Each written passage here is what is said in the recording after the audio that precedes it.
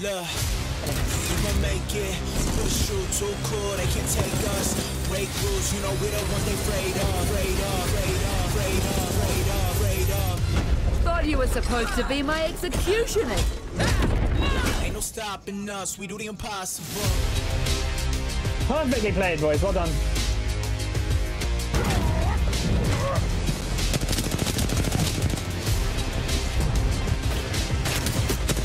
Eternal on ultimate low ground. It's going to be New Esports in a good spot. They push wide right. They're getting so many great shots in it just like that. Victory is assured.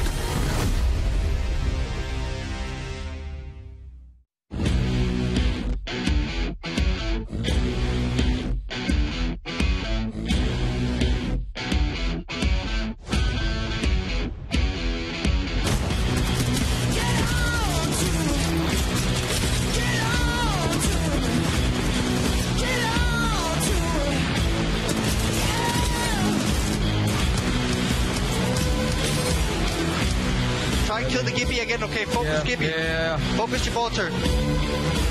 Nice.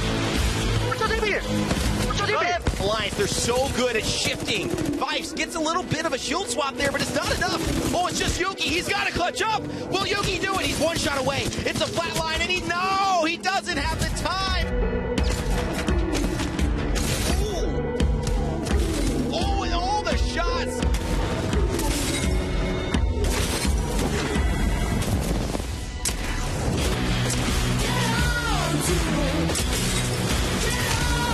Terrium, unlucky, just coming back and cleaning them up. Are you kidding me?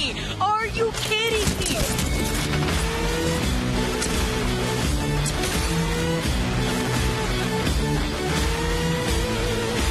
That's him. Valk cracked in the air. Kill Nox, last guy is flying. Kill Nox. Nice, we win this. GG's.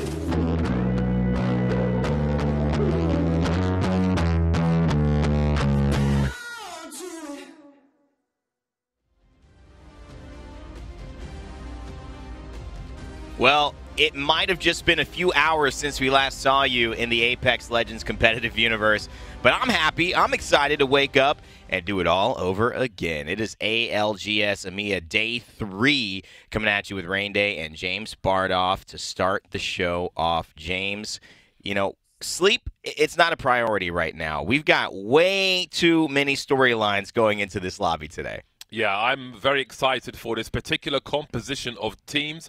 We've got people like players in the server. We've got the solo queue goats, of course, who are top of the leaderboard, and we're going to have a big clash to see who comes out on top at the end of the day.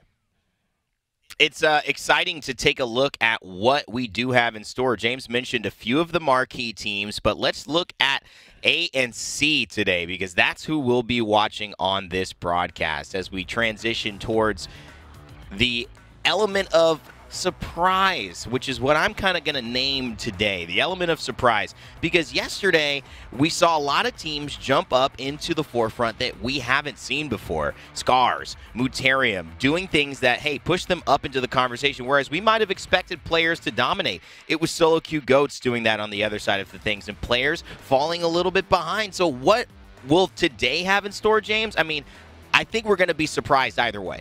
Yeah, I wouldn't be surprised if we saw the names like Solaris, Gang making some statements today, Reply Totem as well. There's a lot of teams who could pull out victories in these individual games. Of course, the overall will be important as well, but there'll definitely be a lot of people vying to take away games from the usual suspects. If you guys want to watch the other side of the bracket, B versus D, that is happening today as well, simultaneously. And these are the teams that'll be shaping up in here. IG International, Alliance, some notables, Guild Esports as well as Magicians, and even all the way to Zeta Division and Nemesis, as well as Fenerbahce, who have had really solid days back to back to back. Can they put it together, though, to get the job done? That's really the question we're going to be asking today, James. Yeah, absolutely. A 69 IQ will definitely be a team to look out for there. I think they had a good day yesterday, if I'm not mistaken, but they're definitely a team who can certainly threaten the teams towards the top. So if you're over watching that stream, then you'll definitely want to look out for those guys as well. And if you want to check it out, make sure to follow twitch.tv/versusgaming_GG. That's where we will have all of these other matches broadcast simultaneously, so you do not have to miss a beat while you're watching ALGS in the best way possible. Of course, you can always keep it locked here. We'll keep you updated throughout the day on the scores from the other lobbies. So whichever way you choose, you've got options. That's what we like to provide here. Speaking of options, how are we going to play today? I know North America has started off in World's Edge. If you joined us the broadcast of yesterday evening, you'll have noticed that it's different than today because EMEA is still finishing their first half. We had a lot of rescheduled tournaments during the first couple of weeks of March. We are back, and they're playing them blisteringly like a storm almost, and they're going to start on Storm Point as well. Indeed. If you like trees, then this is the map for you. And one of the palm trees actually had a big part to play in one of the clutches we saw late last night. And perhaps we're going to see some more tree action with Valkyries hiding in the leaves today. Who knows what we're going to find on Storm Point. Oh, man. I mean, Noct, I swear that palm tree, had its shield cracked. I don't know what happened there. It just is like it didn't work out.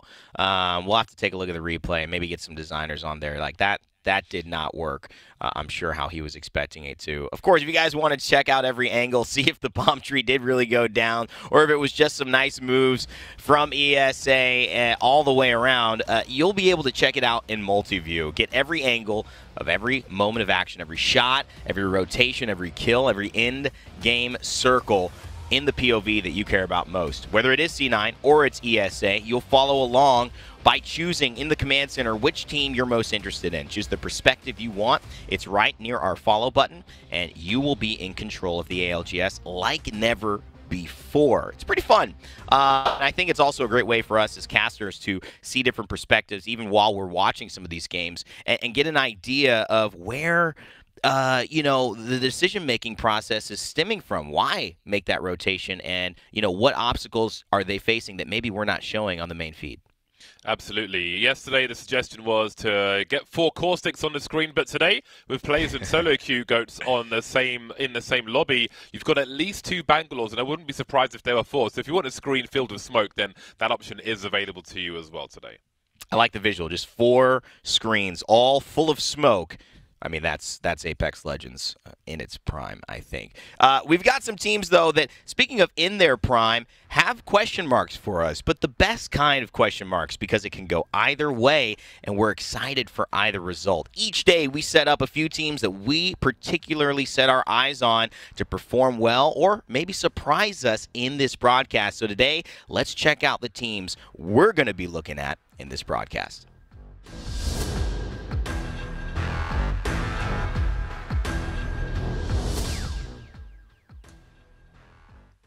All right, well, James, for me, number 1, I got to start this one off. It's got to be Scars. This is a team that, poof, like the Magicians, have disappeared and then reappeared maybe at the perfect time. And this, is it quick, though? Is it too hype? Because the problem with Scars, I've always felt, is they're some of the most talented and respected players in EMEA, yet when it comes to playoffs, they tend to disappoint. It's still a long cry away from Sweden, but can they put themselves in a good enough position to get there and keep performing like this?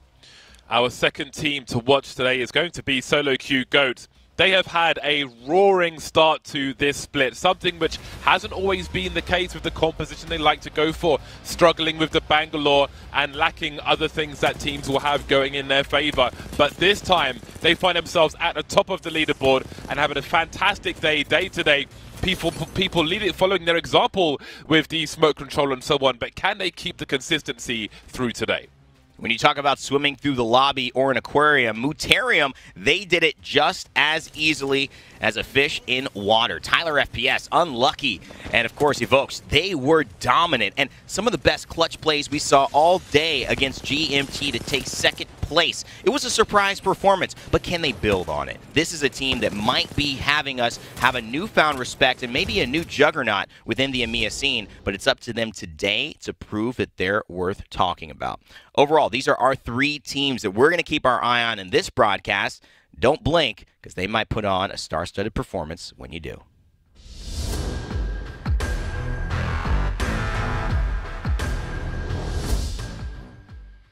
All right, James, you know the commands. No blinking at all, and game about to start. But maybe I think if you close your eyes, you'll see that we have, hopefully and pray, a different talent prediction besides the ones we have had. We have lost yesterday to Tom, and we have always had two go the same team. It is still going to be the same. I'm waiting for just the four-person struggle to the top.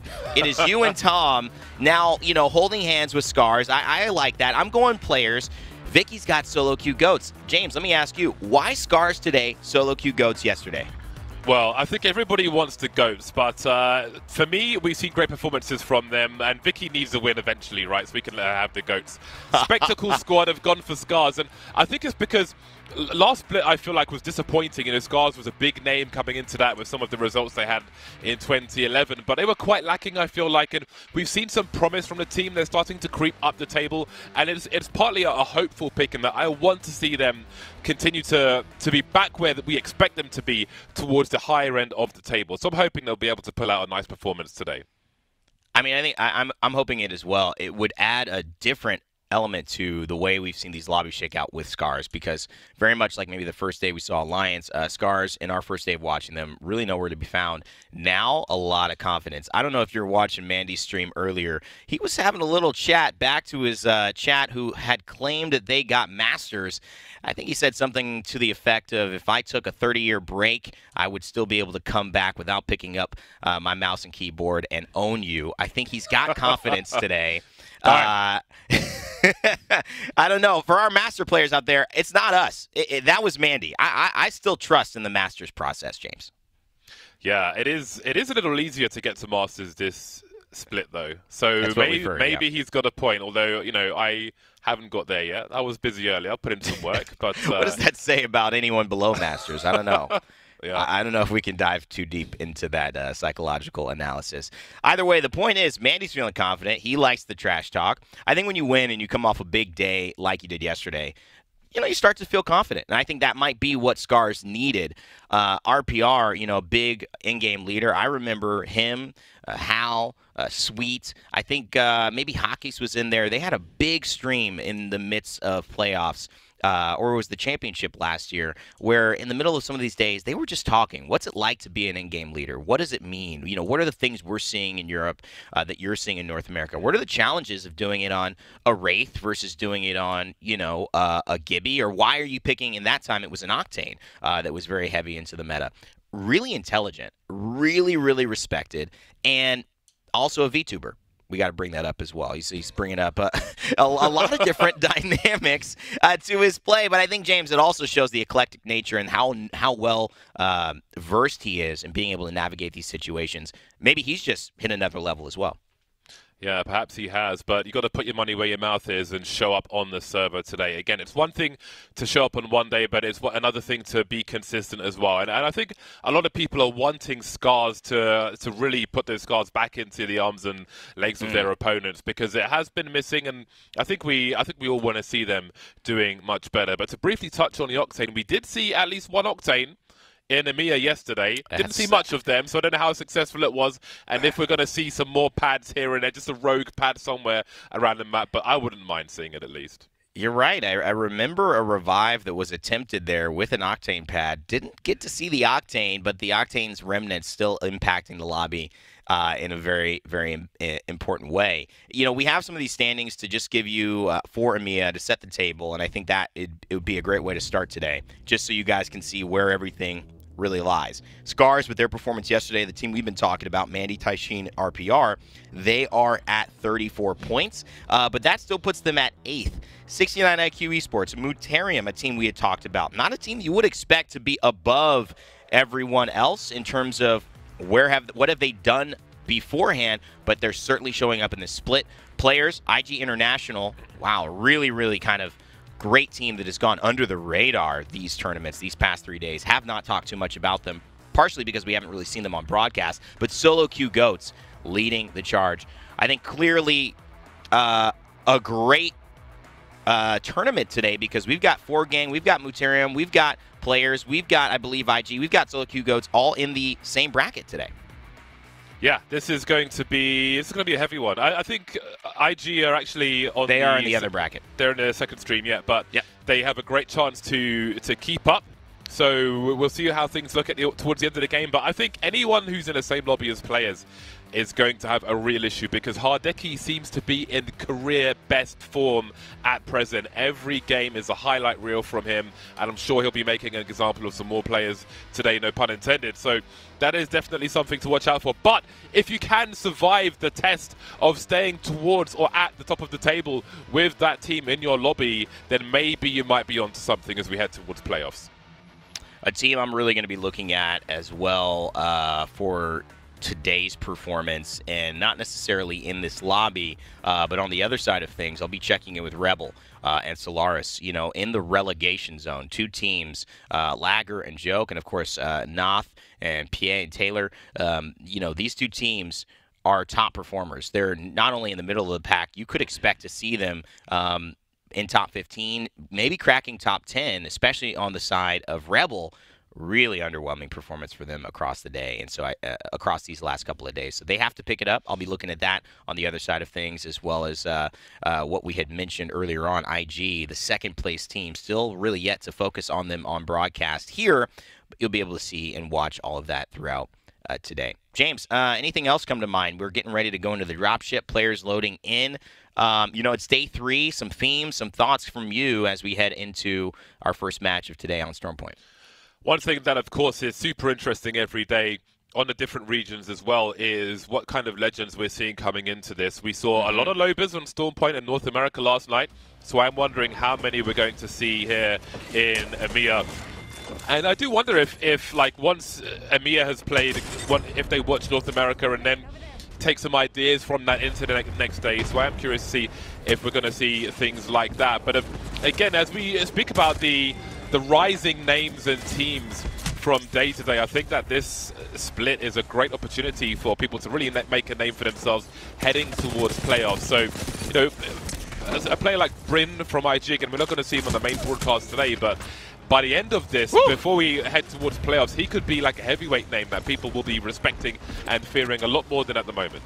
I think Bryn is certainly in the, when you talk about rising stars, when you talk about people who, to me, are in that kind of all-star composition. If you were putting it together like some of our traditional sports we watch in the NBA or even in the MLS in America, you know, the traditional top 11. I think Bryn is in that combo. His stats, his ability, his skill, and certainly the way the team has been playing in second place so far in Europe, you know, it would put him there alongside the likes of the Hardekis, maybe of the Shivs who are showing up. You know, we're seeing now maybe Unlucky getting into that conversation alongside Tyler. These guys running 9, 5, 9 kill games each other, switching off. And Evoke sitting there with 291 damage, 0 kills. You're wondering, dang, I mean, this is either the best defensive player I've ever seen, or there's just not enough people alive by the time Tyler FPS and Unlucky get finished with the fight that Evoke can grab anything. It is that impressive what they are doing on Mutarium. Really my team to watch today, even though we didn't have a chance to you know, see so much of them yesterday besides these clutch moments. They are a team that is just getting better and better. And this might be the best lobby to prove where they really stand, because you've got players, and you've got Scars, and you've got Solo Q Goats, and you've got you've got just these teams that have really performed well. Let's not forget about Ford Gang too, James, which were this close to really making a dent into first place, second place yesterday. Yeah, I was thinking about them being my pick today as well, actually, but I think I hold hope in Scars for today. But hey, who knows? Maybe Ford Gang will be another one for tomorrow. But I think another thing to look out for as we go through the entire day is the players who are pulling out the versatility from their picks. Of course, the basic one is Ash to Wraith, Wraith to Ash. But we have, I think it's Leogri for players who's whipping out the Bangalore, which was a big surprise to me to see it on that team. And how, of course, you know, Shiv is the star, but the first one that we were seeing on the main broadcast was Leogri, I think it was, with the Bangalore, and how players were controlling space in the late rings and just giving themselves a fantastic position to win was really, really fascinating to see. So people moving away from their traditional mains, if you will, to head towards out of left field picks like Bangalore rather than something more standard like a Wraith to an Ash, depending on the map, I think is is very interesting to see how their skills translate over to different legends to what the team needs for their composition to work. And if you missed yesterday's North American broadcast at home, we had a really good interview with Rocker, who gave us a lot of insight as to North America and their feelings on the Bangalore. He said, Bang into Gibby, that's pretty easy. North America feels confident heading into LAN if Europe keeps trying to play, EMEA keeps trying to play this Bangalore into what we've got going. Strong words from someone who is leading the lobby and a strong team for sure. You must respect them, but do you believe in them or yourself a little bit more? The Clash of Regions coming up in Stockholm, Sweden in just a month. April 27th will be arriving. The 29th to the 1st of May is when it will be going on. And you should potentially see teams like Solaris in position to do some damage here. But it is not a good start for them. They are fighting in Game of Drones. We have what could be a South circle here. We've seen this one before. Sentinels pulled some heroics out. But it's just a really aggressive landing at the very, very start, James. Yeah, contesting straight off the bat, and this could be the end of Solaris immediately. The sunroom has been closed. Adios, amigos, and they're going to have to think twice about landing. We'll see how long this contesting goes on for. Both teams wanted to land somewhere. One team has been, well, they did land, but not for long. They've been denied now. Jettisoned out of the area. Game of Drones will be very happy with that. That's a fantastic early start for them. Well, maybe this gives us a little insight into why Solaris haven't been working out. I mean, we saw them in the relegation zone. These are teams that, Joke Lager, Larabanu, we've noticed them, and they've performed really well over the course of most of their competitive career. Maybe they're 50-50ing too much. Maybe Storm Point's just been a problem for them. Into the entirety of the tournament with just 7 points, I believe sitting in 37th place. Something very similar to that as we get the exact fact check for you. But it is not a great start. Either way, you slice it for Solaris here. Yeah, you got to look out for those fish farms. I hear the salmon might have chlamydia. So look, you goats now will be looking to have a much better start to this first game here. 53 players remaining on the server, although we did start with 57 as all plans are not here today. So we have 57 players starting the games, and of course we have lost 3 players already. We've lost 4 players actually, so somebody is lacking a little somewhere. We can see Solo Q Coats now still getting their looting on, trying to level up their shields and such. And in respect to Rocker's comments, he was talking a good game about, oh, you got all these Bangalores, I think you guys are going to get wrecked. He didn't talk about the Watsons and the Mirages. We've got APAC North coming in tomorrow. Make sure you're tuned in for that. That's going to be very exciting indeed. I can't wait until those guys come to land and really show a different meta.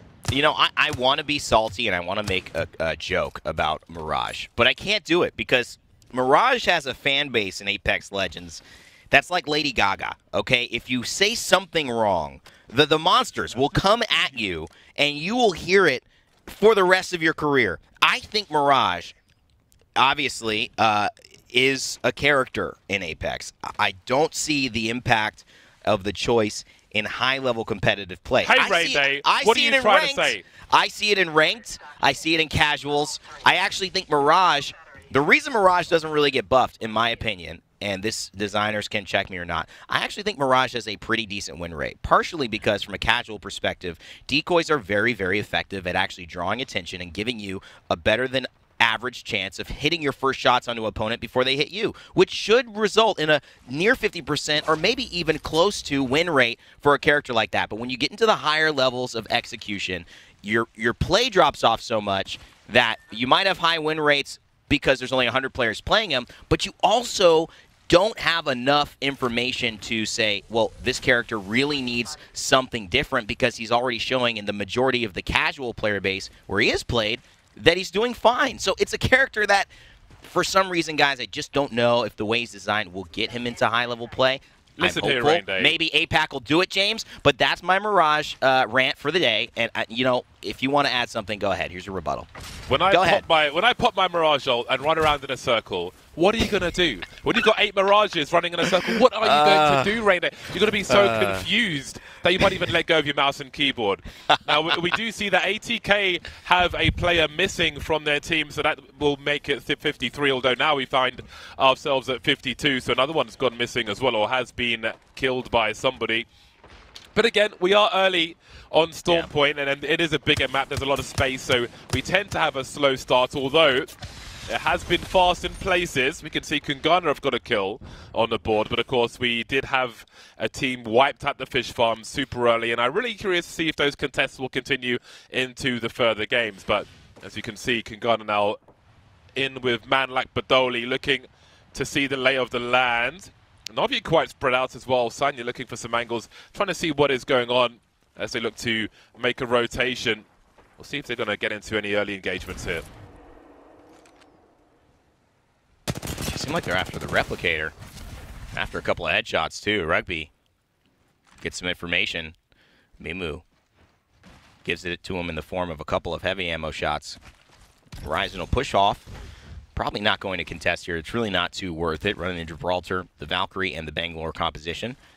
And just kind of going back to what I was saying with the Mirage and the win rates and the buffs and the why we don't see them, it's really a similar reason as to why we don't see changes for Gibraltar, you know, from a design standpoint. It's very difficult to change a character that in most situations underperforms for the majority of the population, and in the highest of instances overperforms. Nerfing it really doesn't serve the majority of the people who play Apex, but buffing it, although that might help them, would totally skew the already large amount of success that we see in the highest of high levels. It's a very difficult dance, and it's partly why I think we've just allowed other characters in the meta, and I think this is a smart way to design, James, just other characters to kind of flourish and introduce themselves and shift things versus really trying to do too much to Gibraltar, who's in a pretty precarious situation for the totality of Apex Legends population. Yeah, so we see a lot of Gibraltars, but there are ways to counter him. You know, you've got the vocal minority who are like, nerf this, nerf that, give the bubble HP and so on, but you can crack the bubble with crypto drones. There are different ways to approach, and again, on this map, his ults, for example, the bombardments aren't as effective. So that's true. Just yeah, you got to play it out and figure a way around it. Now, Phoenix Legacy just got eliminated. Another team who I like to keep an eye on. They're a team looking for sponsors, and they've had some nice engagements when we've been able to watch them play. This won't be the best game for them, though, as they do take an early bath. But there's plenty more games to come. We can see Soloku Goats now will be all blue, no more squishy grey or white armors, whichever color you prefer, depending on your digital vibrance. Do you have a preference, by the way, on digital vibrance? Mine, I put on 86%, because any more than that and people start to look like Donald Trump. Their faces go all orange. I'm going to give you a real honest answer. I don't even know what digital vibrance is. I've never adjusted it whatsoever, James, so I'm learning something here. But that's why we have you on broadcast, right? I mean, that's because we all want to learn. So the graphical settings basically just makes the colors richer. So if your colors by default are a little flat, it just makes everything just be a bit more vibrant, I suppose. So, but if you go to 100%, then things do get a little out of hand and a little too rich. But I find 86% to be the sweet spot. So I'll keep that in mind. That does go through to streaming settings and such as well. So 86% in your graphic settings for digital vibrance, I would highly recommend. Any more than that, and it's going to be, you might need sunglasses to play. Everyone's going to look like a former president out there. I see, and maybe I don't want to see 86%. I'll keep that in mind. So cute Goats. They are a team that has been on the tongue in a lot of ways through Twitter, through Twitch, and obviously here in our competitive eyes. They have been a team to beat, and they are certainly at the top of the leaderboards. Not necessarily the, maybe, I don't know if they were the favorites coming in, James. I think that would be maybe more of a stronger way to put it. We might have expected players, I think, from their ability, even teams like Scars, who have in competitive maybe shown up to be consistently effective throughout the season. So cute Goats, though, it's hard to be so much more impressed than you kind of already are with the way they've transitioned their team and really own the Bangalore. License. Yeah, I know. This guy needs a little more training here. But yeah, James, I think just Solo Q Go is still very, very impressive is the word I'd use to describe them. Yeah, but just based on evidence that we've seen in previous splits and the struggles they've had with their determination to play the characters they're passionate about, they have to be an underdog coming into the beginning of this split. So I think it has to be considered an overperformance for now. But that's why they're a team to watch today, because we want to see if they can have that consistency where they have to be considered in a completely different light. And I'm quite impressed with how Scarves have built themselves some walls here. Almost made a trench for themselves with these two tridents that they have to give them some cover now, so they can isolate some fights if they need to. You know, it's something we see so much more. Obviously, tridents aren't available on World's Edge, so it's a big part of the play.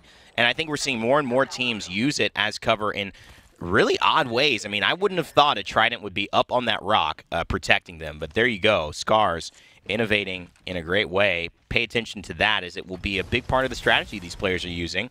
Mobile respawn beacons, tridents. What's next, James, to be utilized in a way for cover that wasn't quite meant for cover in the first place? Now, the other day we saw a levitating card due to Horizon Q. Now, I think that's what I want to see. Multiple tridents and Horizon just blowing them all away. Suddenly a team finding themselves completely exposed, being shot by 3 different squads. And we'll see where Solo Q Goats will land. They were quite near to Na'Vi, as you could see. Na'Vi were trying to ambush some players on the replicator earlier on, and then Solo Q Goats managed to go there and level up their armor from blue to triple purple later on. Now they are heading towards Team Horizon, who are in this checkpoint area. One of my favorite areas to drop in Storm Point. We'll see what they're able to do now as they look to find themselves a building. And there should be some free. I can't imagine Horizon can hold all of these buildings. Mostly up here, though, where the beacon will often appear. And it seems that Solo Q Goats are headed directly towards them. Do they realize they're there? Surely not. And if they do, they've got a lot of instant ways to react to it. That's the benefit of the Gibraltar and the Bangalore. 2 smokes, 1 shield, of course, 2 big ultimates. Don't really talk about that enough, but the defensive bombardment and the Rolling Thunder, essentially the same type of ultimate done in a little bit of a different fashion. One a little bit more delayed, a little bit more spread out, one more concentrated and immediate for duration. But they've got both in Solo Q Goats, which is partly what makes this composition so interesting and effective. You see the smokes right there. Shiv and them walking in a little bit, maybe not aware exactly of where Horizon is, but still cautious that they do not want to play this one too fast. There is a team nearby. Yeah. Well, I think they can stabilize and coexist now. Horizon scanning for beacon, and they will have to get their rotation on. So we'll see how this one plays out. They will be purple as well, so they may not fancy the engagement, but as we saw yesterday, Solo Q Goats, they are ready to take all and any fight that is available to them. They are not shy, and they did very well yesterday with the early fights. They averaged about 7 kills per game, which definitely helped the consistency moving towards the top, and consistency is key here in Apex Legends. Oh, the charge rifle, though. Can you be consistent with that? That's a nice crack. Is there more to do? Are we going to see them drop out of the sky like bricks? It's going to be a long reload for Mandy. Only has the white stock there. But it's hard not to get excited when that happens. A bombardment on the rock. Not sure where that came from. That will be easily avoided as they move into a dome. Close quarters down. A Mastiff is out. Can they survive here, Scars? This is a really important fight for them. And it seems that they might just. Houston, we have a problem. Liftoff, not complete. Scars, make sure of that. Beautiful shots from Mandy, and he continues on. Little 40 damage peppering the blue across the way. Scars have really made such good use of this rock. They've got 3 more shields now and resources to pick up. 5 shield batteries for Mandy. He's got 7 shield cells, be able to pop one of those. Switching out also into the R301. Obviously, having the charge rifle was amazing for a moment like that, but as you get closer into top 15 and the circle starts to move in closer to mill, you're going to see that these players need to trade out that long range for the consistency of something mid-range, close range, like the Mastiff and the R301. Yeah, we can see how smaller the next ring is going to be versus the current one. So that is perfect timing. Loot up, switch out, and prepare yourself for the future. Don't want to be in close to medium quarters with the charge rifle and the Mastiff. If you have to push a team like they did with that bubble, it might not work out so well for them. And they still got their vehicles here as they watch more Valcolts around them. So that's a great start for Scars so far, but with 15 squads left, there's plenty more for them to do. 3 kills on the board thus far is nice, however. Okay. A couple of good shots here, too. Kraber in the hand of Graceful. Congarna, a team who have had a lot of success. Can they do something in this lobby? Not as Vincere creeping around the corner. Still outside of Edge. And here comes Beast of the Hunt. The Allfather is on the scent. Ready? With a listen in here, let's see how Congarna play this one.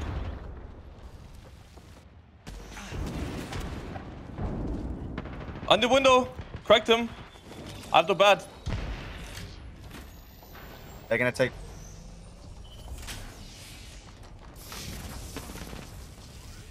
I see. I'm bubbling here. Time. My AFK, by the way. They might push. Bang cracked. Bang one. I'm the best! You guys just own them. What the fuck? I'm not going to do it in the fucking head! Dude, you didn't say anything. Okay, good shit. When I'm the one in there. Jesus Good job, Christ. Good job. Focus up, focus up. Team in choke now. Team in choke. Team in choke. Yes. No, team in choke. Yes, I'm healing. 45, Ash. Cracked Ash. Don't get down. No, I'm not. I'm fine. We can fight these as well. Let's go. Oh my god, now I'm whiffaging though. Keep peeking, bitch. What, we need to take space. Yes, on the left. On the left. I need to loot real quick though. Real quick. They're here. Crack two, crack two. Okay, walk up. I'm coming Walking out. up. They're on the left side here. They are not. Yeah, they are. We're getting shot by the other guys. Did we valcult? If we can't do anything in like 20 seconds, we should. I think we valcult and swerve on the timer. Wait, no, we can't even get past here. We have to walk out. It's the same as before, remember? No, yeah, we can. We can over here, I think. Are you yeah, sure? Above me. Yes. Okay. No, I'm saying, can we get over the mountain? Is what my question is. We're gonna have to risk it, aren't we? No, but we die if we fail it on time. We have to do it now then. You ready? Yeah. I think we fight. I think we walk up and fight. If we fail this, we die for no reason. Yeah, Okay, do it then. Yeah, sure. We gotta do it now then. We gotta try now then. We try now. Let's go. We try it and let's do it. Yes. Ready, go. Go. I remember we failed getting... Dude, there's no way we get over this. No, we're over. Oh, we go over here. Right. Go right. Jake. Wait, right? Jake, are we dead now? Where are we going? We gotta land on the fucking somewhere. All the way left maybe, and run in. Okay. I don't know. Inside. Oh, I landed left. I'm inside. Yeah, I'm not there with you guys. We walk it in from here. I'm doming here. I might need help. Oh, yeah, I don't have know to what dome you meant. myself. I'm here. I'm looking you. Yeah, I mean, it's okay. I had to dome myself, I think. That's unlucky. Across your screens that you may not have seen in the kill feed, it is Solo Q Goats who have been downed by Horizon and GMT. They are the ones who are gatekeeping. But meanwhile, with Congarna, what a moment with the ability for Graceful to hit those headshots, keep them alive. It seems like they've pushed maybe a little bit of concern about the Skyward dive, but so far it's given them a chance. Scar is actually the one under pressure fighting Graceful from above. Jibby being down is the last man you want on his hands and knees, and he will be eliminated as well. So it's going to be hard for Scars now with 11 squads left to try and keep up the good work. Empire with no armor whatsoever, looking for some shield swap if they can find some. They can. They'll lose ranches though. No more ranch for Empire, and it might go even from bad to worse for them. Tai Shi now is being dropped as RPR tries to pop it back behind the shield. We've got more teams on the roof as well. We'll see if he can stick this res and try and get one of his teammates up at the very least, but I think there might be another team climbing immediately below them, so there could be huge trouble here, and Congarna have the crypto ult ready with the sky grenades as well, so there's going to be carnage. We've lost 2 teams now as up close with the Kraber Nasty, looking to finish off with the wingman. Call out from Graceful. This man cannot stop. If you are in the area, you're going to get some. That's all he's saying. Couple of shots there adds another 100 to the tally. He is cooking with gas. Graceful hits a shield battery as well. JMW has to hit the med kit. Can they hold this? Oh, he's going to make a rotation here. I'm loving these circles. He's going to find a shield swap if he needs it and climb up to height. 9 squads still left. Fifth circle closing in at 18-second, James. Kungarna, 7 kills so far, 9 points. They're putting on a show. Make that 10. He can actually get a res here if he finds it in his face, but there's more damage to do first. The Kraber out of bullets goes for a quick switch now. Massive for in a wingman. That's a fantastic combo as he looks for more with the 1x. So much more damage to do now, but his teammates in some trouble. Down goes the Valken. Graceful is all alone, but again, has he got time to get the ban as well? The ring's starting to move now, so perhaps not. 8 squads remaining. They've got a lot of kills so far, but is there anything left in the tank? He's looking for KP. He wants it. He knows that it's going to be very tough for him to make this final circle his without the Kraber now, and of course, by himself. 2 team members down. It's not going to be easy, but maybe he could survive. Oh, no one can survive if he hits shots like that, Hardeki. Oh, headshots again, Hardeki. What have we seen? Look at this, phase breach out just to get right back into the action. 45, 41, 38. These numbers. Easy work for Hardeki, but he finally goes down. Graceful will fall as well. That's due to Horizon, who have stayed out of the fray, carefully plotting and finding a way to keep everyone in front of them, James, at the mill, just churning kills like that. Players out, Kungarna down as well, and we move to the final 2 squads. Horizon in a fantastic position. The Domus here as they continue to press on. Style points as the bombardment comes through, and Horizon take game 1. That was explosive. What an ending. I love that final circle. Mill circles, man. Give me more of those every day of the week. Storm Point, so much action, so frantic when that thing starts to close. That was a 10-team titanic engagement, and I just need more of it. I mean, the way Graceful was playing to make good use of that, obviously Kungarna have a fantastic game. Meanwhile, players, Hardeki clutching up with those big wingman headshots, finding the 3 KP at the end of that. I think they ended with about 10 points potentially. And of course, Horizon at the end of all of it. The best position in the game. They took out Solo Q Goats, making it so they weren't even a possibility to be involved in that. And notice a very big lack of smoke in that final circle. And they deserve this big win. 20 kills. But a team that we didn't even watch the entire time, Muterium, who was one of our teams to watch, James, they take second place here with 14 kills. Excuse me, 14 points. Absolutely. This top 5 is very, very interesting. Great to see Kungarna in there. Of course, players are always going to be in there. ANC as well. We've got a lot of names that aren't always in this top 5, so I think it's a great start and keeps things very nice and open. A very exciting game around the mills. Lots of ninja moves around the zone, around the walls, and so on. And of course, that Kraber work was absolute.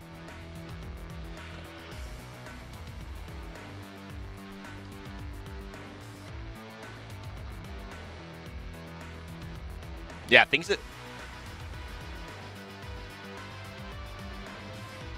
have been very, very clear for me that this lobby is only going to be closer and closer as the day goes on. You look at 4Gang, Empire, Kungarna, players, ANC outplayed, Muterium, Horizon. These teams are only separated by 14 points after a win. And you talk about 1st to 7th. A win can usually separate the lobby by 20, 25 points. At this point, though, there is no way I see this happening. This is going to be a tight day in EMEA. And you even look at the effort that Kungarna put out. Graceful. How many collats do you have to hit? How many headshots do you have to hit? How many clutch moments do you have to get 5th? I mean, look at the play already. It's not enough here to even claim 1st in this lobby. Yeah, it is. That is such an interesting game. Just how that sets everything out for the remainder of the games we have. I'm so curious to see what's going to happen. But also, let's not forget the beginning of that game. We saw that big contest at the fish farms as well, and one team getting wiped immediately. So there are many questions to be answered once we move into the second game. The big teams like Solo Q Goats, can they catch up again? One of our teams to watch, can they keep up that consistency? On this occasion, the question is no, but that's just a very small sample size in our first game. But we can see the scores on the doors here for Horizon, who were able to take the first victory. Mimu with 5 kills on the board. Very nice indeed from the Gibraltar. And only 1,200 damage and leading the team. This just spells a game that was much more tactical than technical. The fact that they didn't really have to do too much work damage-wise to basically get these kills, whether it was gatekeeping solo queue goats or being on the outskirts of that fight where everyone else was kind of walking out from the hut, they could just kind of use that 30-30 repeater, pick up some easy shots. I mean, this is a great, very well-orchestrated tactical win by Horizon.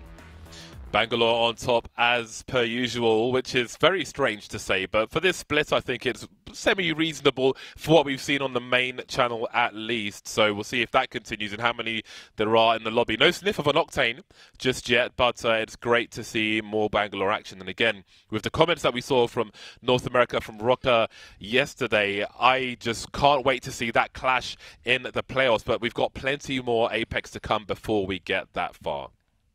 Well, James, I know you had your caustic yesterday. I'm bringing a man of my own here, a man with a plan and a knife. Revenant, are we going to see some Revenant in this playoff run?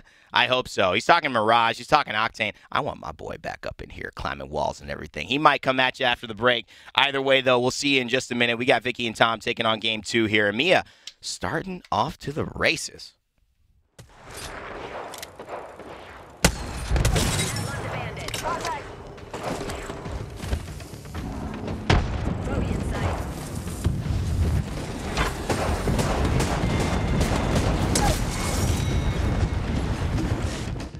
Monster Energy, the official energy drink of the Apex Legends Global Series.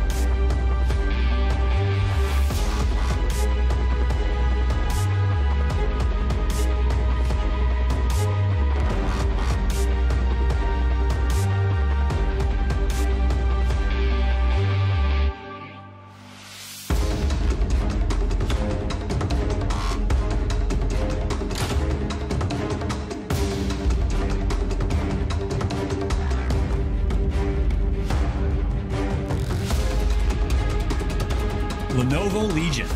Gaming PCs that are stylish on the outside and savage on the inside. Lenovo Legion is the official PC and monitor of the Apex Legends Global Series. Horizon, not the legend, the team. They take game number 1 as we move into game number 2. T-Squared and Vicky bring you the action from the dropship. I was already a Graceful fan, but I think I'm in love. Oh my goodness. I mean, what, he missed one Kraber shot? That was absolutely insane. He got collat after collat. I was so impressed. And those hipfire shots, you saw how quickly that team he was contesting in the middle of that rotation ran away from him, and they still got hit and tagged for 145 with that Kraber. Big fan of Graceful's performance in that last game. Kungarna popped off, but Horizon, they took the win. They took those 12 extra points in first place, and with those 8 kills, they're sitting with 20 points. Yeah, we have a very evenly spread leaderboard here. I mean, just goes to show you could play damn near perfect Apex, but you still end up 4th place in that leaderboard, right? Or, you know, it's tough to go and play that high of level, but we were able to see it. I mean, just what a job throughout the entirety of all those fights, all the comms that were taking place too. I think probably my favorite thing was the listening is like, where we're landing. We're landing over here, I guess.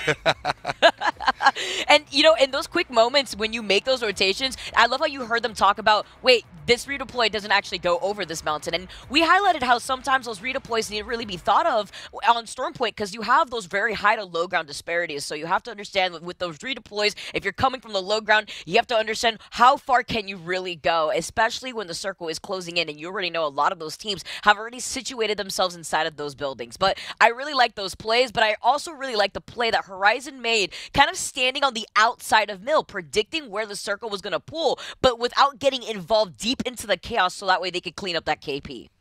And I wonder what Rocker thinks, because Bangalore takes another match in the EMEA region, and it's tough to beat when you're playing at that high level. It makes me wonder what's going to happen when we get to Stockholm. What's going to happen when these teams and regions end up matching up against each other, because it's all about making those playoffs here in Split 2 in the Pro League. And you know the top 10 from region, the top 10 teams from North America are going to be making it, and then we're taking a couple other teams from the other regions. I believe it's 5 from the other regions. So it's really exciting to see how the meta is shaping up, and we're having back-to-back days of Apex, right? So the adjustments, they have to happen very quickly, and you need to be playing at your best right now.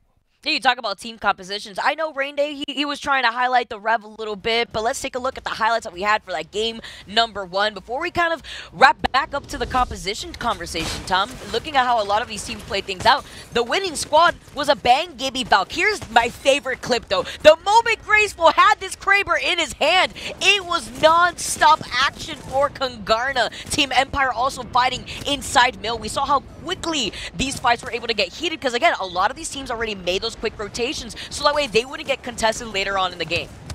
With Graceful, it wasn't just the Kraber shots, right? It was the wingman shots. It was the decision making. Everything was completely on point as you take a look at what players is doing. Really solid performance, but all in all, it was Horizon. And like you said, sitting on the outskirts, always key, right? Keeping the action in front of them, and you know once you have this 3v2 at the very end, the bubble's going to go down, the defensive environment's already landing and just clapping over towards the side. That really hurts when you go and you try to just push onto a full team that is completely healthy, that's been watching the fighting, taking a majority of the place. And again, that's the type of game that you want if you're Horizon. You don't want it to be some crazy 1v1 at the end. Yeah, maybe you want a crazy 1v1 at the end like we saw a handful of times yesterday, but it's all about coming through with full shields, full confidence, no doubt in that win right there for Horizon.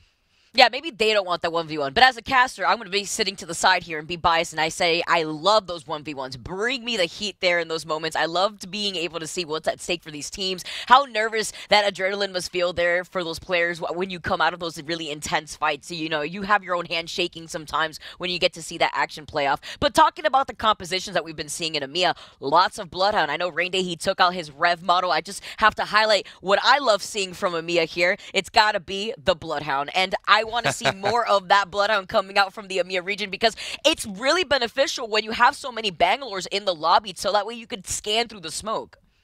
Don't make me bust out my Mirage Funko because I got one back here somewhere.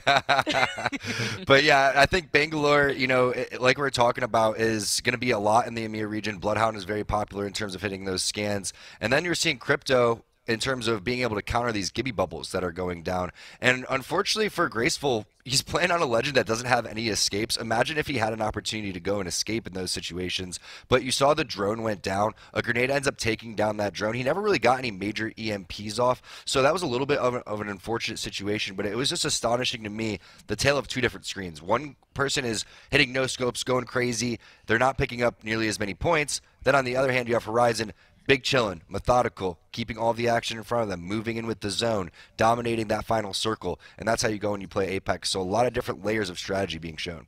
And that was just one stream, too, Tom. We have another stream going on. It's going to be Groups B versus D. And looking at the results after the first game here, Guild Esports are leading the way, 24 points, getting more points than what we've seen so far within our own set of groups. If you guys want to tune into that stream, that's going to be twitch.tv/versusgaming_GG.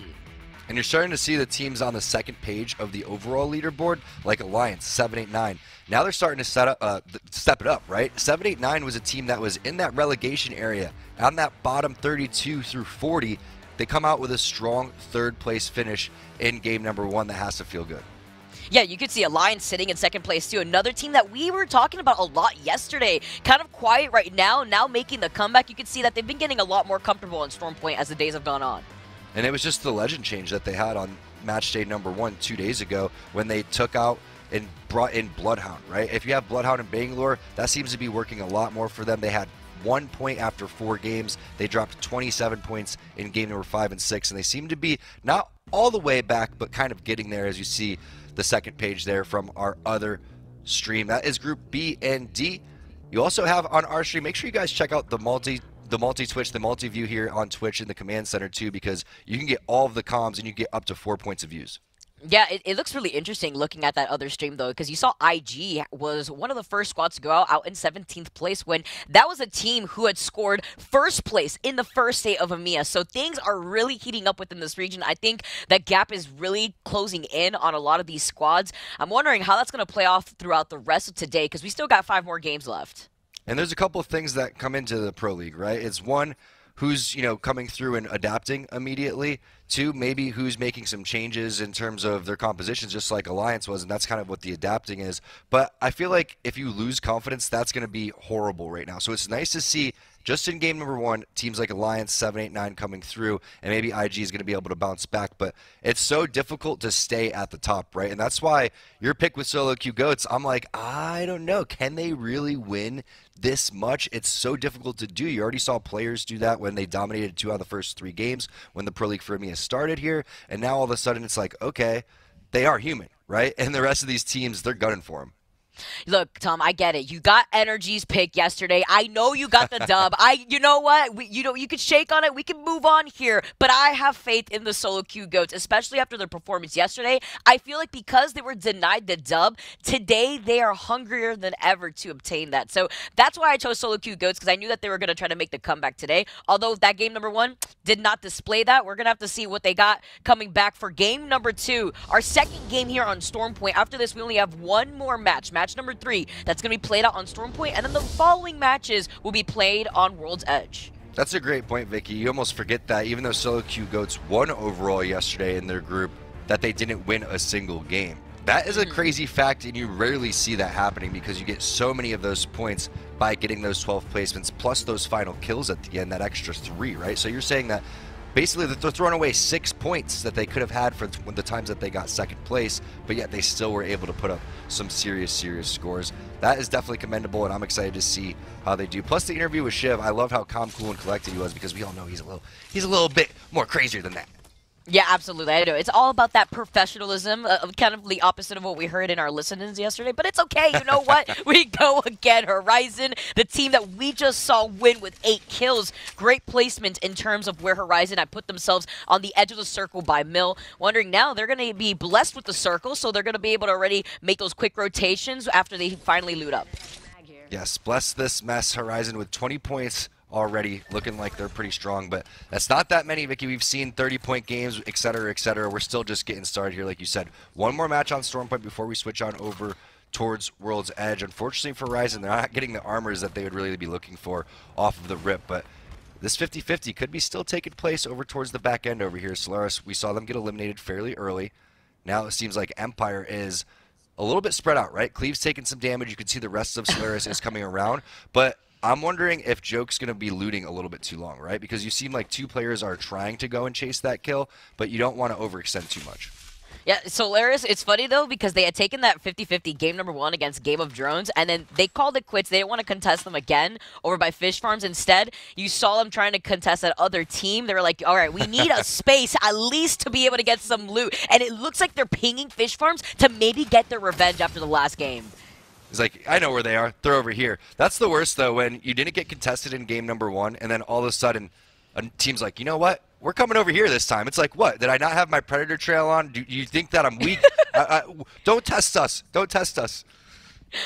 Oh, man. It's always making a statement. That's the most important part, because now they can rotate from Gale into Fish Farms. Empire is already going to rotate away from all that chaos that's going to happen. And seeing where the circle is going to be pulling, we don't have the information for where it's going to be pulling after this one, but very similar. It's a little bit on the outskirts of Mill, but we can expect it to keep pulling to the top left. Yeah, it's definitely going to pull up on over towards that top left. I'm looking at that right-hand side where the chokes are going to be, all the teams that are going to have to rotate through, like where Horizon's going to be, Stormcatcher area. GMT, curious of what they're going to do. I think that they had a pretty quiet game number 1. And definitely looking forward to see what they're going to be doing going forward. But it's definitely a tough task for these teams to come through and play a new map. I love what they're bringing to the table already. You have to respect the level of competition when we're already in day 3 of EMEA for Stormpoint. Yeah, we already have some of the scores out here for the overall standings. You know, Solo Q Goats sitting in that first place spot with 43 total points after their performance yesterday. Like we highlighted, they didn't take a win, but they were able to just frag out and be able to get all that KP. Na'Vi, they hear Attack Esports. They're right on top of them, and they're trying to set up for a sabotaging play. They know Attack Esports wants the beacon, but Attack Esports don't know that they're right on top of them, and Attack Esports are getting shot by another team. So it's just a matter of time before Na'Vi just jumps on top of their heads. 3 teams in the vicinity. This is the most dangerous beacon in Stormpoint right now. The stick on top of the dome right there. Really nice nade, but now it's time to get back inside. And you know what? That zone isn't that important if you're in the death screen, so they're going to back off. I know Na'Vi's sitting here thinking that the team over by the other side by Command Center could be Horizon, since we did see them land there. They usually rotate out of there. Just essentially cock-blocked Na'Vi here and just try to jump on top of Attack Esports. But now Attack Esports, they have a fighting chance. They are able to reposition it, and they're just continuing on this pressure. But they're going to get third party eventually, and now they're down 2 members. The nades are coming in. Ron, just a sliver of HP, had 1 literal HP. Gets taken down. There goes the armor swap, too. Very quick armor swap by the enemy player. And Sonya, I feel like the Beast of the Hunt's been going forever throughout all of this. And you can see, does have a battery if he wants to pop it, but it's more or less try to get this knock, try to get that thirst, and then go for the immediate armor swap. No time to dance around, but dancing is continuing around the knockdown shield, and there it is, the kill. Rugby, can you get the res? We know there was multiple teams in this area. There grabs the banner. They have the respawn on top of the building. This is going to be big for Na'Vi. Huge here. Na'Vi are going to be able to survive after that. They're going to be able to get the banner right here. They have the beacon right on top of their heads as well, so right after they're going to be able to get that player, they're going to also be able to go in for those quick rotations so close to the circle right there. The respawn is coming through. Typically, you're going to see the portal play coming out, though, and maybe Rugby doesn't have that quite yet, or they're just feeling that confident. I would love to see, speaking of portals, there it is right there coming in for Wrath, and you can see the beacon, or the banner does get picked up, so you can bring that one back over. A lot of different skirmishes happening very early on this first rotation. See Secom Putra, they're going to be able to rotate away to the left. Ascend, another one of these teams already taking up the real estate inside of these buildings. They're looking great, though, in terms of Evo shields, and they already get some KP. This is one of those teams that we were shocked have been having a bit of a slow start, but I like their final circle positioning here. They've already been set up inside these buildings, and they know that they're sharing that building across from them with another team. Well, you know what Ascend means. It's to go up or climb, Vicky. So usually you start at the bottom, and then you have to make your way up to the top. That's why they named their team name Ascend. They're trying to climb up from the bottom. Now we're here. Esenkum Potra. They're going to be able to start rotating a little bit to the left here. GMT Esports are also making the rotation. We were talking about where the circle is going to be pulling. Close to that top left corner. You can expect a lot of these beacon. A mobile respawn beacon, though, being called in as GMT Esports have that player in their line of sight. Coming in from the high ground, too. Yeah, I'd be salty for getting peppered on those shots right there. It's the 2x Rampage. That thing just absolutely rips. GMT is doing something that we've seen Energy do in the past, where they're playing out in the open against the mountain. They're keeping all of the action directly in front of them. The only thing you'd really have to worry about is a skyward dive on top of the mountain, but they're going for the safe play. It's going to be the bubble res. However, Serdell looks like he wants to send it. They don't have the phase breach, which would be an immediate send there, but it's a double bubble. You know there's 2 Gibbies in the area. There's going to be multiple teams on top of this. And GMT have all these teams in their line of sight, and from height to, just to elaborate again, and you can see Serdell now moving in for the attack, but the team's been disengaged, but Vilshin cannot get away. GMT now are going to be able to push in for the advantage. They know that there's another squad to their left, so they have to be careful so that way they don't get pinched. Serdell electing not to go for cells right here, instead wants to continue to fight this one out, and maybe that wasn't the play there as he gets immediately knocked. Another bubble is going to be used. You know the enemy bubbles that were used as the res was going down is coming up in about 5 to 10 seconds, so that may call for some more skirmishing. Again, you don't have the phase breach to get out of here, but look at the shots from Hardeki again, still in full form, loving the Wingman 2x. The purple mag, that is what they're missing on the GMT side. You can see no mag is a huge problem. Sometimes those extra 3 Wingman shots are very useful. Yeah, we're talking about Solo Queue Goats. Players is one of those other teams that are in the top 3 in the overall standing. So Players have been popping off. A bit of a slow day for them just yesterday, but it's fine here. You can see that's going to play into their slow gameplay as they're just going to hold on to this building. They have beacon control too, so they already know where that next circle is going to be pulling. Really smart for them to take that 50-50 rotation choice, as we still have Seiko Potra. They're going to be able to hang out on the high ground here. They're going to be able to put in some of that pressure, and they have to play this slowly because they've lost Vilshin in the start of that fight where GMT Esports can't even push in because they know there's another team up to the right, but with that phase breach, they absolutely can. Hello to Wrath. Goodbye to Wrath. Nasky making him feel the Wrath right there as there's no armor swap coming through. He had a gray armor. Nasky's not interested. He has 6 batteries, and you get that little boost of healing inside of the bubble. I love that play from Serdell. Everybody on board with that one as they take control. And you're right, it's going to continue to pull over towards this west-hand side. You see a lot of teams already coexisting directly into the center. Meanwhile, you have a beacon being scanned on the very north side, I believe, and that's going to be meaning that they're going to have great zone knowledge moving forward. But where would you rotate through? Because you still have a team on the west, you have a team that's gatekeeping, you have a team Cascades. It'll be exciting to see players decide they want to go about their business. But speaking of players, players are doing some serious damage, and it's our king from the split 1. It's Hardeki. Yeah, Hardeki is going to continue on with this onslaught of pressure from the Wingman, but we know where that next circle is going to be pulling, and it's pulling away from Players. Players don't know that, but they know that they want to get that beacon scan, and seeing that it's going to be on the mouth of Cenote Caves, we already see a team holding onto the high ground right behind that Trident spawn area by the hill that Cenote Caves kind of leads into, and we've seen a lot of those final circles pull in that direction away from Players, so Hardeki taking a lot of damage now, going to be playing by the door. He's got that tether, but look at this. He's not even going to heal up because he knows that he's built different.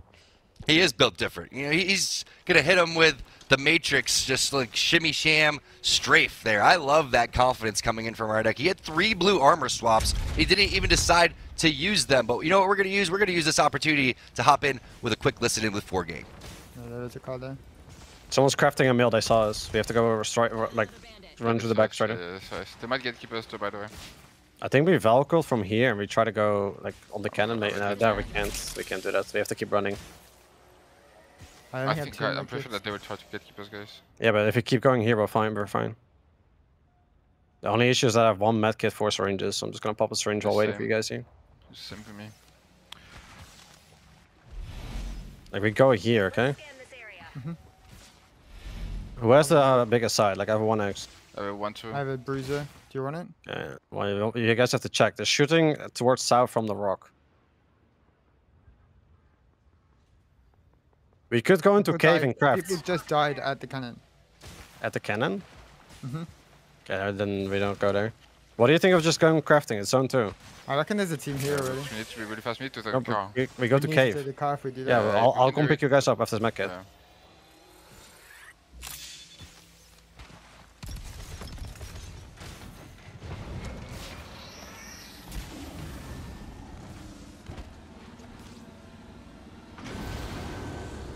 Where's the crafting? Let's go here. Let's regroup here.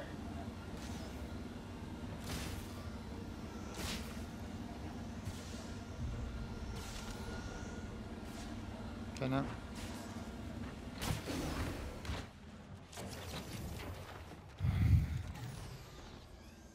Just get crafting materials, I'll craft. Medkits as well. Just stuck a make on. And then if we're gonna scout, and if you Do see, you want to just walk behind the team that's in chase? yes, we're gonna scout. If they see us, we just Valkyrie, and we can out of bounds them then. Thank you. I can shift 2 on. Oh, I've been kind of greedy on this one, but I should still make it. I forgot I can just pick it up, man. Do you have a medkit for me right now? I dropped one on the ground. There's one on the ground. Here. I used my crafting. Yeah, I can grab 4 medkits right now. Yeah, just keep crafting. Remember that light is very visible, so things can I'm on easily 4 stay. medics. I'm at 1 right now, but getting some materials. Someone just died here on my ping. Maybe it's a team in the choke and they're like their third got like picked or something. How many medkits do you guys have? I've 4. a lot. I'm gonna keep crafting medkits. Yeah, we're gonna have to move soon now. I think we should just go after. Yeah, this we're gonna go after this. I'm gonna pick this one up. I'll be at 2. Okay, just pick whatever you can carry right now. Let's go. Heal up. Yeah, but this wall can heal at last second again. This choke, right? Yeah, Yep. that's the one you want to play, right? Yes. Do you want my bruiser Faye? I really like dot on flat. Yes, maybe, but Can we do like there's shots here. Yeah. Get ready to time medkit soon. They're watching, I think. Did they see us? No, he's looking around. Though. Just wait here. 5 more kits, Jordan. Did I miss this, huh? I did not. Should I make it right now and we go? Yeah, we keep running, but this guy's hard watching though. I think we just Valkyries. Or do you think we can triple send him? It's an Ash. He's being shot at, right? He's up here. He's See him? not. He's in zone, like. No, he's not. Yes. Just go back. Right there. Let's go walk then. Walk. I think he's Crouch. He's gonna go in that spot. We 3, 2, 1. Ready? 3, 2, 1, go. I actually missed every shot. I did. He's correct. 18 flash. Okay, go back. That's what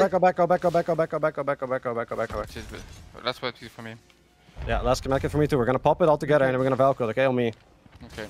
Pop it now. We're gonna Valkyrie. We might have to go on the island. We might have to go on the cannon. We'll see, okay? Okay. I fucking waved. He jumped as I shot. Yeah, I hit 40 on him, man. I had 50. Team on cannon. Do you see anyone on top? Is it just a... Rock's not in. Rock's not in. Is the There's check team the build? playing this. Team playing that on ping. Ping taken. I don't see anyone on top over there. We can play behind the building here, maybe. I think we can, yeah. I think we go for it. Fuck, I fucked up, guys. We have to go for it. I'm in. He's peeking over. They're nading us. You have to bubble. Come here. Yeah, I can't. You have to bubble. I'm biting here. That's got my banner. Don't use the mobile yet. Yeah. Wait for them to be pressured. Did you say no one's up the hill? No one. Can you grab his You banner? can, yeah, I can.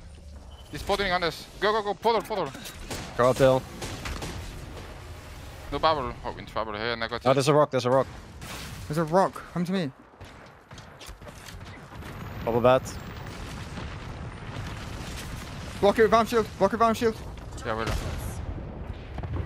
It might be moving up with this, guys. Careful. Stop. Yeah. I'm gonna bubble. Good bubble. You're fine. Our ultimate as well. I don't. I really ripped the roof. Careful of Ox. Just wait. 4 gang under a lot of pressure, but Vicky, they seem calm, cool, and collected throughout all of that. Not the best scenario to be in, but you can see they have the banner, they have the mobile respawn, and there's a lot of grenades coming their way.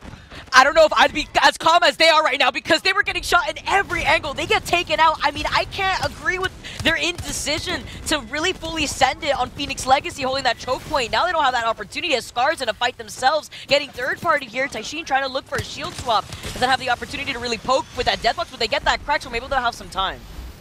Really nice shots with the wingman there, but the bubble, the aggression coming in by the enemy team, they are not letting Scars get away from that situation.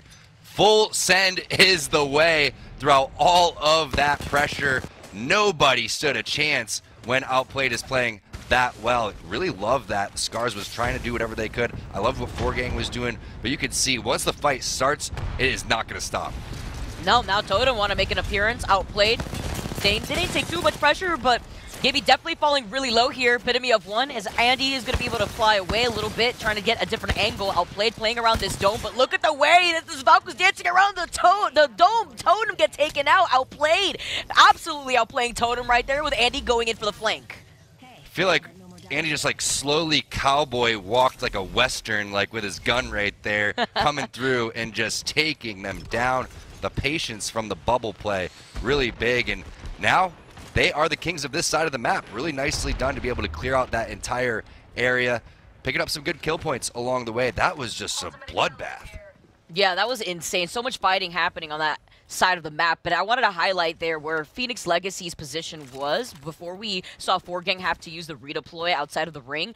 That was a really good spot for Phoenix Legacy to hold, because sometimes we do see circles pulling right outside of that little cliff that is on the mouth of Cenote Cave. So Laris have taken over that spot now, playing behind the rock as the ring is closing in right behind them. Currently see more of these teams making their way, but this time from this northern part of the map. So Lars have that natural cover of the rocks, and they are on the Bangalore too, so they have those smoke grenades for those quick rotations to get between other land masses that are right next to them. And based on the math, we're going to have 7 full squads of 3 here too, so this is going to be pretty exciting. But typically this is what we've even seen in zone number 6. This is round number 4 closing. That just goes to show you how large that fight was over towards the side and how many teams ended up getting eliminated. On board with our winners from match number 1, that's going to be Horizon, big chilling inside of this building. You know that you have GMT, we saw them, and where Nasky was set up, they have the Kraber in hand trying to do their best graceful impression, and they got a lot of crated weapons out right now. The Spitfire in the hands of Shex. Yeah, I love it too. We saw Max Drafe popping off in the kill feed with that Kraber earlier. We didn't see it in our point of view, but we definitely saw him having that progress here, as they're still going to hold on to the high ground. Really good spot, as a lot of these teams are just kind of funneling into their own corners. GMT Esports, though, having this high ground and the Kraber, very good combo, as you can see Max Strafe just peeking through the cracks. And this is when things slow down, right? And then once the fight takes place, everybody starts collapsing. And why do you fight? Well, you have to deal with the teams that are coexisting next to you so you don't rotate parallel to them. And that's very key. So what do you do right here if you're GMT? You have to be on the outside looking in, pressuring the other teams, and then eventually you're going to have to deal with that team directly below you. There's a handful of different ways to make your rotation, and that's why these players have such great comms and so many different layers of strategy. Let's not forget, Horizon is still alive. That team that just won game number 1, but love this base breach onto the high ground. Outplayed now are going to be able to have the Spitfire taking ground themselves, taking a page out of GMT's books as they were holding onto that rooftop with the Kraber. The dome being called in is really good here to protect their backs, but they're losing a lot of health. They lose Andy Jackson in the process. Not going to be able to clutch out that 1v3, but the rest of Outplayed has his back. The Rolling Thunder now, as they're supposed to take some cover, at least avoid some of that damage, but GMT Esports have their hands busy. They're fully sending it on a squad that's inside.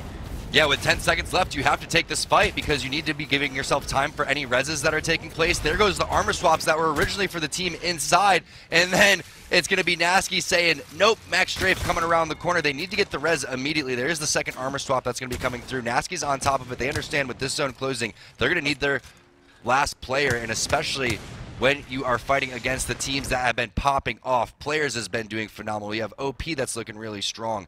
What a game number 2. Yeah, players outplayed GMT over to the side here.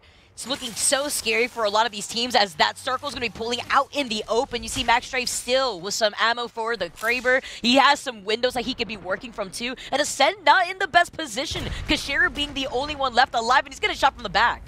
Saw a lot of Kashira's point of view, playing a completely different composition when they do switch on over to World's Edge, but on this entry frag, Valkyrie right now, R301 Massive. 2x R301 seems to be the most popular scope right now, and having that, ooh, nice close snipe there from Max Strafe, not able to connect, but still instilling fear throughout all of this lobby. I love the positioning though, because if they can get their phase breach out again, they can just go right through that window. Yeah, it's about sending a message too. You have the scary sound of the Kraber whizzing past your ear. Outplayed. They had a Spitfire, now they have the Volt here too. You can see a lot of these teams just taking their time, waiting for the opportunity here. You could also have the mobile respawn beacons as some makeshift cover. That's always really nice. Morning Stars have been playing from the back of that rock in the back end of the circle. They don't want to expose themselves because they don't want to get pinched with players holding this other angle. You can see the wingman ammo kind of running low for Hardecki. He's been ripping shots a majority of the time. He's going to need to conserve that for this final fight that's going to be taking place. But what a big fight from GMT. You have to emphasize that. This is a potential game-winning fight that they took. Yes, they're pretty far from the zone. They're going to be one of the first teams that have to rotate. But that's the difference between going out in 7th or potentially winning this game and picking up a lot of points. Big, big fight for GMT to take control of this building. Morning Stars, GMT players here now playing on each corner. GMT have that face breach though, and they're going to fully send it onto Outplayed, but they literally face breach in their face. A nice hipfire Kraber shot, but it's not going to be enough. It's only up to Naske, and he's not that nasty here as Outplayed lose out on a member. Now is the time for one of our squads to come in for a third party, but they get the crack. Outplayed now fully sending it as a duo.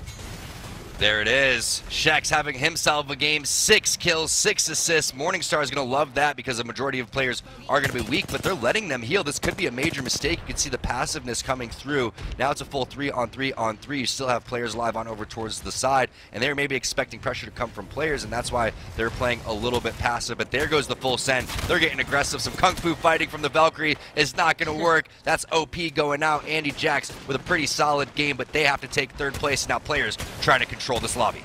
Players versus Morning Stars. Hardecki dancing around the dome. He's looking for maybe an opportunity to shield swap, but he doesn't even fully commit to it. He gets taken down by that massive shot. Artico falls low too, losing out on the shield. Morning Stars only up to Nisa though. Is it possible here? You swap over to the Rampage, but the massive is too strong. Close quarters. Players take game number 2.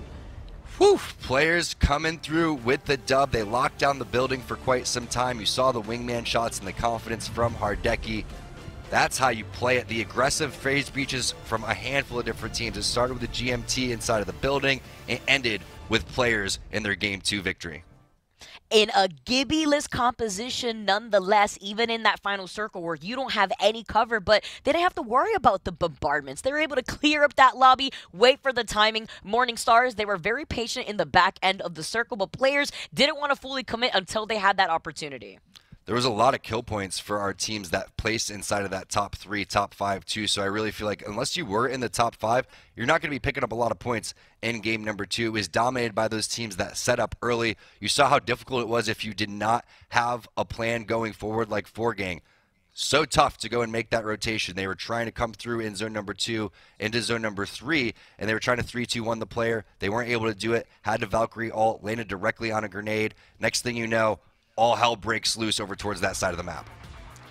It's so scary, especially when you take those 50-50 redeploys, and now we get to see the results of game number 2. Players coming out on top with 7 kills and that first place win, which is those additional 12 points that they wanted. And Morning Stars, though, put on a performance, 7 kills coming in 2nd, but Outplayed really outdid themselves. 13 kills coming in 3rd place. And besides the left-hand side, just look at that right-hand side. We were mentioning there's not a lot of kills unless you got inside of the top 5. Scars and Na'Vi were the only teams to basically pick up points that way. The rest of these teams are going to be struggling with points. This is a very, very top-heavy game number 2. Actually, it's insane to see how close it is just looking at a lot of these teams in comparison to the results that we saw yesterday. Taking a look at page number 2 to see which of our teams are struggling a little bit. And Solo Q Goats, I'm cursed. I'm just going to walk away now. Solo Q Goats falling in 17th place again, not having the best day today. You know, it's a humbling experience, Vicky. I completely get it. You know, I had the curse. Well, Onsa had the curse. He passed it to me, and then I passed it to you. You know, that's just how it goes. No, I don't want this. I'm giving back the torch. You can take it from me. But seeing players come out on top still as consistent as ever, as they had a pretty rough day yesterday, is always nice to see. Taking a look at the results. Okay, Leo Green, 2,400 damage. And look at the amount of damage that this entire team put on together. Popping off, and it's another Bangalore win in EMEA, right? It's just crazy to go and see that these are the compositions that aren't really being ran or perfected in North America, and not even really being respected that much in North America. We saw Rocket wasn't really throwing any disrespect, but he was saying, hey, we don't feel like, you know, Bangalore's that strong. I think that we can handle that situation. Maybe they just haven't gone against the best Bangalores in the world, because we know what these teams on players can do. We saw Horizon and their team in game number 1, and I can't wait to go and see the overall leaderboards to see exactly what's going on, because after 2 games, we've had 2 completely different winners and 2 completely different styles of play. And very similar to yesterday. We had just a bunch of these teams really come out, and we saw these different compositions. Not much has shifted away from those compositions, but now looking at the overall leaderboard, players, they've gone up all the way to first place but only by a single point. Yeah, and Morningstar's jumping up 9 spots. That's definitely standing out to me. My pick on the day, James and mine, Scars, all right. 9th place. We'll still got some time to go here. We still got 4 more games, 1 more on Storm Point.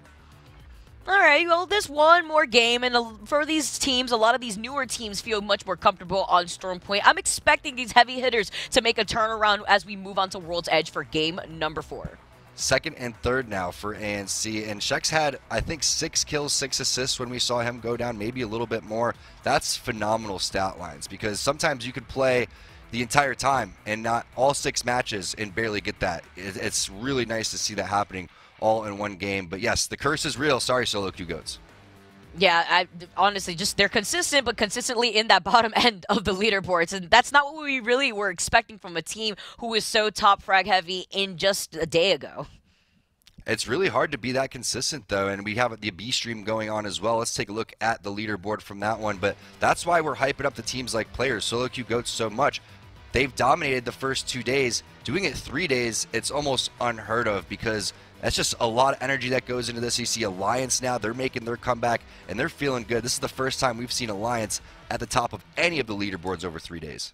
They always start figuring things out as the days have gone on. They showed that in split number 1, but I want to highlight Rascals jumping up 8 spots. I know we heard James, we heard Rain Day talking about the team who brought out the Octane. That was Rascals yesterday. I'm not too sure if that's what's happening right now, as they aren't on the mainstream, but you definitely do not want to miss the action happening over at twitch.tv/versusgaming_GG.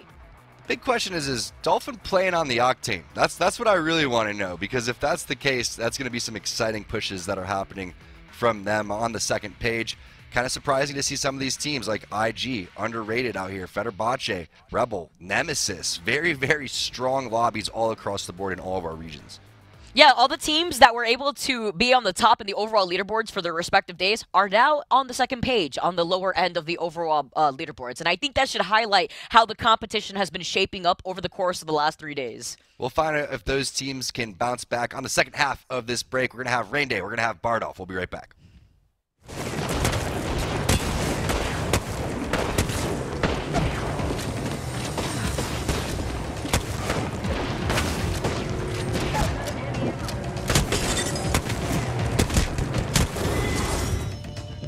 Lenovo Legion.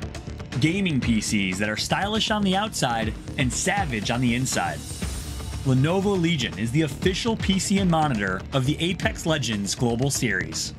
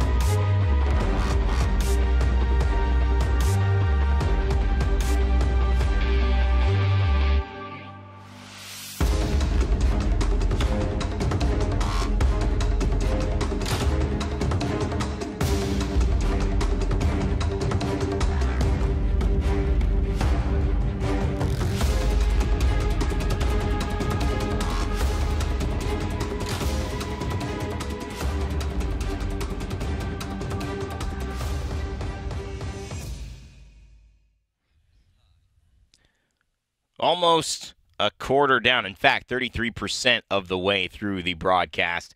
We are back with Game 3. It's going to be on Storm Point in EMEA. My name is Rain Day. I'm joined by James Bardoff yet again for what will be the final game before we head into, of course, our lovely World's Edge to mix things up. We are hopping right in. I'm sure the fans are happy about it, James, and so are we. I'm keeping one of my eyes on Outplayed for this one. They have had some very high placements in the first 2 matches, so I'm wondering if this is the run for them. Is today their day?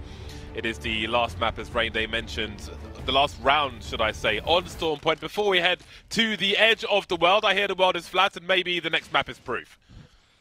I know, you might just fall off. These teams not afraid of that on their Tridents, heading out into the wind. Furia. Boy, oh boy, they gave us a lot of rotation opportunities there. We get to see every part of the map, whether we want to or not. If you want to follow along with Furia, famously known for rotating in the zone for the majority of the game.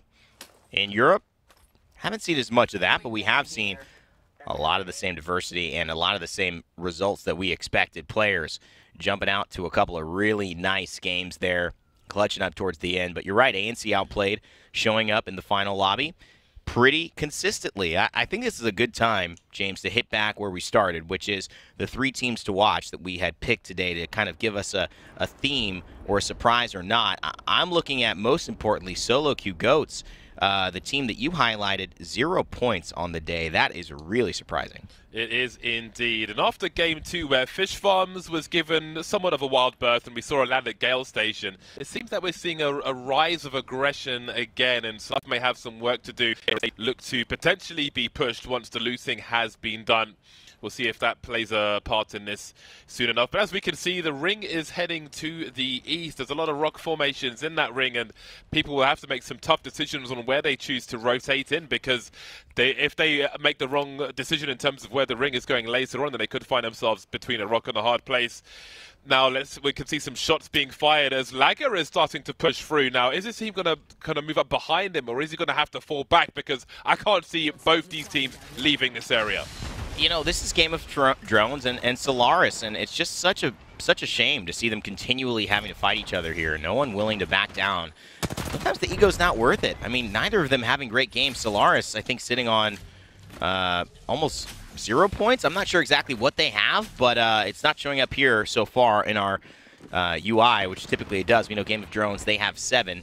But it's just not been effective for either of them to be splitting fish farms like this. And I know there's only so much you can do on match day, James, but, you know, the chaos really hasn't benefited either squad as they run around still looking to see where an opening is to finish this one off. 0 points for Solaris at present, and Game of Drones have got 3 kills, so they have 3 points. That is the current situation after the 2 games we have had, and you may want to reposition away from these Bangalore ults. I was actually wondering, in a scenario we saw where domes were burned in the previous game, if there is an argument for, let's say, a Jibby arm shield to try and protect the team from part of a Bangalore ult, if there is any play there, because it can be done with grenades, for example, but I don't know if there is something to be done as far as the that kind of ultimate is concerned.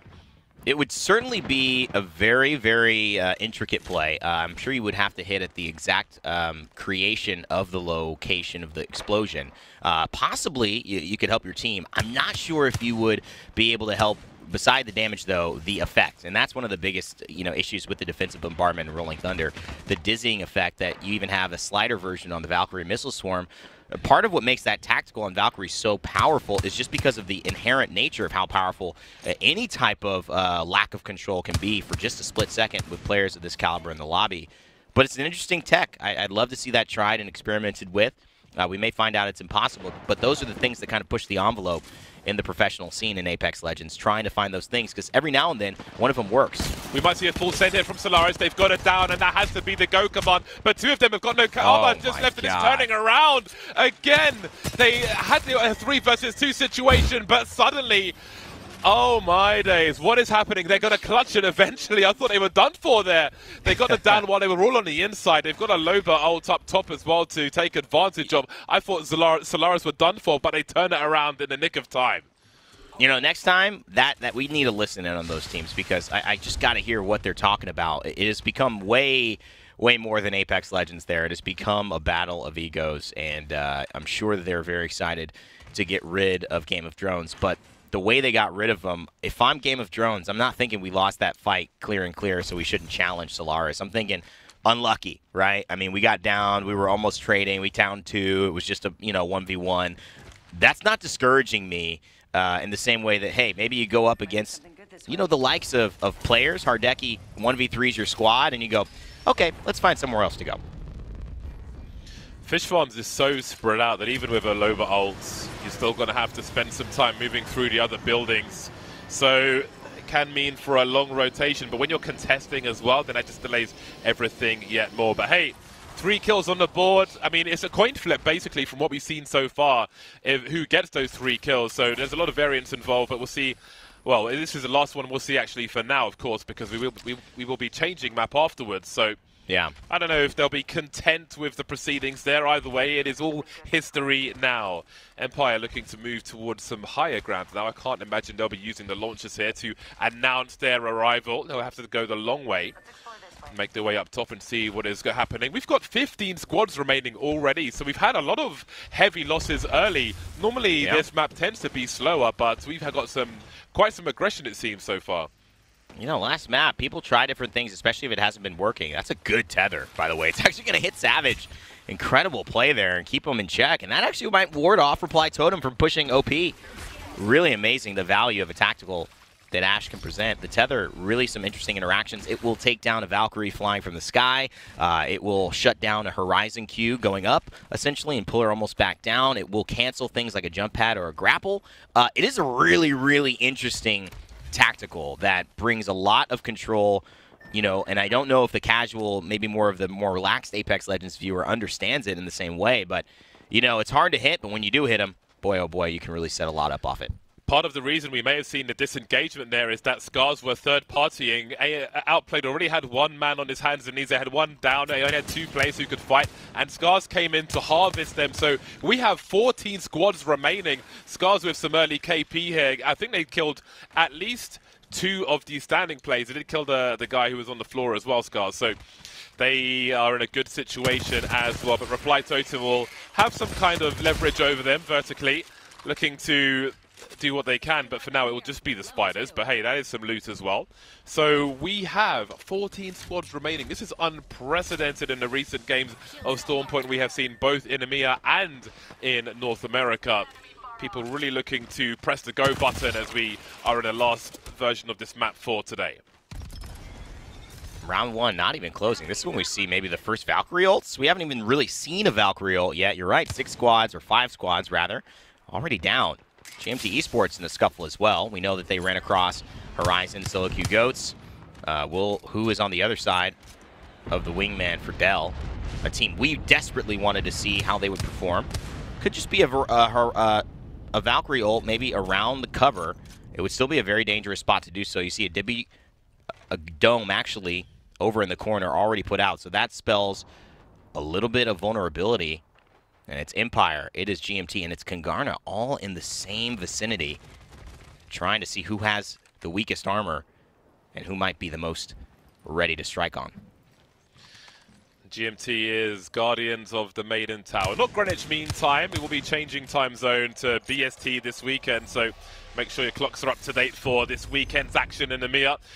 Crypto ult to Grief and bring some shields down as Kangarna will hold some angles now. Things could get awkward if they have some grenades come their way. They do have a vehicle for cover as well, which could be useful for them.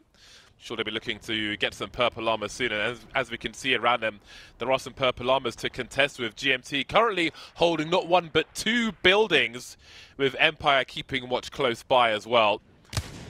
Very awkward for some of these positions. Again, they are kind of cornered by that wall and vehicle, so trying to rotate out of there could be awkward depending on what else happens. Definitely wanting to show presence because Dell doesn't have a lot of other reasons to be out there poking. He's only got 60 ammo. He's already got a purple. Maybe searching for the red Evo, but I think he's just really trying to hold this space because this is where they want to end up. It's a tether on the backside to what most must be Kangarna graceful on the Crypto. It's the Valkyrie, and I believe the Gibraltar pushing up. And we want to see a little bit more of this skirmish. If it's going to develop, there is a phase breach on the side of Dell. So he may be able to use the ultimate to get out of dodge quickly, reposition, and have another angle that is better suited to be able to take on Badoli, JMW, and Graceful. But here's the deal. You do not want to get Crypto ulted. They know this could be coming. Oh! And there it is, destroyed with the missile swarm right away and a quick shot. Graceful, he's going to have to wait a little bit for his drone to come back. Nice plays there, reactive plays from GMT. Yeah, you could see the panic when he heard the missiles coming towards, but he just couldn't get the drone away. I think he maybe thought he was far enough away, but apparently not. So after using the ultimate accelerant, there will be no ultimate just yet. So they might be using that, who knows, to maybe for a push, maybe just to fall away. In the meantime, Phoenix Legacy have got big problems, and Lyfan's alone out. His team are relying on him to find a way to clutch this out. Sabzan of importance, just having to crawl around, trying not to get finished by the remaining players as he moves through with the Peacekeeper now looking for even more big damage. A big whiff, though, and he was one shot short of maybe something. Although there were more players as well, and that will be Phoenix Legacy eliminated. 13 squads remain. 4-gang, Row. What a play. The Mastiff shows true. If you want to see which is better, the PK or the Mastiff, Row might have just put in one in the Mastiff column. Although he did miss that last shot, which, of course, after the first 2 pumps, got Row down to just 5 health. Big clutch, big moment. Forg sitting on at least 2 kills. Moving forward, 13 squads left as round 2 continues to close. A very fast day so far in Storm Point, at least in Game 3. We've almost got everything tied on, dusted, and settled here in this map. But there could be a big swing, and 4-gang is a team we've expected to keep performing at a high level. They winning this game, James, would certainly upset the leaderboard, possibly push up into first.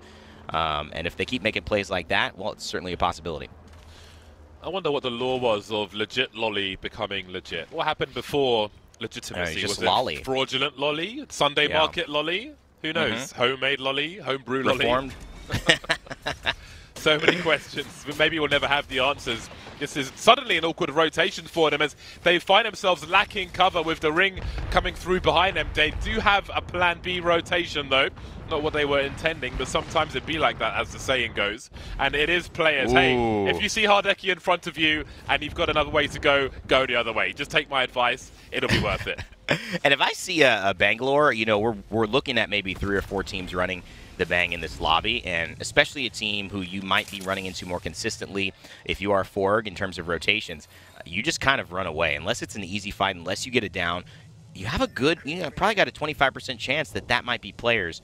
Definitely not a team you want to go toe-to-toe with or head-to-head. 4-gang, either way, still alive.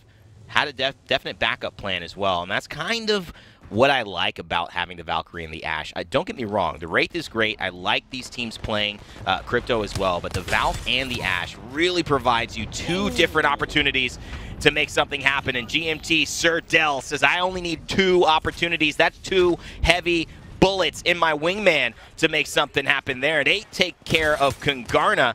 12 squads left and a couple more headshots. Could that be Empire? Finally hearing the fight go down. It is Ranches.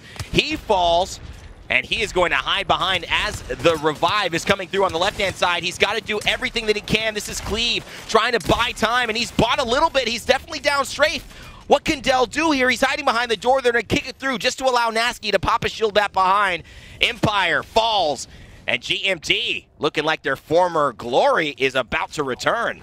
You have to respect the desperation play, bursting out of the doors like Chuck Norris to try and allow the rest to come through, and maybe some shields on the inside, but it wasn't enough. It was a high-risk play, but they had to do something. You have to respect it, but in the end, they will be turned into boxes, and GMT will find themselves with a number of kills on the board now. I'm not sure of the whole total, but they're in pretty good stead, especially with 11 squads left, and they've given themselves some space with which to rotate as they are slightly out of the zone at present. And we move with Ascend now. We've got some boxes around them. There's an assist for Kashira at the very least, so they must be having some success as well. Looking at other teams who will be rotating in their direction as they look towards the edge of the next ring. And 15 seconds away until that ring starts to close, and maybe these teams will be forced forward. So they'll try to visualize and look at where the threats may be coming from as they'll see some things thrown at this team they're keeping an eye on. We'll see if they're going to be contested for the position that they're in. Well, a great opportunity to put your name on the map is to perform in playoffs. That's coming up in a month. But the playoffs right before, it was all new esports, now known as Ascend. And Kashera has a couple of words for us.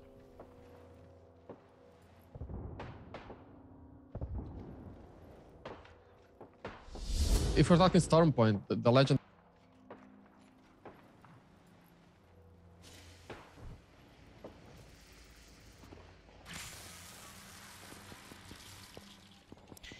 Or at least he did. I heard a few, James. That was a couple of words. I mean, you weren't misleading us. I wasn't lying. I said he had a couple of words for us, guys. I mean, come on. What do you expect from me here? We're on no the lies. Guys. It's a lot of action to cover, okay? I'm a very literal guy, like in Arrested Development. I love that show, the Literal Doctor. It's so great, you know. But you gotta sometimes say, hey, yeah, a couple is all I got for you. We're good. Ooh, give him the old Vin Diesel treatment. They had a nice run, but they ate some Arc Stars, and now it is the end of Scars, and GMT are finding more success by eliminating Solaris. So we move down to 9 squads. This is almost like a pub game of how many squads we're losing while the ring is of a reasonable size. GMT in trouble now, but so are Morning Stars trying to shield up in plain sight. They've got some shields with which to cover, but the Qs from the Valkyrie are not going to help either, and they're going to be gone. 4Gang and Morning Stars stereo kills as we move down to 7. Yeah, GMT actually doing the work onto 4Gang. So that's a big team to get rid of. Getting rid of Empire, getting rid of Kangarna, getting rid of 4Gang. GMT are on a tear right now. And Reply Totem, 7 squads left, are going to have a chance to approach this circle after healing up with all of that loot. GMT probably, from that position we could see on screen, just third-partying, getting a couple of KP through the side there. Also have some loot to deal with as well. So really involved in the action. 4 circles gone by. 45 seconds before this one starts to close, and we head into round 5. It is kind of an unprecedented pace that EU and EMEA has been on, but it's okay because Natus and Seer are enjoying every minute of it. They've got the Bangalore ult, the Rolling Thunder. They can take inside, and what they're probably going to do is just force an engagement that's really in their favor. We know which way you've got to go to avoid this one. The Arc Star to do it as well, and to close the door, saying you can't go into the portal before we take you down. He will make it in there, but it certainly seems like Natus and Seer are in command. How on earth did that Jibby escape into that portal? Who knows if he survives, but he made it somewhere. And you can see it's not worth them chasing in the portal because they have position. They have a building. Look at that ring. This building is so important. This is a gold mine. They could really go from rags to riches if they can survive here. 7 squads remaining. Plenty more work to do as we have another Bangalore ult potentially on the way with the ultimate accelerant. The L-Star there putting in big damage, and we can see how important these buildings are now. Players on the way in the outside at the moment, and maybe they're happy to exist there, especially because they can control some space with the Bangalore ult. So we'll see, I mean, with the Bangalore smokes rather. So we'll see if all these teams can survive. That ring is really closing, and the pressure's going to start to rise. Ascend up on top. Can they ascend in the lobby? They've done well over the course of these days. They've done well in the final playoff, stealing what many thought the championship from Alliance, from players. But Reply Totem, they have the best reply here. It's survival. Shield battery and shield cells at the ready. Wingman with the purple magazine. Hardeki also on the other side of things. We are setting up for quite a finale here on Stormpoint. Horizon, Ruab, he's going to find the Rampage as well. What a weapon, especially when you've got 40 in the tank, ready to go. Hitting headshots with this one is so deadly. No Thermite, though, to rev it up, but he's got the Missile Swarm. That'll concuss them down below and do a little bit of damage. But Horizon not able to really populate themselves into that area to take advantage of it. Reply Totem getting pushed on as well, and this is a Mastiff in the hand for Sharp. He's got a sharp shot, but he's not going to push this one in the envelope at all. They're content with where they're staying, James, even though in 55 seconds, they're going to be forced to move even closer. Horizon are in all kinds of trouble at present. So many bombardments, so many burn domes. Grenades would be absolutely crucial if there are any left for these teams at the present, and there are still a few domes of which to get these shields back up, and these late domes will be so important indeed. Just pushing their teammates into the zone. But have a look at this 0-0 with the Wingman. No mercy to be shown here. Somehow still 6 squads alive. Everybody's hurting somehow, and we have a few more domes as they try to get something done. Are we going to see a respawn here? The beacon is ready. He's taking the bacon to the beacon to get his teammates back in the game. And can the beacon get beaten with the bacon in hand? That's what we're going to try to find out. Respawn coming through. So Horizon, at least he's found a way, Mimu, to distract the rest of the lobby, and 6 squads left. maybe that's all you need. Mobile respawn as well for Amaz. They've got a chance, Reply. Everyone wants to have the right answer in a problem that doesn't seem to have the equation fully filled out yet. It's a difficult problem for anyone to solve, but if anyone's going to do it, it's going to be the one who has the vantage point, and that's exactly where Reply Totem and Jay Savage are going to be up on top, Ascend, saying we're supposed to be the ones to ascend in this final lobby. You getting higher than us. I don't like the way that feels. And he's not going to like the way that feels as well when the R301 is hitting. Sharp finds the kill there. And oh my gosh, that's going to be Jay Savage. Reply Totem losing 1. 5 squads remaining. It's all of Reply Totem down.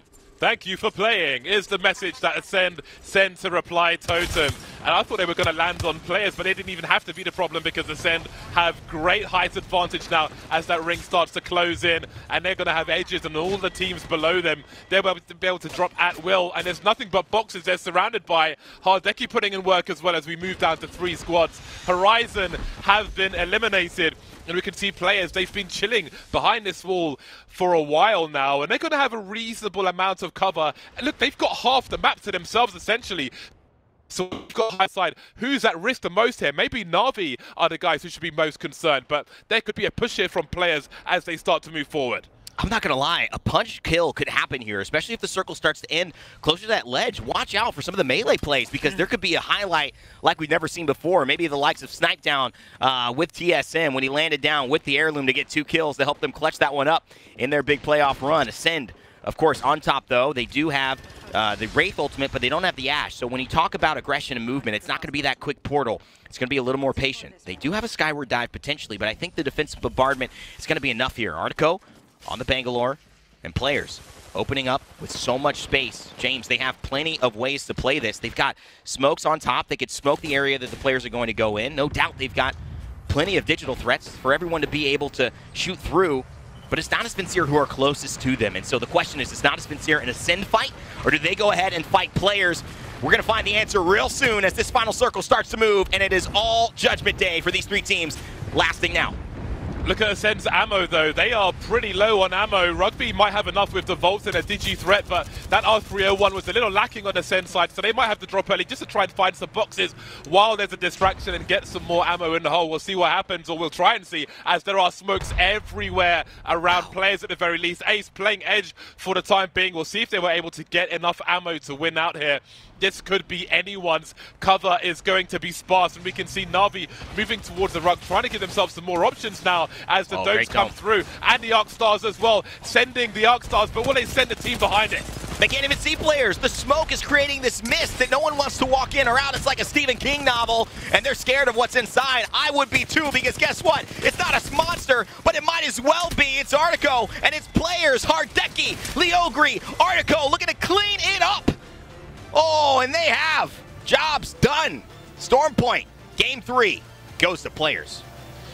Last 3 teams and players have half the map. Again, they are mastering position, especially with the Bangalore on the team. They got the smokes up, they've got the Digi threats, they have all the tools with which to do the job. You've got to send on the high ground, but players are just chilling behind the wall.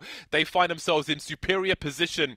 It's the other teams, it's Na'Vi who've got to force their way forward, while players have got 50% of the angle safe, and they can wait to take those right engagements, and they've got the skill to do it as well. You see the way the smokes impact the meta and why on Storm Point Bangalore is showing up. Now, we saw a Jibby team in Ascend come down and fight in the middle of that circle. This is very much similar to the conversations North America and Rocker were talking about with Bangalore. They think it goes well, but in that situation, Ascend were, yes, in the middle of 2 teams, but in the middle of 2 smokes. They couldn't really fight either way. There was no clear angle to approach in this wide open space, which is why maybe in general Gibby might win, but the fact that Storm Point creates so many more open opportunities where the smoke can hide you just as well or better than a dome shield, it is not going to be just as simple as this character is better than that. Bangalore certainly seems to be here to stay in this meta.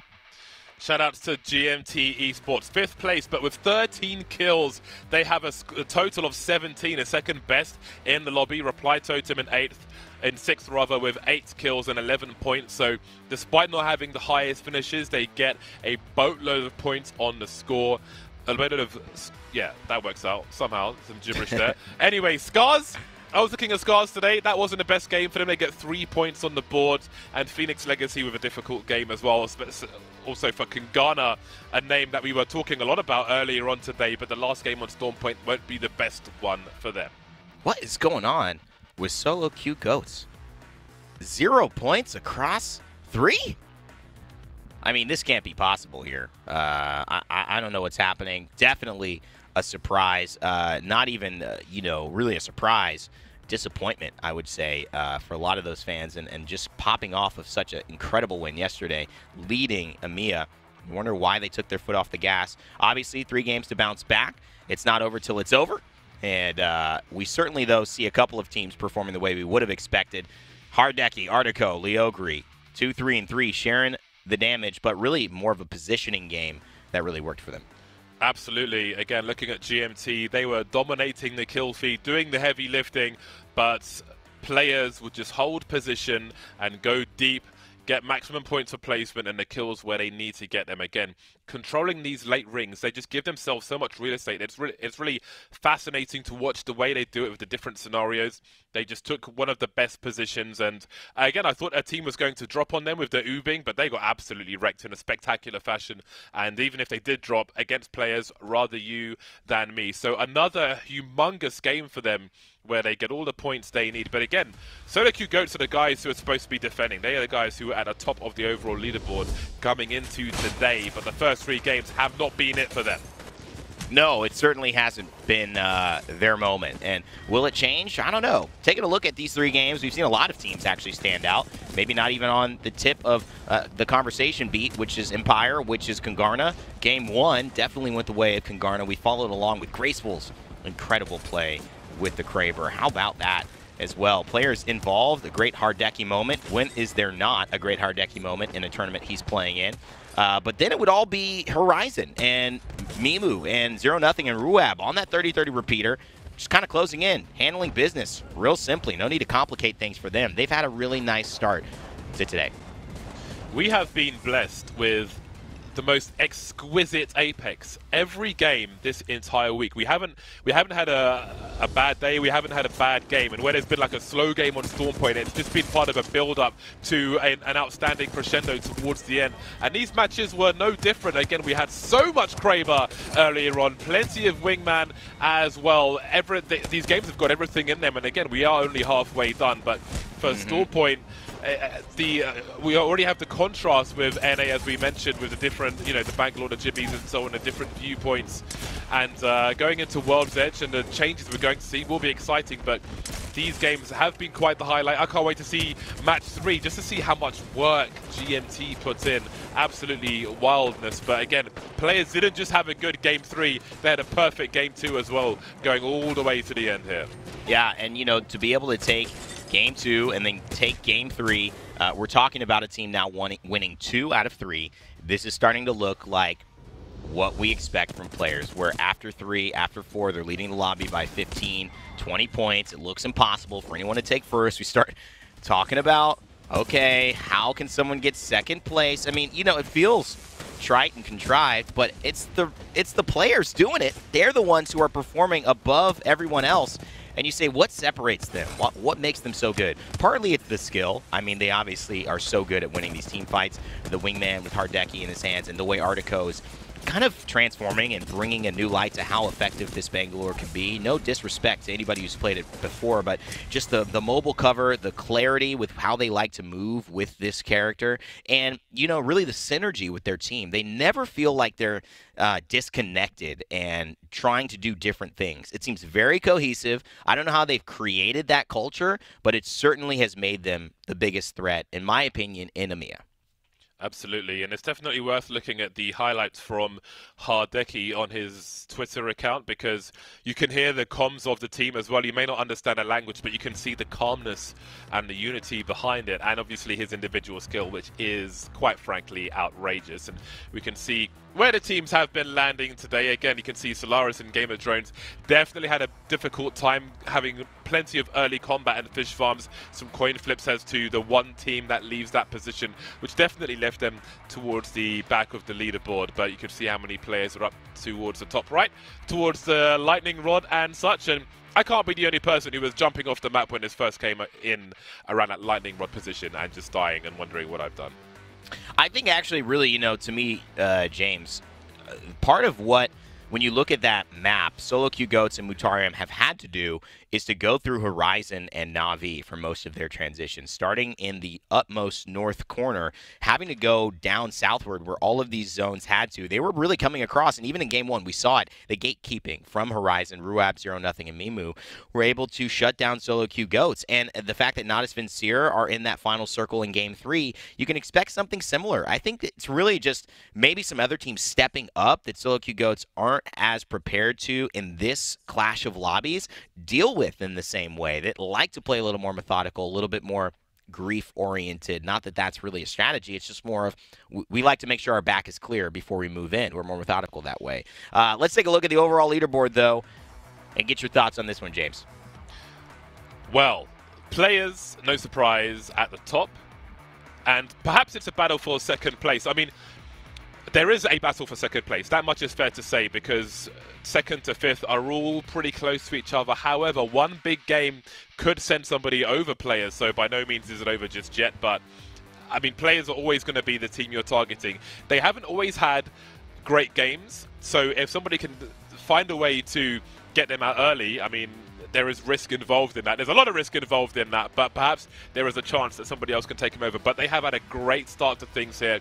And looking at the bottom half of the board, of course, it is very much time for Solo Q Goats to find a way to turn things around.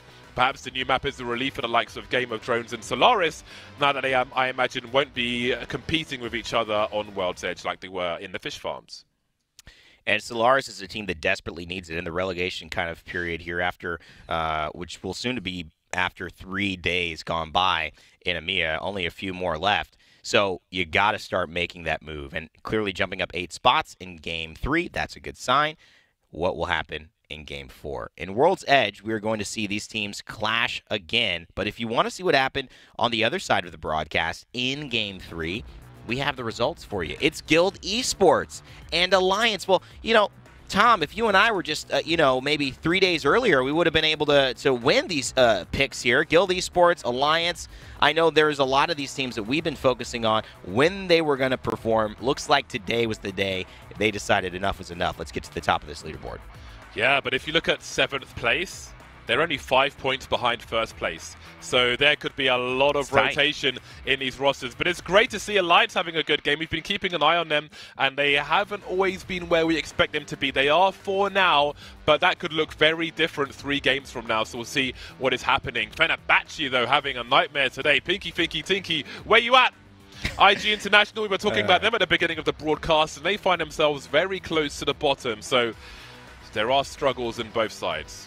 I'll tell you also, you didn't maybe notice it, but 7-8-9, a team who had found themselves in 18, 19, 20 over the last couple of days, they're in 5th. So shout out to Stestu holding it down together. I think the longest lasting member of that team since their performance in Poland at the beginning of Apex Legends. Competitive. It's a great thing to see them kind of on the rise. Will they be able to make some type of turnaround? So many things happening. If you want to see the action, twitch.tv/versusgaming_G. is where you can find these groups that are playing off broadcast. Of course, we got multi-view, we got a secondary stream. Pretty much any type of Apex Legends you want to watch, we got you covered. It's a fantastic day because it's 3 done, 3 more to go. World's Edge coming up. And this is where we'll see, James, teams who maybe haven't had a chance to dominate start switching up the momentum, and teams who maybe didn't feel comfortable with Stormpoint feeling a lot more comfortable with the most notable and the most played competitive map by far in Apex Legends. Yeah, and hey, nothing brings the best out of Vicky other than caustic gas in the final ring. So I know there's going to be a lot of that coming the way of World's Edge. So we'll see what the team compositions are looking like now that we have new terrain for them to traverse. All right, new terrain coming up here. World's Edge, Game 4. Vicky and Tom on the cast. It's Rain Day and Bardoff signing off now. We'll see you in Game 5. But enjoy the break. We'll be back after this.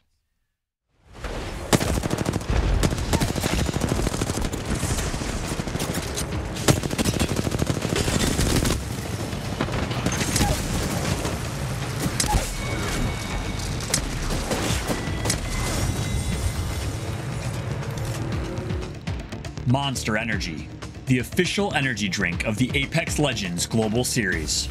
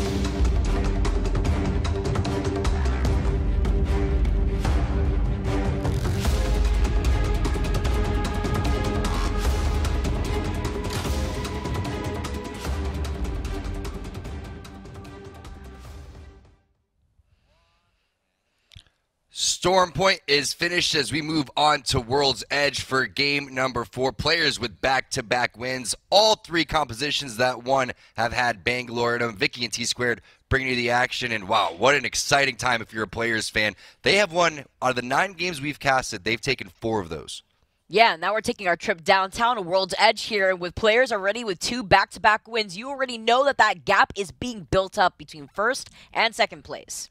It's amazing to watch how they've been able to execute on all these different levels. I loved the tail end of that last zone, how they put themselves in the corner, they smoked that out, and then all of a sudden they forced the other 2 teams to fight. Surprisingly enough, they're doing this without a Gibraltar in their composition, and Gibby's definitely in that 90 to 95% pick rate. You know that when people are playing in scrims, in tournaments, even in ranked, Gibby's almost a staple all the time. Absolutely. And now as we move over to World's Edge, are we still going to see more of these Gibby-less compositions, or are we going to see more of the Bangalores come out, even though we're moving away from Storm Point? Exactly. And the question is Caustic, too. Caustic's definitely going to be a lot more viable. Definitely not something that you're going to see in Storm Point. Going to be much more used here on World's Edge as we get ready for game number 4. And I love what's going on in the second stream, too. I think Bardoff was saying all the way through 1 through 8th, all the way separated by 5, only separated by 5 points. That's insane. That is absolutely insane. You guys definitely don't want to miss the action there. That is on twitch.tv/versusgaming_GG. But here we have, guys, groups A versus C happening right now. Match number 4, EMEA. Looks completely different compared to what we had seen from EMEA day 1. And I love this. I love the quick adaptation that we're actually seeing from a lot of these squads. If you love competitive Apex, if you love the ALGS, which I know you do, then this is your week. We had Stockholm, Sweden, the playoffs announced yesterday. All of these players are fighting, trying to get through this Pro League to get top 10 in their region so they can stamp their ticket there. And we're going all the way till Monday. It's just back-to-back non-stop Apex action.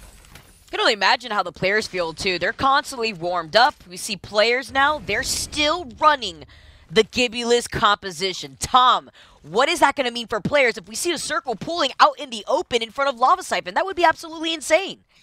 I think they're playing it the right way. They're smoking out and they're healing as the defensive bombardments are going down. And again, you can't reiterate it enough that if you are running a Gibbulous composition, when you need to take over the enemy bubble, all 3 players are going to be on that same page. That means they're going to full send all at the same exact time. You love to go and see that as you see Hardeki creeping and crawling. Is that an enemy directly in front of them? It looks like it is. So they are already trying to set up an ambush over here towards their landing spot. Yeah, that game 1 50-50 that we saw persist isn't the only 50-50 that we're seeing right now, and they're jumping on top of this team. Hardeki getting into position. He's got the blue Eva, but look at the follow-up. Look at the comms coming in as Leogri now follows up with Hardeki. So the last thing I would do is contest this team, right? You're over towards the Lava Siphon side. You have the no-name area. I'm not quite sure if that's the vibe coming in for 4Gang. You got to feel bad for Rowe right there. He didn't stand a chance. They didn't have time to close the door behind him. Look how quick Phoenix left. He is so far away. He said, that is none of my business. Players now are on the hunt, trying to see where the rest of 4Gang has gone. And now we get to take a look at where the circle is going to be pulling. Oh, look at that choke point by the train tracks all the way to Landslide. That's going to be insane. Currently, though, the team that lands Landslide, though, already have that beacon control, so they already know where the circle is going to be pulling. That mountain is eating up 50% of the zone already. You know the players are not going to be stoked about seeing how much real estate's already being taken up by the map on this particular one. And I'm curious where this is going to go, Vicky. I haven't seen this circle in quite some time. Yeah, you have a lot of landslide in right here. GMT's making their way over there. You don't want to bank on the construction building. I don't think that's the vibe for this zone right here. You can see already the top teams are making their way over towards landslide. So more than likely going to be finishing on over there, but still, this is tough. Usually you have a lot more area to work with right now as you see everybody starting to rotate on that southern east side. There's going to be a lot of action that you have players dealing with. They may stay there and continue to frag out, or they may make their way in early. I'm curious to see what that play is going to be. Yeah, Ascend's already there. Se Compota, lands there. GMT's rotating there. I mean, look how many teams have already made their quick rotation into the circle just in the last few seconds that we were able to actually visualize where that mini-map is going to be pulling for us. They are not playing around. Over towards the staging side, you can see Na'Vi over in the Dorito building, now making their way a little bit more forward. Game of drones in the area too, and that's going to be the Bocek bow coming through. And I love watching the 3x Bocek players. I mean, I am the worst with this weapon, so I love when the pro players get it in their hands. I'm open for any tips how to shoot this gun. You know, I'm being nitpicky here. I wonder if I'm the only one to complain about this, but man, I wish I could put that 2x4 on the Bocek. I would go absolutely crazy. I can't complain with that 3x scope either yet, though. That 2x4 is actually in the replicator right now. You can't put that on the Bocek, though, as Outplayed now are making the rotations with a Caustic on their team composition. Shex, being on the Valk, is going to be able to taxi the two big boys. A fight happening over by Landside. We saw many teams were making the rotation on here, and this is exactly what we were expecting after looking at that minimap. Man, he stays there. That was interesting. You saw the phase breach coming out from Scars as Ascend's laying down some cover fire there with the Havoc. The gold Havoc turbocharged up with the 2x. That has to feel good for Kashera. You know what feels bad? The amount of ammo, though. Only 36 left and then one on the back end is the Caustic. Stinky Nox gas grenade is already coming through. I'm in danger. We're looking at that gold Havoc here. Look how many teams have made this rotation. Ascent here, Solaris, Scars now. See the crack coming in from Joke. Can you imagine now as Joke is trying to take a little off angle, but the dome being called in as Solaris are trying to take much more of a wider approach on this team. We know already how many teams have already made their way over by Landslide. Don't forget to click on that multi-view too. With so many teams making this rotation, you can only imagine how the comps are sounding for all of them. Yeah, up to 4 points of views, multiple teams, multiple players. You have the option. You're in control of what you want to go and see here as you see Scars inside trying to be in control. You can see Ranch is in the kill feed picking up some kills. There goes the portal play. Is it a kidnap play, or is this just to block the door? You can see the Thermite is going down, and can they get the Gibby? Oh no! He played himself. He played himself, Vicky. Oh, you thought, and it just went all wrong. Solaris down a member. Now Scars are going to find an opportunity to dive right in. That failed kidnap attempt, costing that team Solaris the game here maybe. Taishin gets taken down right behind though, thinking that that's the third party that could be making their rotation in. See the drone now making its rounds on top of Scar's head to be careful and clean up this KP here so that way they're not denied. Smart move from RPR because you want to get rid of that information there. He's continuing to call out while they're down. Hey, they're getting the res right here. They're getting the res. Make sure that you go back through that portal. But no, that's not the case. They don't have any more information now, and Scars gets back to their safe haven inside of this blue trailer. What a scary situation there for Scars. But they come out on top with some big kills. This is more or less the compositions that we were expecting to see, right? You have Ash, you have double rotation coming in from Scars. But I'm curious to see what's going on the rest of the map because they're going to be sitting pretty over here. This could be one of those sniper post endings between where they're at and Landslide. Yeah, very, very true. We've seen a lot of those end circles land there. I like where Outplayed's positioned right here, too. With this caustic composition that they're running and the crypto drone still dancing around them. So many cryptos in this lobby. It's Ascent here. Kashira is going to be able to see where that team is really sitting in. They also, if they get that EMP unlocked, as you can already see, is almost at 90%. That's going to delete all those caustic barrels. Yeah, they have the mobile respawn beacon, but they're still getting tagged off to the side. A lot of players are going down for Outplayed. This is going to be a difficult situation as you see Taishin with the sniper shots coming from all the way across the map. That is some impressive stuff, but that crypto drone is giving so much information away. That is so horrible for Andy Jax. That is not what you want to see if you are on Outplayed. That's graceful from downtown with the grenade. So much information for Kashira coming through. Just imagine if the drone did damage. You could just bounce it off someone's head for like 5 damage over and over again. That'd be a little OP.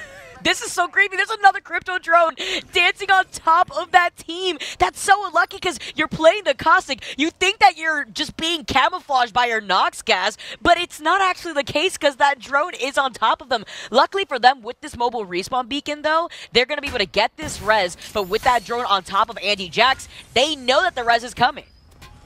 The value of caustic. You can use that Nox gas grenade to get a lot of cover. Multiple barrels are going to be putting down. This is not going to be a good spot, right? You can imagine, hey, if we died up here, do you think we could really stay up here that much longer? A sliver of HP, that could be huge for the respawn coming down on top. If he could just live for the rest of his teammates to get on the map, they're going to be in an A-OK spot. You can see Andy Jax now is going to go down, but the reses should be happening inside of that smoke. Wow, wild things happening over towards the landslide area of the map. Yeah, that respawn did come through because we could see that that team is still up and alive. Now Phoenix Legacy on the train tracks this time around. As Outplayed get another chance at life. But for how long? As Shex, he's back here, but he's got 2 teammates to rest. The drone is still on top of them because it keeps making its rounds. Outplayed did not get any progress on that top platform. That's a highlight to show what early rotations could cost for you, especially with a lot of these teams holding the choke points that lead into landslide. What do you even call out right there? Like, hold your shield up, hold your shield up. I would just be yelling, we're screwed, we're done for. Maybe just, you know, leave lobby, because that has to be one of the most frustrating things. It felt like the entire lobby from all regions, not just EMEA, was looking over there on top of where they were at. The landslide high ground, yes, that is a powerful position, but that's something that you want to hold a little bit later on in the game. You can see a lot of real estate already being gobbled up over here. Kashira living inside the drone, looking like Bardolph on the beach. Now Navi here over by the side. Rugby taking some damage, is going to be able to pop the shield back, but be out of the fight temporarily. Having to move back in, though, with both their teammates getting burned. They need to move in for the fight here. They're still fully up and healthy, too. So much fighting happening on polar opposite sides of the map. Landside is so just congested as Navi still are trying to find this fight. They don't want to overextend after losing one of their teammates, though. Just trying to give some space. If Rugby could actually reset, that'd be great news here. I love the PK shots, the jiggle peek coming in from Rugby. Now he's going to full send inside of the building. You can see the player outlines. He's trying to get the sound cues that are going on. While that's happening, where is Ron coming around the corner? Rugby's eating a lot of damage. Seems like he's fighting both the players at once. There's Ron, but that is just too much coming in from behind. Plus the third party is Morningstar, as you see what they're up to. Nice fight from ATK. I think that a lot of damage was coming down. on top of them from the third party, though. So that is an unlucky situation, as we've already seen so many fights with just a couple minutes into this game. It was unfortunate, too, because you saw that Na'Vi was pinging Morning Stars. They knew the third party was inevitable. We see a lot of third parties come in around staging because it's the entry point for a lot of these rotations, especially for those southern squads that have to rotate away from Harvester, away from Thermal Station. So Attack Esports now, with Morning Stars up in front, they're just going to be able to restabilize and not get contested after that third party. Is Kashera even on the map? Or is his crypto? Where is his crypto? Where is he hiding? How good is this guy at hiding? Because he must be in the safest spot right now, just getting his behind covered by the rest of his teammates. They are inside of that blue trailer, so that's where you can see they're going to be pushing up a little bit more further as we have a clip with Kashera. Let's go check out what that is. If we're talking Stormpoint, the legend that I feel it's gonna shine the most, it's definitely Gibby and Valks. We've seen an addition of Ash to the comp play. A lot of people, at least in EU, trying Bangalore, so that's new. Gibby and Valk is always something that in both maps are just key value to any team. In my opinion, I don't feel we're gonna see a lot of Mad Maggie. Maybe in other regions. I don't feel like in EU there's gonna be Mad Maggie. She doesn't really replace what the meta is, what teams needed. Even though like in ranked, I feel like she's really fun. Other than that, in competitive, I don't think that she can replace the meta legends at this point. Kashera could be eating his words here very soon, because that is the first Mad Maggie that we've seen in any of the regions here. And it just so happens to be right when he's talking about it inside of a building. There's so much energy ammo in here. You want to stay in there once you have that turbocharged Havoc, but no. Post-kill, now the last one alive. Doesn't have the bubble for another 3 seconds. Gonna maybe try to portal hop back and forth. If that bubble can come up, that is gonna be phenomenal for the Ascent team. There it is, the quick res is gonna hit. Wow, what a scary moment for them. It looks like they're gonna be safe for now, but for how long? Oh my goodness, the Mad Maggie is out here in the Pro League. Team Empire, though, did you see that tactical through the truck? I mean, Ascend had a great idea there, but unfortunately, we're not able to really execute it after that portal and after that pressure. And what timing with that clip, too. I mean, that really does highlight how the compositions in EMEA really have shifted away from Stormpoint, away from what we were expecting at the start of the Split 2 Pro League. And I love it. I also love where GMT is situated in. They have not left that tunnel this entire time. They're going to be holding on to that choke point to deny any further rotations from any of the teams that want to try to wrap around Landslide, and Team Empire could be caught in a hard place here if they're not careful with a lot of these teams making their rotation to get pinched. Reply Totem, though, they're down a teammate, and now with the space breach, Amaz is looking to get out of there. Yeah, Ascend is out. Reply Totem's on the ropes right now. It was Scars who continues to pick up kills from across the sniper post area. Tashin has been putting in some serious work with the Sentinel. Now Phoenix Legacy with the charge rifle. Hey, they got the 2-4, Vicky. I know you're stoked about that. They had to pick that one up on over towards the crafting area, but there goes the purple armor. And he's also 34 away from charging that one up if they want to continue to have armor swaps. So this is a very common rotation coming through over towards this high ground. Problem is where are the rest of the squads? There, you could push that off with a nice 90 over towards the side. You're going to have to rotate over towards the rocks directly in front of them, but you have to continue to play big. You don't want to get sent on over towards the side. You want to continue to filter and pepper these players so they feel a little bit uncomfortable and they use their resources. Yeah, and I like the spot that Phoenix Legacy is going to hold here, because even though they're playing by the edge right here, it's not as detrimental as it is with Stormpoint a lot of times. So Phoenix Legacy now adjusting well to World's Edge. They're going to be able to portal into this squad, at least closing the gap with this portal that Lithin's going to be able to put in. They have the natural rock formation, but they don't want to find themselves in the line of sight of a lot of these teams that are already in Landslide. But with this redeploy from the squad, they're already going to get out of Phoenix Legacy sights. Looks like the very similar circle that we saw when this POI was trained, which there was a big building over towards the side, if you remember, where GMT kind of is locked down coming outside of the train tracks. Solo Q Goats now are going to take that high ground where OP was, and we know how that worked. We'll see if they end up getting focused nearly as bad, but Shiv will have the smokes here. They're not going to have a caustic to be popping down that gas, but in terms of the God spot, in terms of positioning, Vicky, GMT in a great spot right now. Yeah, talking about the cryptos that we saw all around this spot alone, that Solo Q Goats now is just going to be taking over this high ground platform. We've seen like 3 other cryptos in this lobby right now. We know how scary that could be as these redeploys are coming in. Not going to contest them for the high ground as that player's already cracked. It looks like they get taken down. DivQ following up with that Spitfire in his hand. Solo Q Goats continue on this onslaught of pressure, and they need to, because they've been silent all day today in this lobby. W vibes, but without double Kraber and without a Loba sitting up on the high ground. They're going to be laying down serious shots. Nasky now getting back into that kill feed on to Roe, which means Roe was rezzed. Wasn't he taken out in the beginning of this game from the players squad? Now they're back on the rotation from the fragment area, and GMT's saying, nope, there's no way we're letting a team come from our backhand side. Serdell with the shots, with the movement, trying to play bait and switch inside of this bubble, and that's how you bubble fight for GMT. Oh, how dare you pop that shield bat right before my eyes. Serdell gets that knock, but here comes another player actually moving right in. Phoenix coming in, GMT Esports now down 2. They did not see that player coming off to their left. They're trying to hit the armor swap on the player that's down on the ground. It's not going to happen. There it is. GMT with the squad wipe. 7 kills right now for Max Strafe. They've been holding on to this spot this entire game, and we were highlighting it before, looking at that choke point, leaving Frag West into landslide. Holding that tunnel is so important. Team Empire, this was the team that we were also talking about before, running the Mad Maggie character that we have not seen within the Pro League. Hardeki hiding behind a rock. Attack Esports holding the other angle of this tunnel. 2 of these teams need to start making the rotation into that tunnel, but they're going to be gate kept by Team Empire.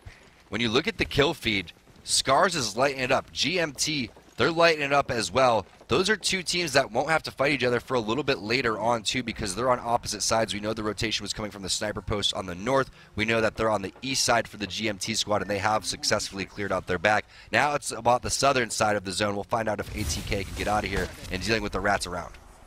Team Empire is still going to hold on to this choke point. See players over by the other side. Another team off to the right. Ranch is going to be able to take some shots, but the beauty of the redeploy, they get out of jail card as Attack Esports are going to be able to get right over this landmass and get right into landslide, but we already know how many teams are already waiting for them here. Smart. They're going to go directly inside of the train tunnel where they were going to be gate capped. Instead, they are going to be the ones doing the gatekeeping. It was Hardeki and Leogri as a duo trying to stay alive on over towards the side. That doesn't seem like that is going to be the case right now, as the shots are connecting onto ATK. That's Ranches getting the banner to boot, and now it's just a straight-up 2v2 inside of here. And this is a big fight if you can win it. Attack Esports actually went in for a redeploy to try to pinch Team Empire, but Team Empire still manages to get a knock. Now you see Cleve popping off on the Mad Maggie, looking for a shield swap. Does so successfully, lands at 83, but fails to land that second shot. Soul Detrimental here, the wingman shots with the third party. Not quick enough to finish off that fight, but Phoenix Legacy is here to clean up on aisle 3. What a great third party. Unfortunately, it looks like the fight that you win doesn't really matter in that type of position. Leogri was able to rat it out, but he's been spotted. Doesn't even want to hit a cell because he understands the situation. Maybe he can win this 2v3 or 1v2, excuse me, if he hits shots like that. But no, Phoenix Legacy is not having any of that. Turbocharged up Havoc, we've seen that before in the hands of Kashera. He got eliminated a little bit early. Now we're on board with the Kings. Graceful switching off that crypto, going on over to Caustic as anticipated. Trying to survive down here with very little ammo, very little resources. And very little cover, too. They're playing off of a little corner there, as Scars is going to have them in their line of sight shortly. See the mobile respawn beacons out on the field for that makeshift cover. And what Solo Cute Goats is dealing with was exactly what we had seen earlier on. Just trying to live for as long as possible. With that dome, it doesn't even matter. You won't be able to safely get that res here, or at least without getting pressured. The Volt and Spitfire both in the hands of Div Q, but we can see how lethal those EMPs are, especially to get rid of those domes. Most likely an EMP coming in from Nasky. They're trying to force this team down because they know this is the team that's going to stop them from rotating in. So with that mobile respawn beacon, you are getting so much value and so much cover over there. Meanwhile, we know RPR, Tashin, and Mandy have been doing a phenomenal job making the rotation over from the northern side of the zone. They're going to have to deal with Phoenix Legacy on the ground, possibly looking over there. You can see pings. They're aware of the current situation. Love the timing from Phoenix Legacy's third party, though, as the bubble is going to go down back on top for Solo Q Goats. Definitely the strongest game we've seen from them so far. Now they take to the sky, but Diff takes a ton of damage. Nobody is safe when you leave that top platform or whether you want to land on it. Look how much damage Diff is taking right now. They can't take to the tunnels. We saw GMT holding it down the whole game. We've seen how Scars has been doing. Can the Spitfire and Volt really help out Div Q here if he could pop that shield bat, as now GMT Esports are going to start making their moves with this portal? They're going to play the outside of this area. I love that call. They couldn't go all the way inside because you could see the player outlines. Looked like potentially a team was in there, but that is a free rotation. Maybe the portal wasn't necessary, but you'd rather be safe than sorry, as Max Strafe going to continue to pick up more damage with the missile swarm onto Diff. Zippeth is going to be down as well. Reply Totem with just a duo. They've been locking this down for quite some time. Vicky, we'll see where the zone's going to pull. It's directly towards the center. Ooh, not a duo, but as a solo. And on the solo queue, Goat Shiv just being the last one alive, having to dance around these Arc Stars, trying to take some of that makeshift cover, but he is pinched between Scars right behind him. He can't even recover these banners, despite these mobile respawn beacons being out on the field. Yeah, nice job from Shiv trying to dip and dive and dodge out of there, but he is being focused big time. GMT and Scars, to me, have played this phenomenally. Yes, Totem doing a great job inside. All of these teams just to get to this point have been phenomenal, but look at the difference in points right now for GMT compared to Scars. They are thumbing. They're about 20 points ahead. This could be a big game for GMT if they can close it out. I love how they made their way over from the opposite side of the train area. Seems like they had this zone on lock. Absolutely insane. Phoenix Legacy, solo queue Goats as a solo. You have GMT, you have Scars popping off, Reply Totem also having to play this as a duo.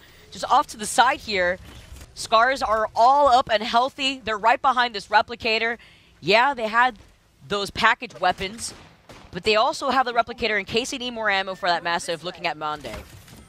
Yeah, it's not looking too good. You almost want to craft a second weapon if you're able to in that type of situation, but there's no time with the zone moving and the pressure is coming through. Speaking of ammo, running low on that flat line right there. Maybe just want to use the missile swarms. There goes the EMP. Looks like they're trying to take this fight down to Reply Totem as Taishin from Scars is going in on this one. Amaz, the last one alive. That's the cleanup. There's the weapons that they needed. There's the extra ammo and the shots from Serdal. Holy Mastiff. GMT have been popping off. Can they match up with Scars now as they move in? They already used up that dome, or rather, they're pushing through that dome. Scars, though, have the high ground here. See RPR putting on that pressure with the wingman. He gets the crack, but he loses Taishin, and he gets shot across the field. He doesn't really have that much cover, and Scars on the other side of the field managed to take it home. Two teams on the opposite side of the map that came through and played the zone perfectly. It was Scars versus GMT, and Scars is going to take it. They say, no, players, you can't win 3 in a row. We're taking this one on World's Edge. I love that positioning that we had seen from Monday over to the other side, though, where they were able to split a lot of that focus fire. So even if RPR and Taishin get taken out, you still have to look to your left that was right behind you there. That Scars was essentially able to sandwich you in that situation. And the big win to go down and make sure that you get a secondary weapon right there for Mandy, because he only had the Mastiff. That's not the situation that you want right there. Having that wingman's going to be big, but look at the amount of points that were accumulated from your top 2 teams. 14 kills for Scars, GMT. We were highlighting these two teams for a reason. 13 kills. They held that choke point, leaving Frag East for so long, or rather Frag West for so long. That train part is so detrimental for a lot of these teams that want to make those rotations, but we see how that redeploy comes in clutch. Phoenix Legacy, another team with their positioning, they were able to continue on the pressure on the tunnel right below Landslide. We saw Reply Totem having to play that out as a duo for quite some time, and then Solo Q Goats, they finally came around. They didn't get the victory here, but they finished things off in top 5. Rarely do you see Solo Q Goats get more placement points than they do kills. That's just not how they play the game. They were stuck on top of that Landslide area, doing whatever they could, but the positioning from GMT, the focus fire from GMT, the EMPs landing from Nasky, you love to see that type of crypto play. Absolutely, especially with so many cryptos that we've been seeing within our lobby. On the other page, though, Na'Vi not having the success that we were expecting them to have today. Horizon, the team that won game number 1, also sitting with just 1 point after that World's Edge game. It makes you wonder, with this transition from Stormpoint into World's Edge, are we going to be seeing that consistency from our teams that did take the dub on Stormpoint? I think it's so important to reiterate how you have to lock down both maps, right? You have to be really strong at Stormpoint, really strong at World's Edge, because it is 50-50 in terms of how often you're going to be playing those. And I think that it's starting to show right now. And I think that you're also seeing the composition changes and the comfortableness of certain players. GMT, they've been locking things down with crypto for a very long time. They understand the zones. It's all about zone knowledge, right? Everyone understands how to play and maneuver around the map in Stormpoint. It's all about just getting that knowledge and that experience under your belt so you can set up in those spots.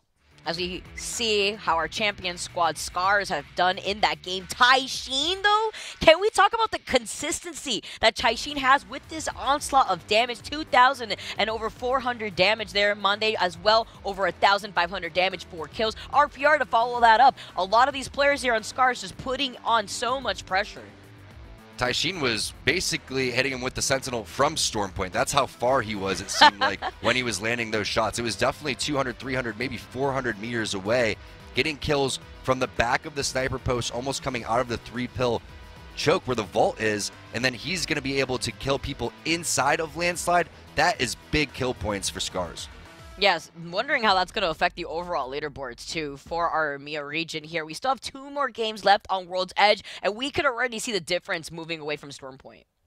Oh, no doubt about it. And that was in a very aggressive game. It started off with, I believe, Hardeki coming in around Roe, picking off that kill. Roe gets back into the game, and then GMT could have potentially threw that over towards the backhand side with that 3v3 that I thought that they had extremely under control. I mean, Serdell and Strafe were landing serious damage, but now we have a tie for first place, GMT and players. And that's all because GMT, not only did they get second, but they had secured 13 KP. And players, this is a team that won 2 games back-to-back, so they secured those 12 extra points for getting first for game number 2, game number 3, and they were also able to secure so much KP themselves on Storm Point. So it's really impressive to see how that performance from GMT Esports really allowed them to take that first place spot to tie up with players who had that gap initially.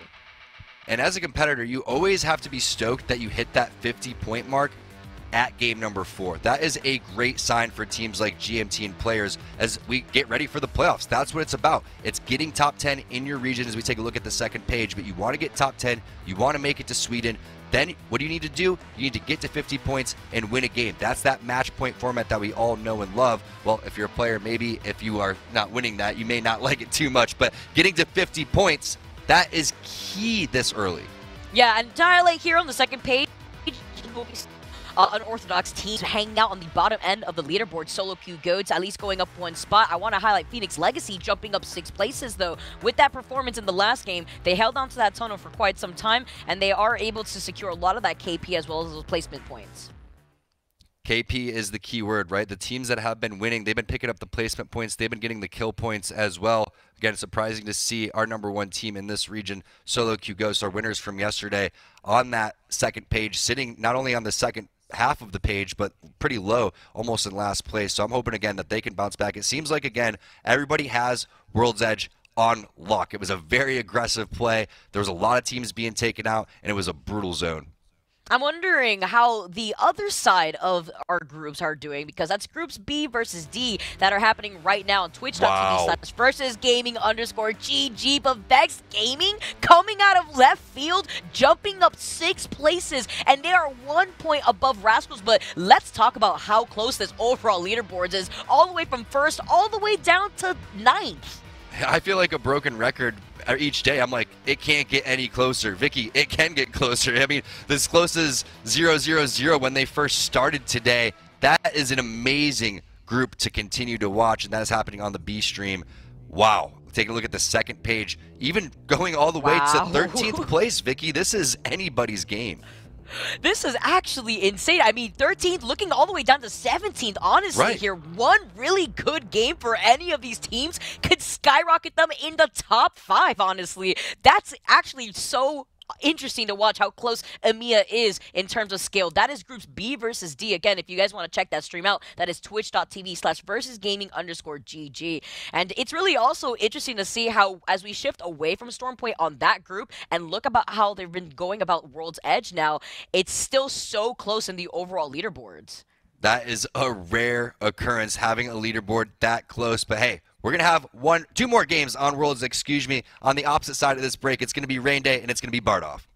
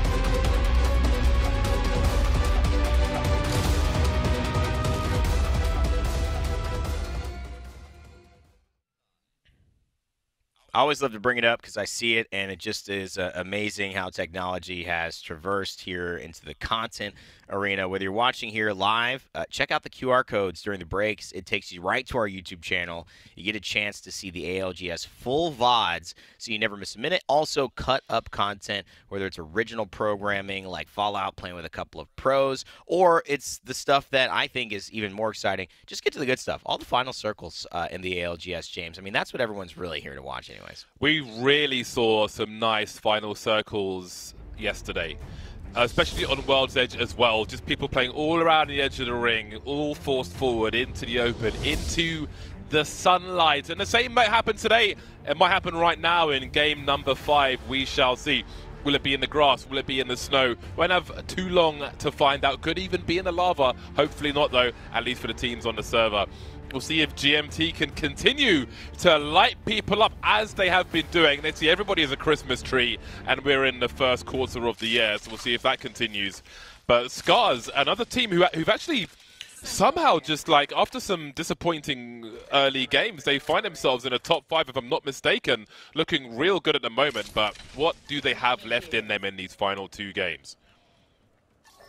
Really great question, James. I think they're the ones who are going to have to answer it for us, too, because it's been hard to predict this team and their performances. Incredible win. Can they back that up? Usually a team that starts slow but can have a little bit of momentum. One win gets the wind beneath their sails, and so they start cruising at a real nice pace. I think Scars have the opportunity to do that today. Clearly a team also more comfortable on World's Edge at this point. Yesterday we saw an Octane pad. Today we see Maggie queues, and we have confirmation that Empire are playing Maggie for this game as well.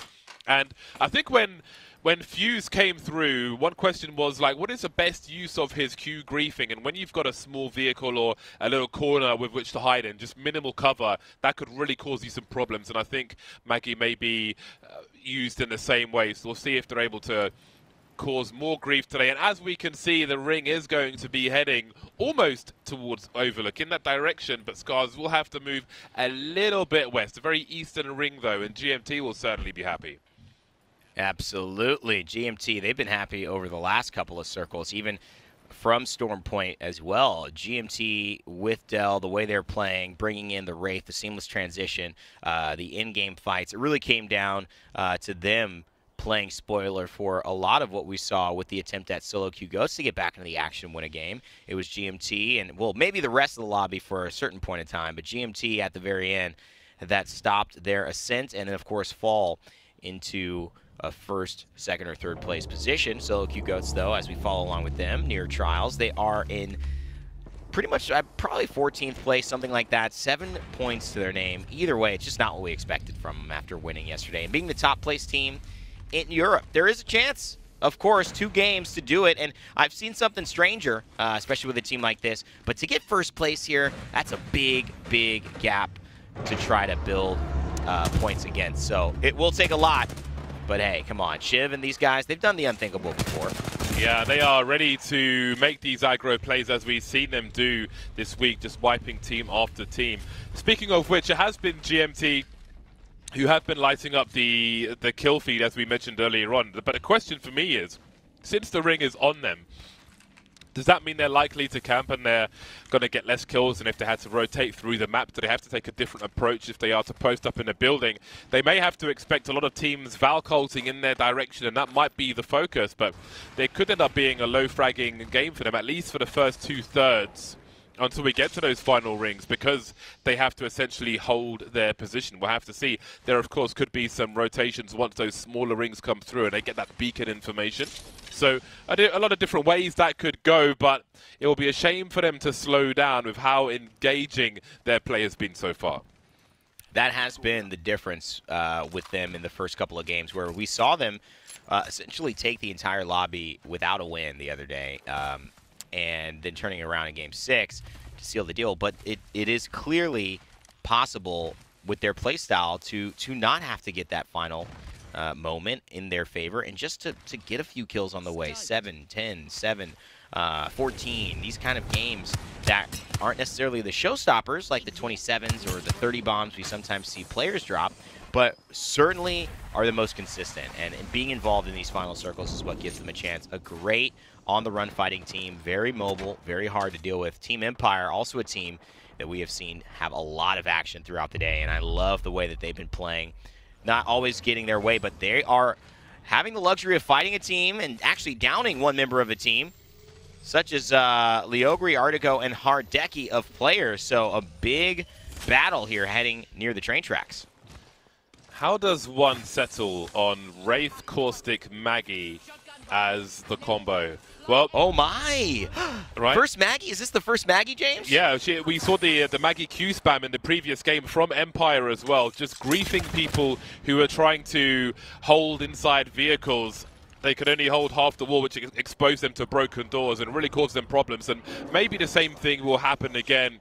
And that will be an unfamiliar sound of Maggie's ability there going off, a warning sign that there is one in the vicinity. So people will have to bear that in mind. I would imagine it's going to be less effective in these larger buildings, but if people are forced outside later on, then that will be a very different affair indeed. Well, Maggie, I mean, such a great character to talk about. We can spend a little bit of time introducing her to the competitive scene as well, since this is the first day we've seen her played. Maggie brings a lot to high-level play. In fact, when she first was released, James, I had high hopes that she would be a part of this meta. It was a couple of weeks before we started playing, but I think Maggie plus Stormpoint just was a lot for all these pros to do at once. And so I think they prioritized on some of the older legends that offered more mobility, offered more distinctive features on the bigger map versus Maggie. And I do agree that Maggie probably loses a lot of her edge on Stormpoint due to the fact that she is such a good sieging character. But the real focus is the riot drill, man, and the fact that that not only goes through doors, that goes through any surface, up or down, even the Gibraltar dome shield, which is where I thought it would have the biggest play. You know, these final zones, you dome down, you think you have a little bit of respite, boom. Maggie's riot drill doing tons of damage to your team, opening up an opportunity for a wrecking ball and a nice push.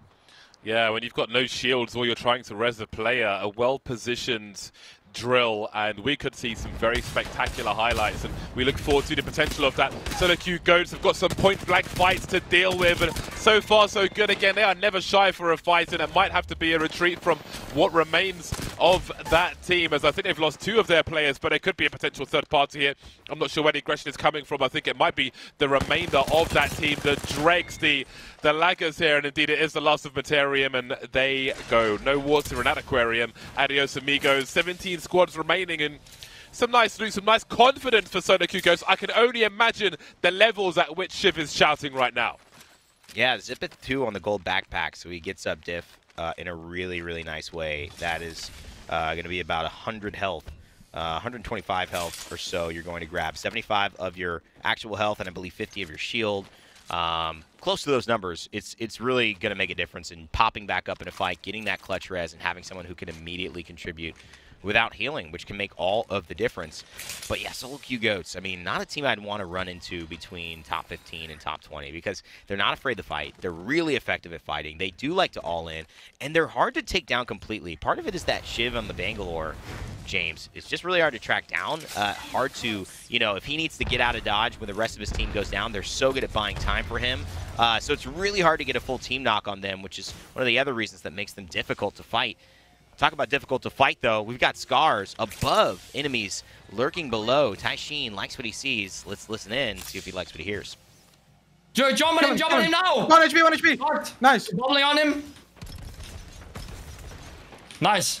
One guy here, on the stairs in front of me. Play it safe, guys. Here. Yeah, play it safe. Walk with me.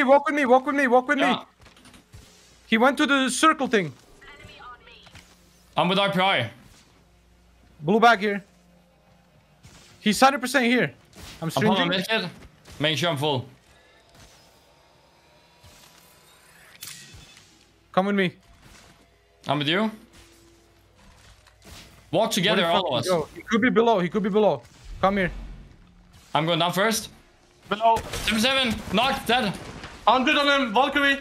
He's flying out, I think. Oh, on me. Nice, boys. Okay, back to our spot.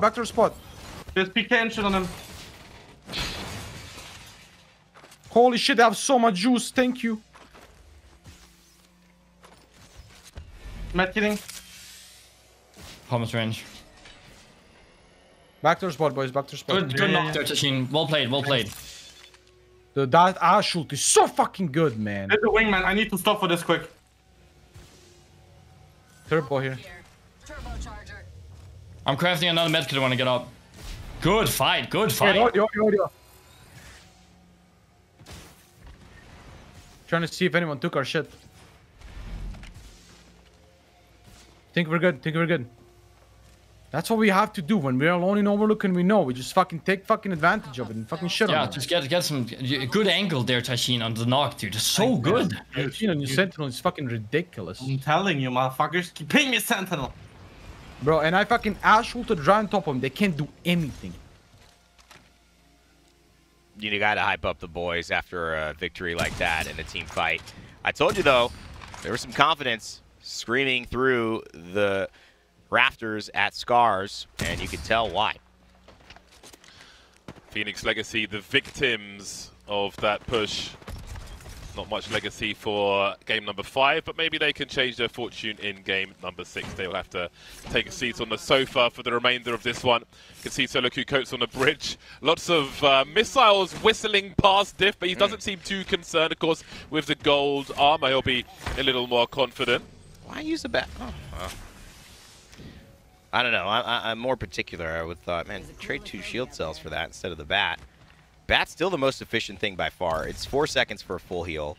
It is 5 for 2 shield cells, 2.5 seconds per cell. Even though you've got the gold, you want to save those batteries for the moment where a second matters, you know, in a dome fight. Now, you know, it's the exact same scenario right here. This might be the time to bat. Hopefully Shiv and Xipith can do enough to just poke and apply pressure, show presence so that there's no attempt at aggressiveness onto them. But Diff taking a lot of damage all across the board. Edges can certainly be found in the small and fine detail. They have a beacon near them, at least, Solo Q Goat, so if they haven't scanned it already, they can see where the ring is headed, and they've got some heights should it be required for some of the team at least, or one of the team in Diff. Little looting. Can replenish the grenades. You rarely find Shiv without a thermite in his pocket. He uses them very well with the Bangalore, but he doesn't have the range for that just yet. But with 16 squads left, that won't be too much of a concern. They've got some KP on the board. They have position. They've got a beacon as well. And they will have to get a move on, but of course they've got the Valk also. So they've got all the things they need, all the information, all the tools. The only question is when they make their play. Well, 2 questions. When and where? You leave it too late and you might have to land on another team again. They are never a team to shy away from a fight, but as we saw from players earlier on, position is key.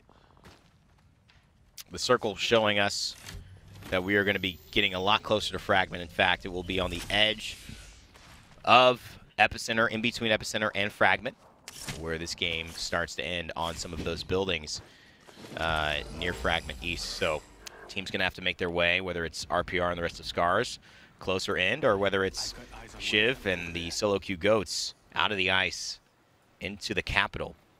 As Kashira on Ascend in the crypto drone. Recent buff in the latest patch. Not the latest that came out just this week, but the one prior. And obviously has brought a little bit of a thought process to what crypto can do into the competitive meta. It's not been adopted by everyone, but certainly by some teams, and Ascend have put great use to it. Kashira having some great moments, and of course so deadly in final fights where bubbles are plenty, just like this. Kangarna graceful finding a few kills. JMW having to get a shield battery off, and it's SMS that they're fighting. It's a 3v2 though still. Mask under pressure. He's got about 50 health to his name. He's going to in and out as a tether comes around as well, which could ward off Kangarna from pushing as there's a third party looking to get involved. You can see Graceful liking their surroundings, trying to add some furniture with these barrels, but they've got problems as Badoli is down, which means no dome. Really no dome now as he is gone. He's turned into a box, and that's going to be a real problem for them if they get pushed, and surely there may be some encouragement here. However, we can see how many teams are around this area and the open space in between. It's going to be hard to go for a push unless it's a team to the right of Kungana who try to make a play. I think everybody else is too far away and probably get 3-peat. We can see ATK have a building for the time being, but that zone is going to be starting to move now, and that's going to mean they're going to have to press on. They've got the banner at the very least. They've got the Valk if they want to go for a bigger rotation, but How could they possibly do it, Boom. especially without the dome? Maybe there's some KP for them as they try to hold this position. They don't have to edge too far forward to stay in the zone, but they do have to find a place to stabilize, and that might not be the case, especially as more fire comes their way, and we're lacking some armor now. They've got a body block for him. Graceful is one hit away. Sanya, he can smell it, goes into the Bloodhound ultimate, and Sanya is not wanting to see anybody when he comes out. That'll be Kangarna. Graceful, JMW out, Kangarna, see you later. The Bloodhound, so good at tracking down where opponents are weakest. Na'Vi split up at the top of the hill. Reply Totem just underneath. Horizon involved in the action on the western side in your screen. Empire as well on the backside toward the buildings where things can play. GMT, the team that they're just shooting at on their right, who I feel have a great position here approaching the fight away from most of these squads, but not as Vincier on high ground. Usually nothing wrong with that. A lot of smoke there. Doesn't feel like it would be the solo queue goats. They would have had to make a far rotation from that. But they know they are fighting a Bangalore team. Could be just Kron's smoke, James, buying them some time. Totem's position under the bridge is very interesting because they have teams in every direction, but they also have opportunity as teams need to rotate. If they can find angles at the right time, then maybe they get some KP out of this. But of course, we do have teams posted up in buildings near them as well. So they have to make very delicate decisions if they are to get something from this. Currently 1 KP on the board for them. So I would imagine they'll be opportunists, but we can see a heavy presence, a heat map around the buildings. And they're going to have to head that way eventually as well. As we can see, Na'Vi moving over the other side of the train tracks there. Another bridge for them, so maybe that opportunity is gone. But Totem will find some opportunity, as we can see here, forcing the dome at the very least, but they need some KP. Oh, I think it hit. I think he got that tether off as they were falling. Beautiful plays from Amaz. And that just opens the door up for Reply Totem to maybe move closer in. We told you it was GMT there, but there's also ATK. Are they still working with 2? Certainly are now, after Kralix is down due to the Mastiff. Max Strafe on a purple alongside Dell. Nasky in a league of his own with the gold. Going to make that so much more effective. We saw Diff on that with solo queue goats, but that's the other side. It's a Valkyrie ultimate. Can they do anything with it? 30-30 repeater, not a bad weapon. Rather have a longbow, though. Hits a little harder and a little faster. Without the charge up, the wingman will not catch anything as well. But ATK, where are you going? Fragment East, it is tight over there. Empire, players all against each other. Even Fort Gang, where exactly ATK decided to land. So we'll see if they can land. No, Kuya is going to go down to RPR. ATK almost out of this one. Not much KP, I don't think, for GMT at present. Definitely looking to gatekeep in that spot. You can see them expecting the Valkyrie, trying to press forward and find an angle. Not quite, though, but have a look at this drop. This is going to be a brazen one from Solo Q Goats. They are exposed to quite a few angles. Shiv trying to create some space for the team. Diff now having some trouble. Empire coming in to cause some problems. GMT fishing for something as well. 2 domes up, and this ring will soon be starting to move, so we're going to see yet more problems. Look at GMT just sitting there, watching, waiting, shooting, and getting KP like that. Not even involved. All the work solo cutes are doing, looking like a Mission Impossible movie, dropping from 30 stories down, only to find Diff falling just as simply as when he started out. GMT, though, on the top of the mountain, figuratively and literally here in the lobby, tied only with players who are still alive, too. And Hardeki, Leogri, you could tell that they've somehow fought away Empire, but do they have Artico? Has he fallen in the engagement? Don't quite see him there. Yes, there he is with the blue. So we still have our top teams in the lobby, ready to compete. I don't know how many solo queue players are standing at the moment because Empire were downing them from range. I think GMT just adding some sparkle to it at the moment. Don't know how many kills they got from that indeed. It is Shiv alone now. And with 13 squad left, placement will be difficult. But as we can see, the respawn beacon is here. We've got ultimates as well as he tries to dodge. And there are players immediately next to him. How can he possibly stand there and get his teammates back into the game? That would be quite something if he could. But even if he was able to do that, I imagine it would be fodder. And it would be free KP for one of the many teams in this area. There are 11 teams to be exact. Some additional pressure for Shiv. But he has to move away from that respawn. And I don't see his teammates coming back into this unless he can pull off a miracle. If you haven't seen this from Shiv before, then you haven't watched our playoffs earlier on or towards the later end of last year. This man almost did the unthinkable, stopping a victory in match point with this exact play from the Bangalore. And look at this. Oh my goodness. Did we just see players fall? There might just be one more alive, but 2 of them fell. just now. Oh my goodness, and Shiv, he takes down Hordeki. I told you this man does some unthinkable, crazy things when he's last alive, and he's just done it again, taking out the leaders in the lobby, opening it up for GMT, and opening another couple of placements for Solo Q Goats. He's next to the beacon. He could use it as cover. There's a chance. Does he really go for the respawn? The door's closed. If he's going to do it now, but he's going for the KP instead. He's got grenades outside. He's got to be careful. He is dodging like he's in the Matrix. The respawn beacon is right there. The door is closed. No one's looking at him. I dare you. Oh no, it's too late. He couldn't get the banners. There is no respawn. I just noticed that. Never mind. It's just for show now. Some extra cover. And maybe that little cover will be crucial. Trying to create space for himself with the smoke. 9 teams remaining now as Scars are eliminated. They didn't go deep enough. Have a look at the kill feed. Everybody's getting massacred now. Outplayed. 8 squads left. Oh my god, Shiv from 14 all the way down to 8. He took down the kill leader. He's got his Bangalore ultimate. It's a rolling thunder. How much thunder will this cause? We certainly see the lightning in front of it though. And there are sparks of flying. It's top 5. Is Shiv still alive? It's possible. I think he is. A sin though on Kashera. Red Shield trying anything, everything to get this man out of the lobby. He is a hero. He is a star. But will he climb just as high? Still 5 squads remaining. This is unprecedented. How does Shiv keep pulling this off? And with a red Evo to boot, he's only getting stronger, James, as the tension gets higher. He's got no cells left though, but we have lost a lot of players. GMT are just chilling for the time being, at least 2 of the 3 players. Maybe there's a respawn in there somewhere for them, but Shiv needs some resources, and he's got 2 teams immediately above him. And where does he go? He's got to get his smokes up. He needs his cooldowns to be kind to him so he can try and make a move as that ring starts to go in. And these teams, if he's lucky, might focus on each other, but now he finds himself in no man's land trying to dodge. It was a valiant effort. 5th place is way more than you could have asked him for, so that's well done. But what is left for these remaining teams? Ascend trying to force the issue. Domes are up. They've got a team in front of them. They've got a team above them as well. And few angles, few rocks with which to hide behind. In the meantime, we've got crypto ults. We've got all kinds of problems. Lolly is down now. GMT trying to find some more KP. It's down to Nasty to try and deliver some more for his team. Nasty, no, disgusting. He tries to pull it off, but he just can't do it. It's Forgang who goes down. It's Solaris and Larabadoo who have a chance to maybe ascend to the top against Ascend. It's Viex, though, who has done so much work in this lobby. 4 kills to the name of Solaris. You gotta say, it's been a good run so far for them, but where can it end? There's only one place to go, and it's up. And we know who controls that. It is the people on top. It is those who have ascended. It is Team Ascend, who looking on 8 kills and 49 points might be trying to stake their claim in this lobby as the top team in EMEA with a victory here in game number 5. I don't know what is in the water in these games, but there's going to be a lot of salt, that's for sure, because we're seeing some crazy final rings. I can't believe that many teams were coexisting.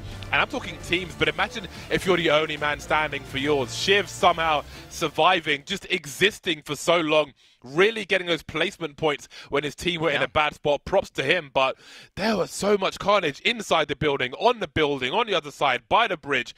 Action absolutely everywhere. Explosive games from start to finish. You know, every story has a beginning, a middle, and an end, and it also has antagonists, it has antagonists, the villains, it has protagonists as well. Somehow, Shiv finds a way to make himself the center of the story, to see the hero's journey, and make an impact in a way that no one thought they could. When you count him out, he comes around, and look at that. I mean, 4 placement points off of starting at, I think, at 14th when this started. He's certainly done the same thing as almost knocking out a team by himself. That's the impact, and I think he might have gotten a kill as well. It's Ascend, and man, were they barking. They saw Shiv down there, finished him off cleanly, took the high ground easily. Forgang and GMT almost kind of cannibalized each other there. And a big shout out to Solaris, who clearly are going to be some big movers here with a 13-point total win coming into 2nd place. I think that was a strong game from them. So overall, everyone's stepping it up in Game 5 with 1 game to go. Yeah, and we can see the top 6, the points are spread pretty reasonably, at least from 2nd to 6th place. There's a good share. Everybody's taking a piece of the pie there. And we saw how the other side of the groups were looking, where we had a big spread. But towards the bottom, we could see Game of Drones still not having a great time, not on this occasion at least. Solarium did managed to move up though, but we can see players in a rare 12th place finish. It's not normal that you see them in the second half of the leaderboard, but sometimes it be like that, and I can't wait to see what the overall leaderboard looks like. It is going to be exciting, and we're really seeing just tremendous play all across the day. Big shout out to Ascend, though. I mean, a team that, to be honest, took a lot of flack I didn't agree with. I know a lot of people echo what they hear, and some teams not happy with the way match point went. How can you blame match point in a system when you have 7 or 8 chances to win in that system, 7 or 8 more than any other team? This was a squad that, you know, deserved the win. Maybe they didn't play the best across all of it, but when it came down to closing up and clutching up, which is what matters in competition, they did it. And they're showing that they are not a team to be forgotten. They're here to stay, and they need their due credit. And it is coming due today, and I'm sure that they're making, making a deal out of it. That, hey, we are really the real deal. Anyone who doubted us, we're only going to use that as fuel for the fire. Yeah, that's a result they need, and again, a confidence boost. And sometimes you need that. Sometimes it comes at the right time, and it just really gives you that boost you need moving into the final game number 6. But before we get there, we're going to have a second look at match number 4 and match number 5. And we have seen absolutely bonkers action from game to game. And let's not forget, we've had a Maggie in these last 2 games as well. We didn't see so much griefing in match 5. Maybe it was there, maybe it wasn't, but we definitely saw a lot of pressure in this specific position. The other side of that vehicle was getting spammed with Maggie Qs all day. Maggie is a great legend. Really on the cusp. I mean, you see it here with Empire. I mean, using the Wrecking Ball, not very effective in terms of actually doing damage. It does maybe a tickle to the nose, but when it talks about displacement and movement and getting that first shot, for these players, it's actually very effective. Plus the speed boost, I think, the most valuable thing about it. Just hoping, though, that it can maybe have a more impact in the entirety of how it performs in team fights, and I think that will help it to become more of a staple pick in EMEA. Yeah, we'll see if that continues, especially after the previous game, if they'll bring it into the last one, or if they have another trick up their sleeve. How deep do their sleeves go? We will find out. But again, we move into match number 5 now and have a second look at things. We saw the Kraber here at range, but that range was reduced as that ring got smaller and so many teams existing. Again, Shiv down to the wire now. Huge. Had some help with the zone there as Hardeki was eliminated to give some extra points. Shiv basically doubled the score of his team, if you think about it. The placement points and that kill. He really overperformed in a bad situation, but for the teams that had more players alive, there was more for them to do later on. But look at that kill feed, absolutely maxing out on the screen as there was action all over the shop. Well, having full team up top, having a Kraber, it's going to be very hard to push a team like that. Ascend, though, do more than most, which is they don't mess up, and they take advantage of their success and their good opportunities, and that's what gets them the win. Yeah, Shiv maybe kind of star-studded for his singular performance, but it's not going to do much in terms of the overall leaderboard, so keep it in mind what Ascend are doing. 53 points on the day so far. They put themselves within striking distance of first. They've also put themselves within striking distance, only 3 points from second. But GMT, over the course of the last 3 games and the entire tournament, have really started to separate themselves and just being involved in those final moments, James, and earning points every single time.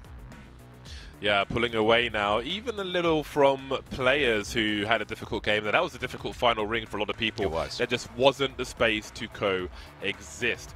Now we can see that 4 Gang are also in the top half, definitely a name, definitely a fan favorite for the guys watching on the streams. So we'll see what if they've got any more left in the tank for that final game. But moving over to the second half, it's a disappointing day so far for the likes of Kungana. Certainly for solo Q Goats, who only move up 1 place, but you can see how important those points are for them to even move that 1 place. Mutarian, we've seen some nice highlights from them, but not today as they find themselves in 14th place. Well, you look at it like this. Let's say you put a 20-point game together. You get yourself 36 points at the end of this. You're in a top 10 situation easily, maybe creeping into that top 7. You know, remember, sitting at 5th place right now is ANC Outplayed at 35 points. They would have 36 points off of a game like that. And ANC Outplayed have not done well on World's Edge. They got most of those points on Storm Point. So, Solo Q Goats, still a team to root for if you're interested in rooting for them and Shiv. Obviously, the winners in EMEA, surprising to see them there. They've got a chance in Game 6 to turn it around. We have also other games playing right now as well. We're doing 2 groups at a time. We can only cover one on the broadcast, of course, with the talent that we've got here. And High Society, they're getting high on the leaderboards. Yeah, how many times have you said their name this split? Once. Yeah, exactly. First place they find themselves in, but it's still close. The top 4, things could still interchange. But again, it's been so close on that side. It's been really interesting to see the scores that we've had over there. And if you've been watching them, I mean, again, the spread is fantastic. The potential for all these different teams to come out just brings the urgency into this final game. The hunger from so many teams is fantastic to see. Especially, you can see Magicians are hanging in there as well with 30 points, similar to Guild, and they've been a team where we've seen some interesting highlights from them disappearing, reappearing, but sometimes not, so that's good to see them in the top half. And this is where multi-view gets really, really exciting. You get to watch a team during the momentum of a moment. You know, you see 15 points separating 1st through 8th, and you go, man, one good game. You know, we keep this up, we can win. We can actually go from 8th to winning. But here's first 3 kills. All right, let's stay together. And you start to see them build, and you see that momentum, and you see the energy pick up like, oh, my God, 6 kills now. We're in top 10. Could we actually do this if we win this game? That's the hype of Apex Legends Esports. That's the beauty of BRs. That's what we love to talk about. You can watch it yourself on Multiview and get all the angles. Plus, if you want to stay tuned with us, we'll keep you updated, whether it's here on stream or whether it's on our other socials, Play Apex Esports at Twitter, and you can find us on YouTube at Play Apex Esports, and, of course, Twitch, Play Apex. Best place to watch Apex. In fact, really your only place to watch Apex outside of our other stream, which we're covering, versus gaming_GG on Twitch. All right, guys, we're going to take a break here. We've got Game 6 coming up, James. It's all up to this last game. Can Solo Q Goats go from maybe 13th all the way into the top 10 and continue to increase their lead at the top of EMEA overall? Will it be a Sen's day to put an emphatic, yes, we are a team to beat in the EMEA region? And will GMT hold on to their top 2 spots as of now? Questions to be answered by Tom and Vicky right after the break.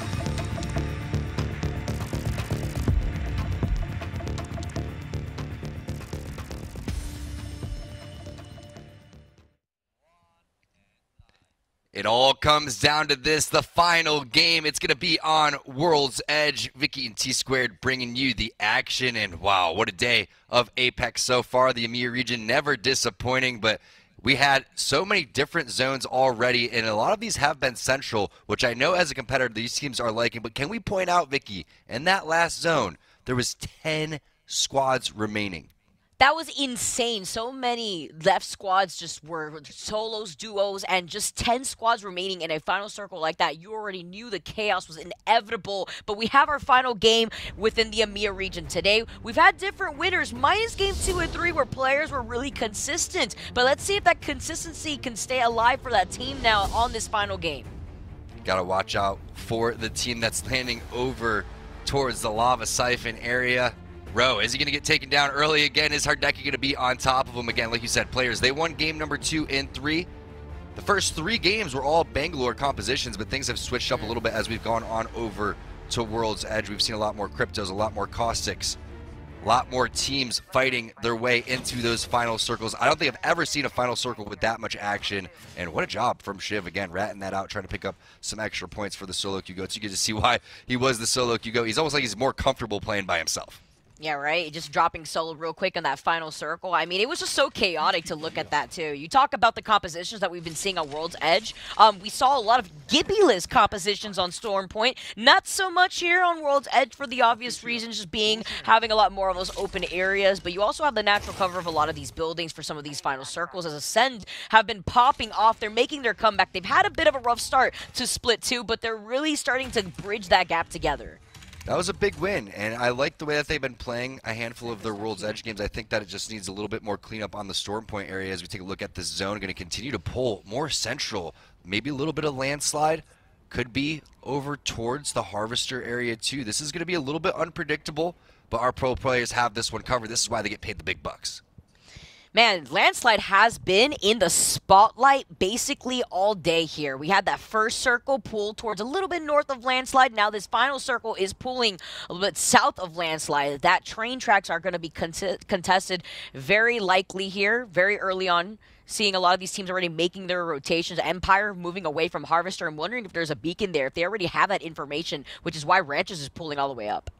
You can see 4Gang making the rotation through there. Seems like they're not interested in going over towards the landslide area. GMT, they're making their way over there. They're rotating through the train tunnel, and they're going to do something similar. So they may have intel on this one going over towards the Harvester side, but there's 3 major POIs that this zone is going to be in. So it could bounce basically anywhere as we see what's going on with Ascend just continuing to loot.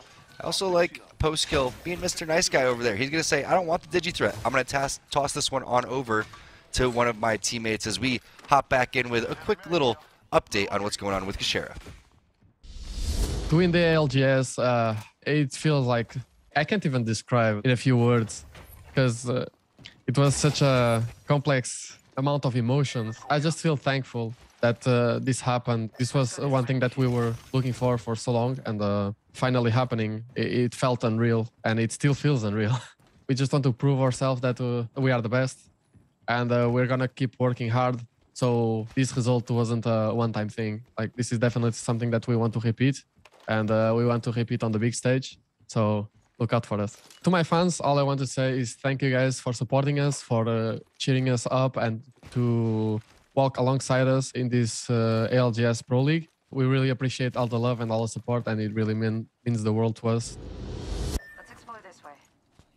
Prove yourself, you have Kashira out here winning game number 5, and they're looking to continue on this domination. Overall, they're sitting in 3rd place, and I absolutely love the way that Kashira's been playing this crypto. We've been seeing how much impact this composition has worked for Ascend, and they've been really playing comfortable around this landslide area. Vicky just went full Yoda on me right there. As you see the multi-view, it's live at the top of your screen on Twitch. Click that command center, check out up to 4 points of views. Also, get the comms from the teams. Share with a big win for Ascend in game number 5. Again, rocking that crypto. We'll see what they're going to be able to do in this game as they ascend on that leaderboard. But here goes the choke that everyone loves to fight for over towards the side. Solaris is locking this thing down. Yeah, I'll play it over by the other side, but Solaris are the ones that have the Evo Shield advantage. They're just backing off. They're going to go to the sniper tower. They know that this is not where the circle is going to be pulling. They actually have the information on where that next circle is going to be.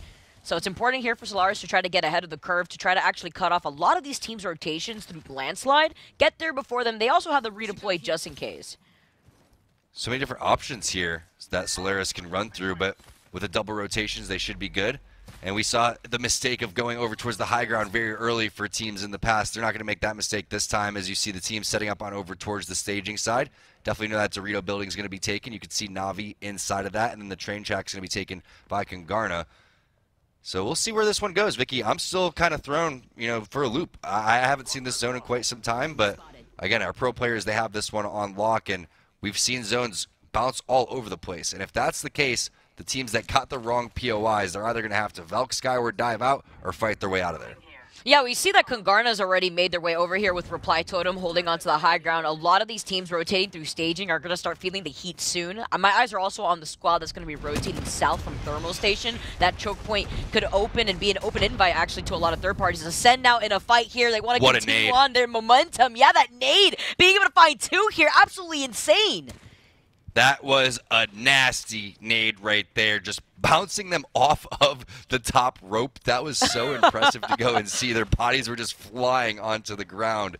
Ascent continuing to heat up after their win in game number 5, now locking this area down.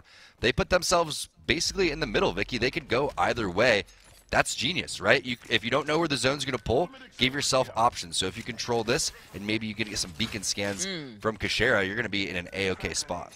Yeah, and you can see that they're playing with confidence. The way that they were able to clean up that fight so quick there is super important to be able to take up that real estate. Na'Vi, though, have been a little quiet here inside of this building. They also don't want to start rotating away too far. They have the replicator right in front of them in case they need any extra meds. You could also see Rugby with this charge rifle and the sniper scope. He could start poking in some pressure so that way he could build up his own Evo shield. Yeah, it looks like he's going to try to get rid of this sniper ammo and then switch on over to a secondary weapon, which I really like the vibe for that. But you also see the armors being dropped inside of the building because there are cryptos in the lobby. So you don't want to lose that, have to use 2 cells for free. And then also you don't want to give damage on over to the Evo shield from the enemy crypto. So that's why you're seeing that being put into play. That also got a little bit of a change a couple of seasons ago where you could immediately drop the armor and it would work. Now you have about 2 seconds before you have to drop that one, which is why you're seeing the armor sitting on the ground a little bit more. But Solaris, they had early 50-50s happening. Now they're trying to recover from that here on World's Edge. They're going to be locking down again the train track area. But I love Ascent's positioning right now. I think that they're definitely in a prime spot, already picking up kill points, already having confidence, plus the dub in the previous game. Someone that's always playing confident, that's going to be Shiv and the Solo Q Goats. Yeah, I can't really say the same about positioning regarding Solaris because they're about to get pinched with Solo Q Goats coming in on their 6. The Rolling Thunder now being put down. You know that there's another squad on the other side of that train car. So Solo Q Goats now putting themselves in a position where they could be the other half of the sandwich. Solo Q Goats now taking a high ground positioning, but look how Shiv is playing. They're so aggressive. I mean, I'm not surprised one bit, but he's getting pinged off to the side, potentially by Solaris.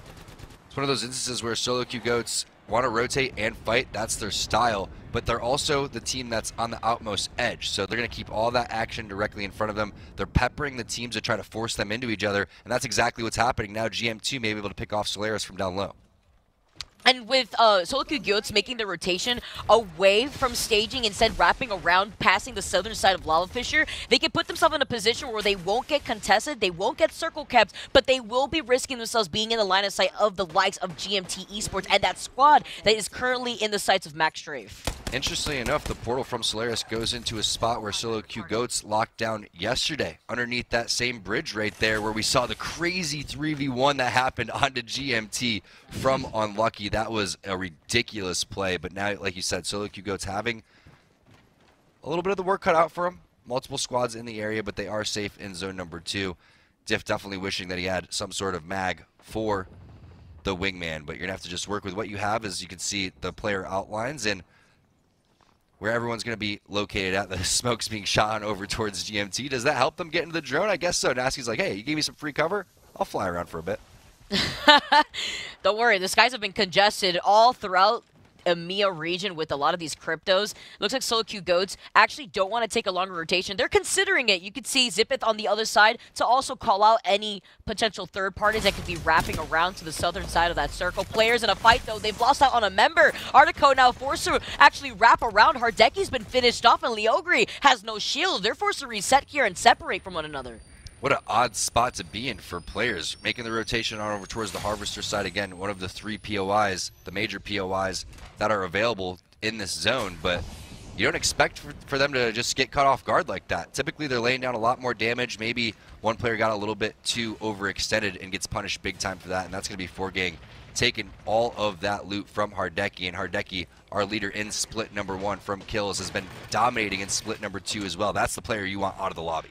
Oh, you get a shield. You get a shield. Everyone gets a shield out here. Just dropping all those meds that you need for some of these teams. Attack Esports has a Spitfire. It's also nice to note that 4Gang is managing to get that revenge on some players here. They already finished off Hardeki, but we saw something similar happen in game number 4 when Ro had fallen, and we saw that early 50-50 coming out from both these teams. 4Gang being another team rocking the crypto, but with Attack Esports making their appearance, 4Gang need to be careful. They don't want to get pinched between these two teams. I know players, they're down that one teammate, but they're looking to actually prioritize that res.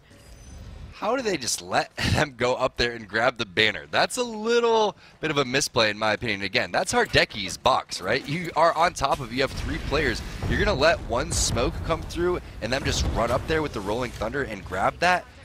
I would have loved to see a little bit more pressure on that death box, but then again, it was really well played from the other side as Solo Q Ghost now sending it on to GMT. That's going to be Max Strafe, the first one to go down. And this is a huge fight considering where everybody is on the leaderboard. Can they hit the res? They don't have the Gibraltar, obviously. Nasky doesn't have the EMP. He does have the massive shots. They are getting some help from the outside from a potential third party. Needs to hit one more shot. Serdell coming around the corner. That 27's not going to cut it, but the 45 should. Gibby is just so powerful. How is he not down yet? There it is. GMT taking down Solo Q Ghosts. They're going to be eliminated in 17th place, but hello, third party. Hello, fourth party. Here comes Phoenix Legacy. Phoenix Legacy always having the right time to follow up with these third parties, but you can't get in. The crates, the death boxes are blocking their entrance. They were getting pinged off to the side. Liffin finally finds some cover here as Phoenix Legacy take over the real estate that GMT was sitting in. Those death boxes are like me when I'm like walking through my house and my animals are just like going through them all between my feet, and I'm just like, would you please, I'm just trying to, you know, make my way inside here and go through the door. Is Serdell now going to camp out here? 67 points from GMT. Let's see if he can pull a shiv here and maybe rat this thing out to get some extra placement points. But having the gold armor is going to be pretty strong. Having it be on your Wraith, someone that is aggressive and can get out of the situations, is going to be pretty nice too. But you'd probably rather have that be Nasky. He can go fly around in crypto, pick up those banners, hit the res with the drone too, as Solaris locking down under the bridge still. Yeah, having to deal with that situation this early on, still 16 squads alive, it's going to be very difficult. And all that chaos, too, players were eliminated despite being able to get Hardeki's banner. So many third parties also rotating in the side of Harvester. And as we take a look at where the circle's pulling, we've seen this final circle before. We've seen the circle pull into the high ground of the hill that overlooks Harvester. And with so many of our teams still wrapped around staging, still exiting Landslide, you could expect that tunnel leaving Landslide to get congested real soon. Again, a very unpredictable zone, so I love to see how this one has panned out and which teams picked the Harvester side and which one is going to lock down that snake area, because if you have a Caustic inside of the Harvester endings, you're definitely guaranteed a top 5 situation, maybe a dub if you execute it correctly, as Reply Totem has been locking down the high ground. Let's take a look at the replay and find out who was eliminated and how. It was players going down after they picked up the banner of Hardeki.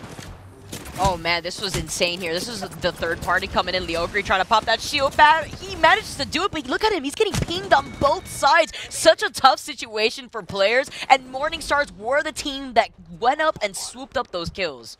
Oddly enough, it wasn't 4Gang, which was the team that took down Hardeki to begin with. Now we look at the Caustics inside. Team Empire trying to get some kills on the board. They already have 2 knocks, and they're looking for some more. This was very cleanly executed, as Maliwan's going to be tossing out those barrels non-stop, making sure no one's coming back to that portal, no one's coming through this door either way. But look at the portal in the air, just in case anyone was to take it. They'd be dropping like a fly. Man, and those caustic barrels already set up inside of that building. Amazing situation for Team Empire, the team that has been running the Mad Maggie, the only team that we've really been able to see run the Mad Maggie. Cleve landing those shots, getting that crack. They can't fully send it. They don't want to give up this position. Looking at this team composition, they don't have the ability to have that Gibby dome, so they have to play it safely. No doubt about it, as Ascends made their way on over towards the high ground. They have the big scan over towards the next zone too, which means this high ground is going to be good, but if you've ever seen this zone or played this zone before, it is highly contested. So that's why you see Kashera running around, just looking every single possible way.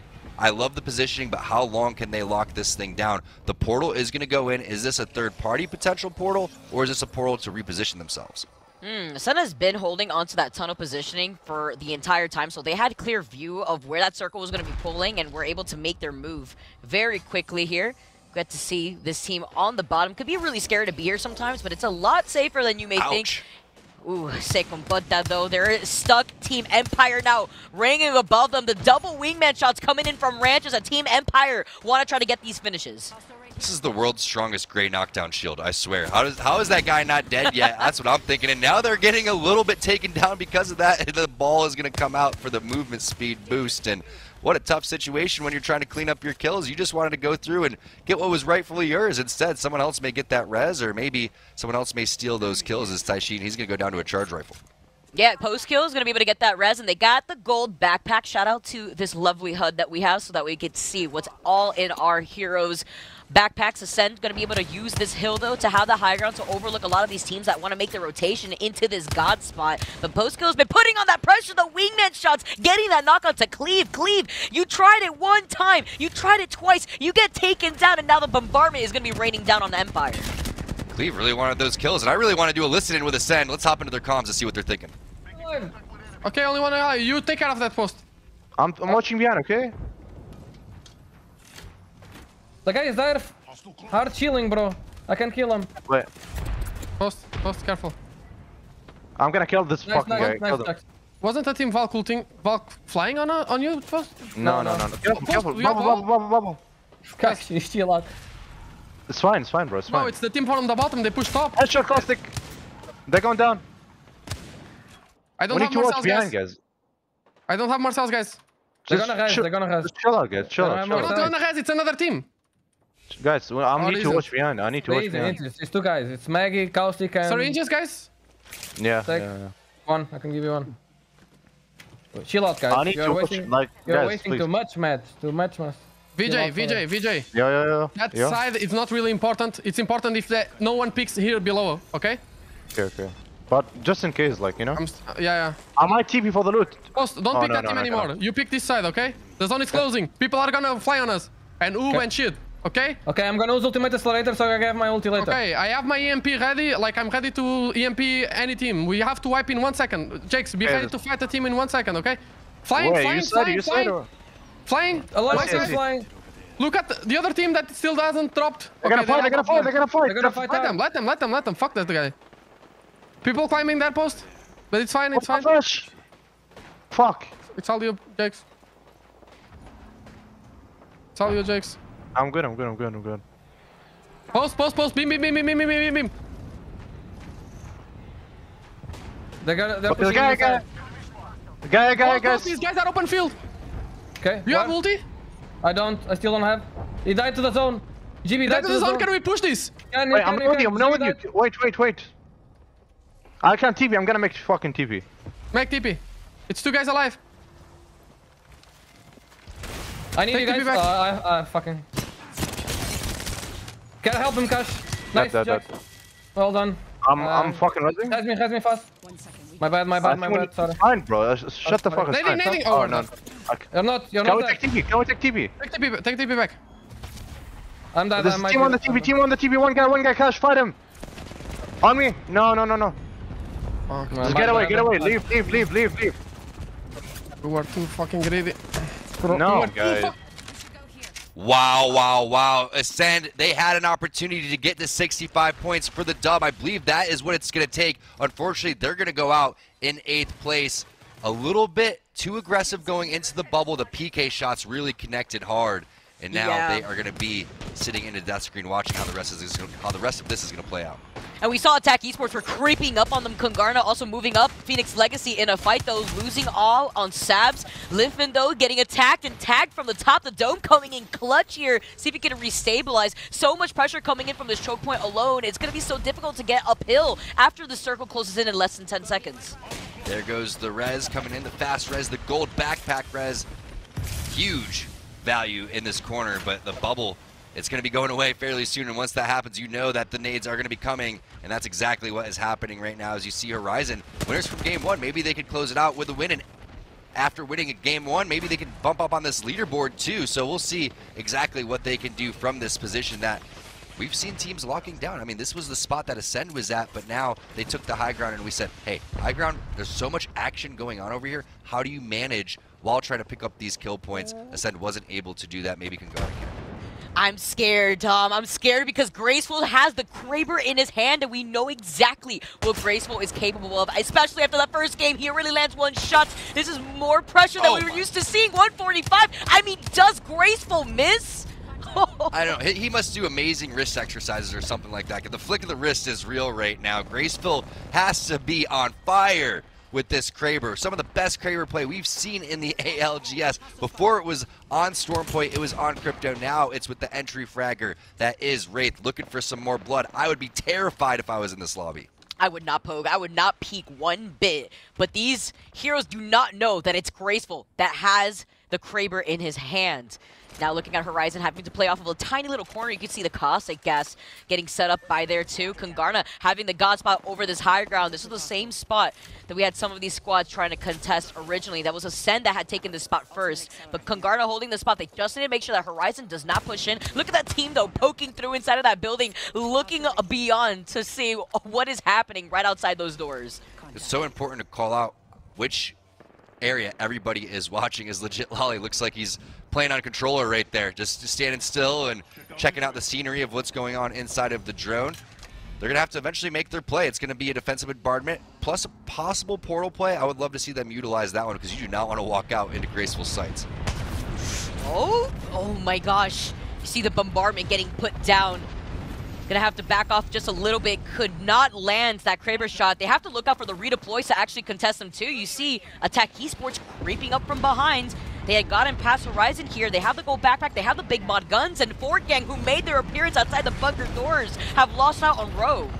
The portal play into the bubble. Not quite sure if the EMP was able to pop off throughout all of that. Congarna locking down again this high ground area. As you can see, Graceful with 6 shots still left in this. That for Graceful means 6 potential kills. Heck, with all the collaterals, Vicky, it could be more than that. Oh, he's looking for a peek. He gets the 377. He gets the knock. That's Horizon. That's in trouble. They're fully focused on this team, though, on the high ground. They have to watch out with the team on the low ground and the team coming in on their 6.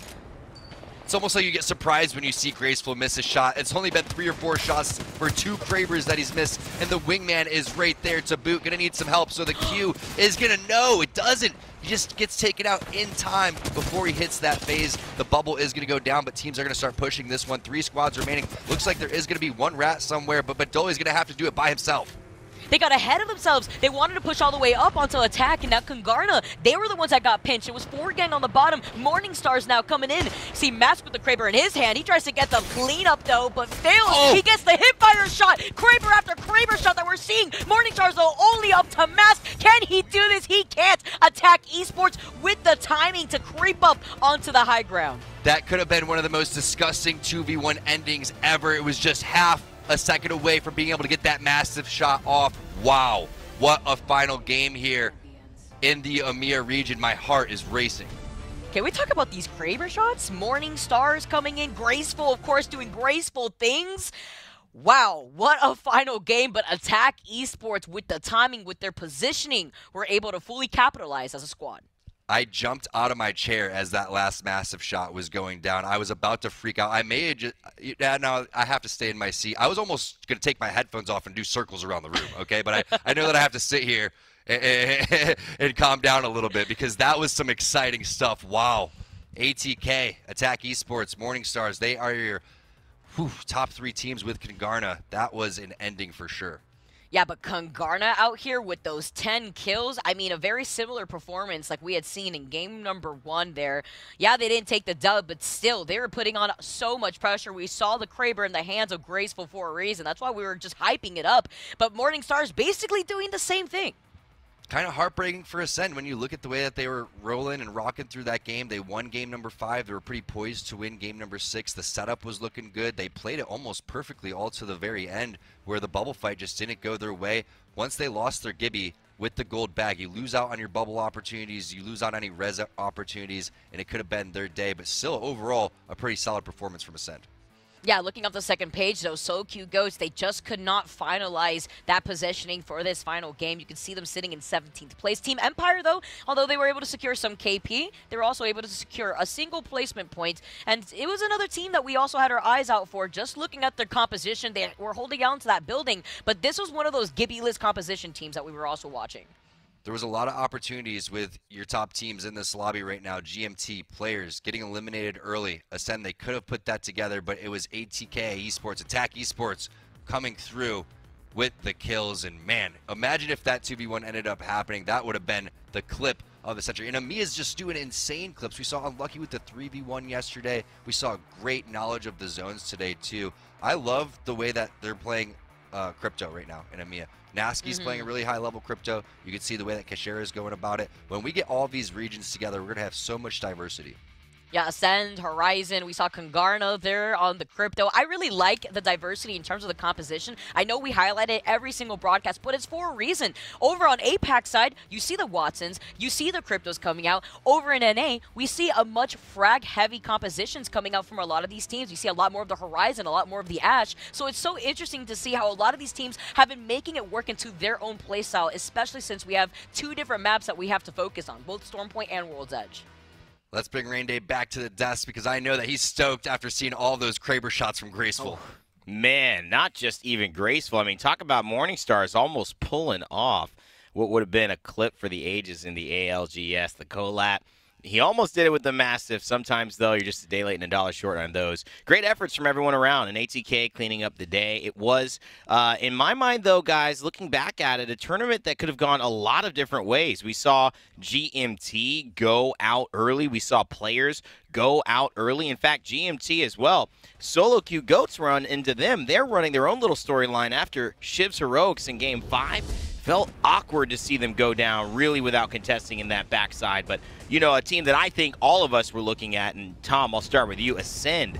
Kind of unfortunate for them not to grab first place after really a couple of great games here. Because they wanted to go to this high ground, Evan, and that was really key. But again, this high ground, when everybody starts looking over there, there's only so many angles you could watch with 3 players, right? You have to be basically watching a 360-degree view, and once you go and you push into that enemy team and you're not able to get that cleanly, everybody's going to recognize that, and they're going to sense that. They're going to try to pick up those kill points, pick up those placement points. But it was kind of the story of the Kraber today, right? I mean, the Kraber changed a lot of different tides of fights, not just on this stream, but on the other stream as well. I saw Hockey's tweeting out something about what was going on the Alliance point of views, but it was so fun, so exhilarating. This end zone was everything that you would want in Apex.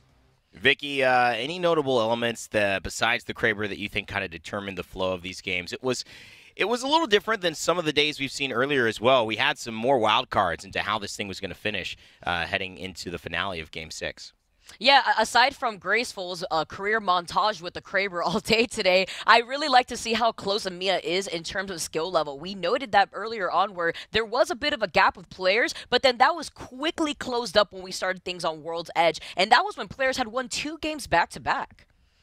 Well, we got to see a chance at looking at where these teams dropped, and of course, you look at some of the winners here, some of the high performers, whether it's GMT, whether it's Ascend, Congarna having a nice kind of late rotation, as well as teams like Players and Scars. You get to see exactly where they dropped. Tom, really, you know, anything out of the ordinary striking you about some of these drop spots for these teams? I know we didn't see as many 50-50s as we did see on Stormpoint today.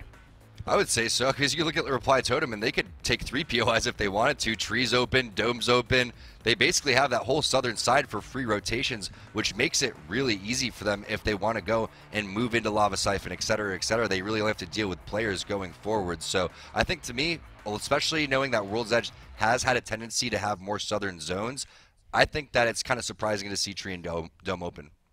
Well, it is very, very interesting, you know, and definitely when you look at a team like Reply Totem, they were in the mix for most of the top 15 to top 5. They didn't quite have those star-studded moments, but that'll all play out within the leaderboards that we're going to have a chance to see here. It is GMT Esports who take the win, 68 points. Solo Q Goats could not stop them. Ascend, though, valiant effort to get to second place, climb above Players in our lobby. Tom. Yeah, honestly, yeah, you could go ahead, Tom. Yeah, just a quick thought on this.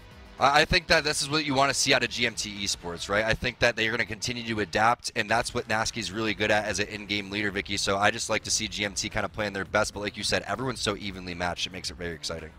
Yeah, what's really interesting to see is how GMT Esports, each and every one of these players on this roster were able to drop more than double-digit kills throughout the day. And it's also really nice to see how Ascend has honestly been able to really make this comeback from the last 2 days, kind of falling apart a little bit, and now making the comeback, really able to iron out anything that they needed to iron out to actually top the leaderboards for today. You know, Vicky, I'll go back to you on this one too, because Morningstar is a team that really not somebody we mention as one of the drivers of how these lobbies shake up. Almost one of the teams that tries to find a way to fit in. But 5th place, I mean, that's pretty strong. But we all know how those can change. We saw Mutarium take 2nd place yesterday. They end up in, I think, 17th today. So does this spell a new morning, a new dawn for Morningstars, or is this just one of those days that things went well for them? I think if you keep hitting those collates and you keep being consistent with those, we're definitely going to see more of Morningstars in the future. Again, I just feel like after the performance for today, looking at how EMEA has started on day 1 and now we're here on day 3, a lot of these teams have figured things out on Storm Point, so that way they can have a stronger start to their day, so that way they can start feeling a lot more confident and comfortable on World's Edge, where it feels like home for a lot of these players. All right, well, let's take a look at the leaderboards for how the other group panned out. We know he had some big names over there as well. Wow, wouldn't you know it? Nemesis take the #1 spot, jumping up 3 over High Society and Vexed. But can we talk about IG International putting together what must have been a win and what must have been an incredible finish to jump 13 places, Tom? 18th to 5th? I mean, I'm not very good at math, but I could do that. That is extremely impressive. Also, Nemesis, if I'm not mistaken, had an extremely slow start too. So Vex, High Society, and Alliance, while they did start off pretty hot, they weren't able to fend off Nemesis, and Nemesis is looking like a very strong team. Vicky, Alliance also looking good, hitting there in 4th. Seems like they've started to find their rhythm more so, and more so could be scary for the rest of EMEA if they start to wake up. Yeah, they need to, too. They need to be able to continue on that consistency, because we saw how they were rather weak on Storm Point, but moving on to World's Edge, they felt more comfortable, and it seems like they're also figuring things out with Zeta Division jumping up 4 spots on that 2nd page, though. Surprised to see where 69 IQ Esports is. I know. It's really interesting. All these teams that, you know, bouncing back and forth. I had some hope for 789, who found themselves in 5th. They're now in 14th at the end of the day. Part of it is the big move from IG International, a team that we have yet to highlight on broadcast. I am so excited to see them in the coming days here as well. We've got the regular season standings, though. What does it mean for the totality of placements? Remember, top 10 are going to Sweden, and right now, look at the changes. Everyone has played 3. Mutarium, teams like Fenerbahce, Kungarna even, Horizon, Reply Totem, Alliance. They would not be at playoffs if we started today. It would be players in the lead by 1 point. Tom, IG International, though, may be a big story here, jumping to #2 after that performance today. I'm looking at this 3-way tie for 10th place, and I'm looking at Empire and Fenerbahce 1 point behind. This is insane, Evan. I mean, I don't think people realize how close this really is in terms of how much these games matter. Every day, every match, every decision. And Vicky, too, Ascend, I mean, 19th, but only 7 points back from 1st place. I mean, or 10th place, excuse me. When you consider they could have won this tournament today, they're in striking position, too. That should highlight the pressure that these players are feeling now that they know what's at stake here. Those top 10 spots, though, not too far off from that second half there, in the second half of the last 10 spots. And Attack Esports, a team that we just saw take that last game, still sitting in the red now looking at the 2nd page. And, you know, it almost shows why they need it, because they're in relegation right now. 33 to 39th place. It is not a good place to be. Still even more surprised with Rebel sitting even further back down there. Some teams just have to figure it out. I think if you're Rebel, you're a little worried. If you're Attack, you're saying, all right, we're going the right direction here. Each day, though, we get a chance to see which teams veer left, veer right, veer down, and, of course, veer up. That's where we take a chance at the end of our broadcast to talk about some highlights and some high performers who showed us the best of what they do over the course of this broadcast. It's our final segment of the day here to talk about our stars.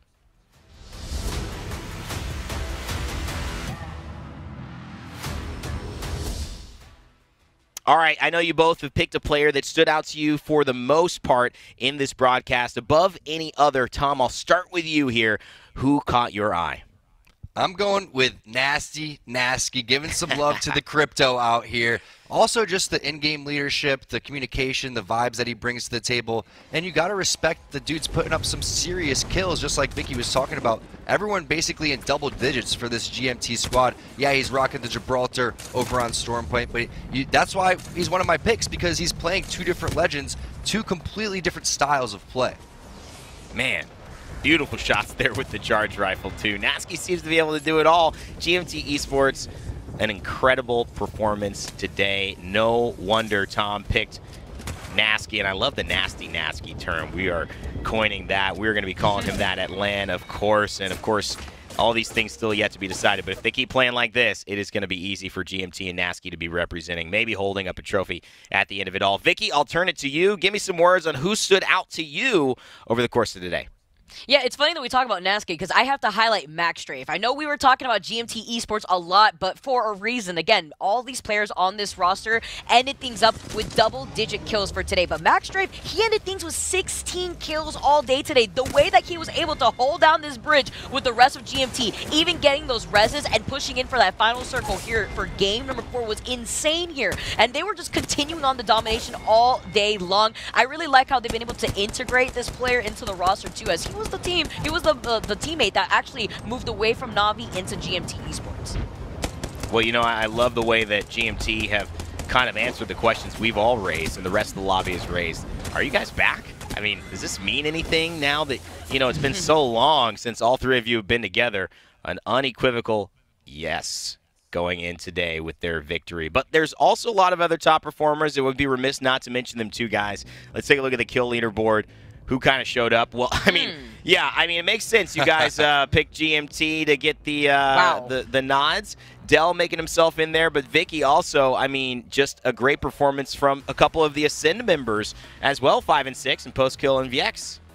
All climbing up, too. I love what I'm seeing from the Ascend squad here. Leogria also putting in so much work. Scars, too, has been making waves out here in EMEA. We saw what Mask was able to do sitting in 11th place with 9 kills. Those Kraber shots, those collettes, I want to see more from Mask. And RPR, Mandy, and Taishi, notably all in those top kill leaderboards, which is a good sign for Scars in the top 5 here, winning yesterday. Big moments for them. A lot of players standing out in EMEA, but it's only day 3. Who's going to stand out in day 4? We'll have to find out. But for today, that does our highlights.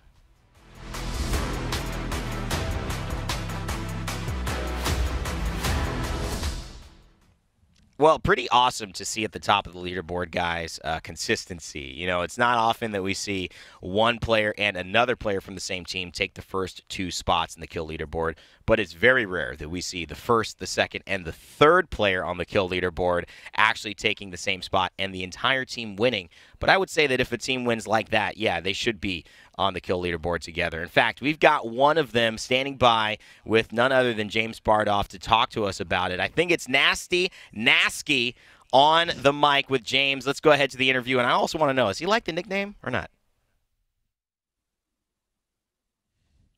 Good evening and welcome to our little show here. And that's a good question from Rain Day. So we're starting to call you Nasty or Nasty on the server because of the kind of the work you guys are putting out on the server. What do you think about that as a nickname? I love it, man.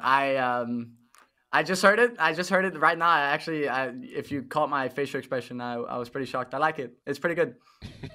All right. Well, it wasn't just you, but it was your whole team who are doing absolutely disgusting things on the server today. You had at least 2 games with 13 kills. Coming into today's play, is there like bearing in mind where you're dropping on the different maps as well, is there a team that you're like most concerned about going in, or you don't want to meet too early and rather engage in the late game? Is your approach including things like that? I'm gonna be honest.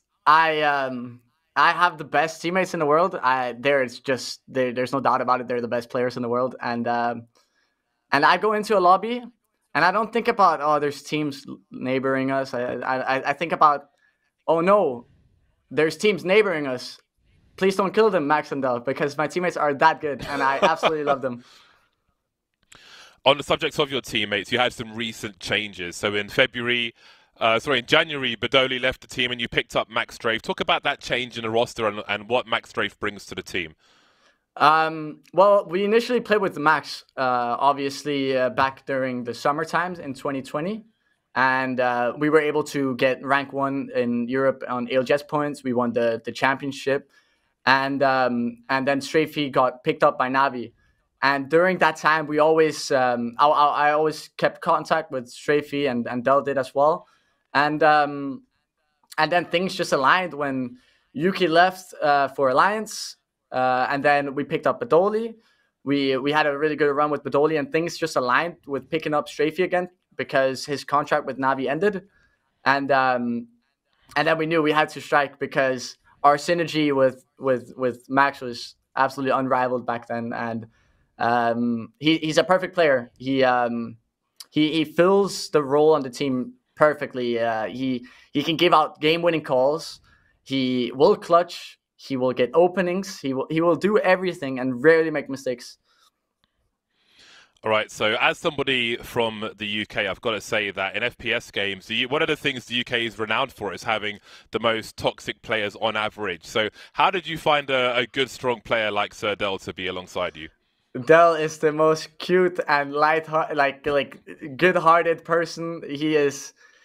If that is true, if British people are the most toxic on the internet, I wouldn't believe Del is British because he is. He's too cute. Cute is the word. All right, we're top 3 at the very least. So you guys obviously run crypto. What do you think about the recent changes to crypto? Do you see them as a buff, or does it work out a bit differently on the server?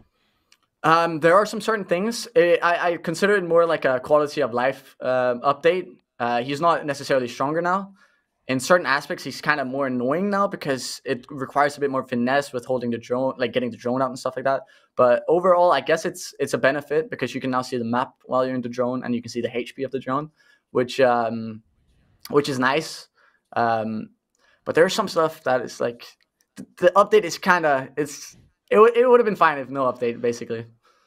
So. What do you think about holding Q to get into the drone? Because for me, I feel like it lacks a bit of fluidity that you had before, where it was like smoother, right? And I feel like that maybe there's a quality of life update to have there in the future.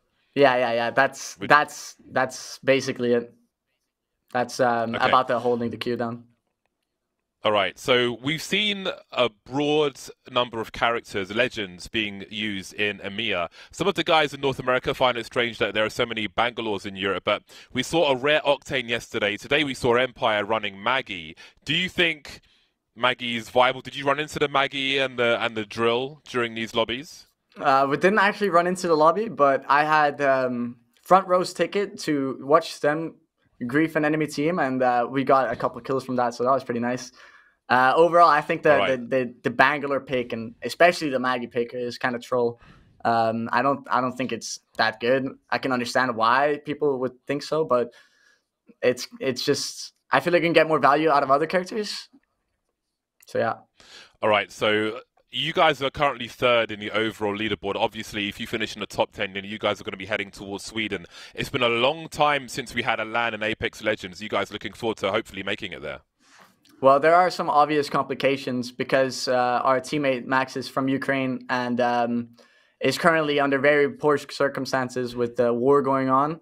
And we are ready for LAN.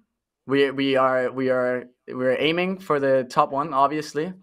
But right now, the question is not preparing for LAN. The question is not will we win LAN. It's can we play LAN? Will Strafey be safe? Will Strafey be okay? And on that topic, I'm extremely impressed that Strafey is able to even perform at this high level because he is absolutely amazing. Yeah, of course, that is going to be the highest priority for all of us, and hopefully it all works out and sooner rather than later. Well, thank you very much for your time. Congratulations on all the highlights that you gave us today. Thank you very much. We'll see you in action tomorrow and the rest of the week. Thank you. Slava Ukraini. Amazing words from Nasty Nasky. He has owned the nickname now, guys, so that one is going to stick. But just some great words, Vicky, about his teammates, the journey he and Max and Del have been on, and where they are now. It's so wholesome. I love seeing a good story where the gang has gotten back together again and they're finding success. And I want to keep seeing more of this squad really pop off because not only is that background story so wholesome, but you could see it in Neski's face. You could see how happy he is. He's proud of his teammates and he has full trust in them. And that's what's really important when you're building up a team. Yeah, Tom, it's really easy to see how these guys can play a character like Crypto, which requires a ton of coordination. It's not the same thing as the individual play styles of maybe something like a Valk, Ashe, and a Bang. You know, Crypto requires insane teamwork and communication. Easy to see why they have that here on this team. It does. I almost want to change it to Nice Guy Nasky after watching that interview. But yeah, Nasty Nasky definitely knows how to play a handful of legends, but giving respect to his teammates I love, and I love the love that they're showing there. But I think the most interesting thing was him kind of shutting down Bangalore when Bangalore has seen a lot of success over the last 3 days. So not only is there a little like NA versus EMEA thing going on, EMEA still has their own little rivalries in terms of what they think they should be playing as well. Yeah, I like to just ignore a little bit of that, say he was probably hinting more at the Maggie, but he did mention Bangalore. I'm surprised. Definitely something we've seen work. Will it work continuously throughout the days? It's been 50%, I believe, or close to that of EMEA so far, and, you know, we've still got a little bit more to go. Obviously, we are in the process of wrapping this broadcast up. But we still have one more thing to do. We got to see our talent predictions for the day. And who made out? Oh, baby! Oh. That's what you like to see. You know, and again, this doesn't mean anything, guys. But Tom, James, you guys scored well. I obviously took the cake here today, players. It's a pretty safe bet. No one had GMT, surprisingly. And Vicky, I mean, something... Listen, I don't want to talk about it. I don't want to talk about it. Randy's having the cake and eating it too, right in front of us. He didn't bring enough to share. Didn't they teach you anything in school, Evan? Well, you should know, Tom. People are saying you're graduating today in the Twitch chat, man. I don't know what's going on with that. I just got back from a frat party, can't you tell? Oh, man. Well, we're having fun here, and guess what? We get to keep the fun running. EMEA tomorrow coming up at you in the morning as well. You start your weekend off right with some Apex Legends Global Series. And tonight, we've got North America. We're coming at you with another day. Remember, they're on the back half of theirs. We're catching up with EMEA, doing it all these days in a row this week, even going until Monday. What a fun time if you're an Apex Legends competitive fan. Follow us on Play Apex Esports on Twitter, twitch.tv/PlayApex on Twitch, and Play Apex Esports on YouTube to stay involved with all of the action. For now, though, my friends, that is going to do. Tom, Vicky, you know, any closing thoughts on the day before we head into North America? EMEA, Tom, you know, good show today. I'm excited. I can't wait to get the North American games underway, but I loved the Kraber action that we saw. I loved the interview that was happening from Nasky, and I think that we have such close regions. I just can't wait to find out which are the teams that are going to the playoffs. Yeah, I got to echo Tom out here, too, Rain. I mean, it's so excited to see EMEA pop off, but now we got NA right around the corner. I mean, are we going to see some more of these Kraber pop-offs, these montages that we come in for a lot of these career highlights for a lot of these players? I would be really excited to see how that composition swaps over to NA as well. I'm excited to see your pick today for NA as well, Vicky, because you got some making up to do with those 16 points starting your day off as well. Thanks so much to Lenovo and to Monster. You allow us to do what we do here on the ALGS, sponsoring the stream, all the production broadcast crew, and, of course, our lovely talent, Tom, Vicky, James in the backside, me hosting as well. We'll see Kate Yeager host North America, too. But for now, that's it, guys. Remember to never give up, never stop gaming. We'll see y'all just a few.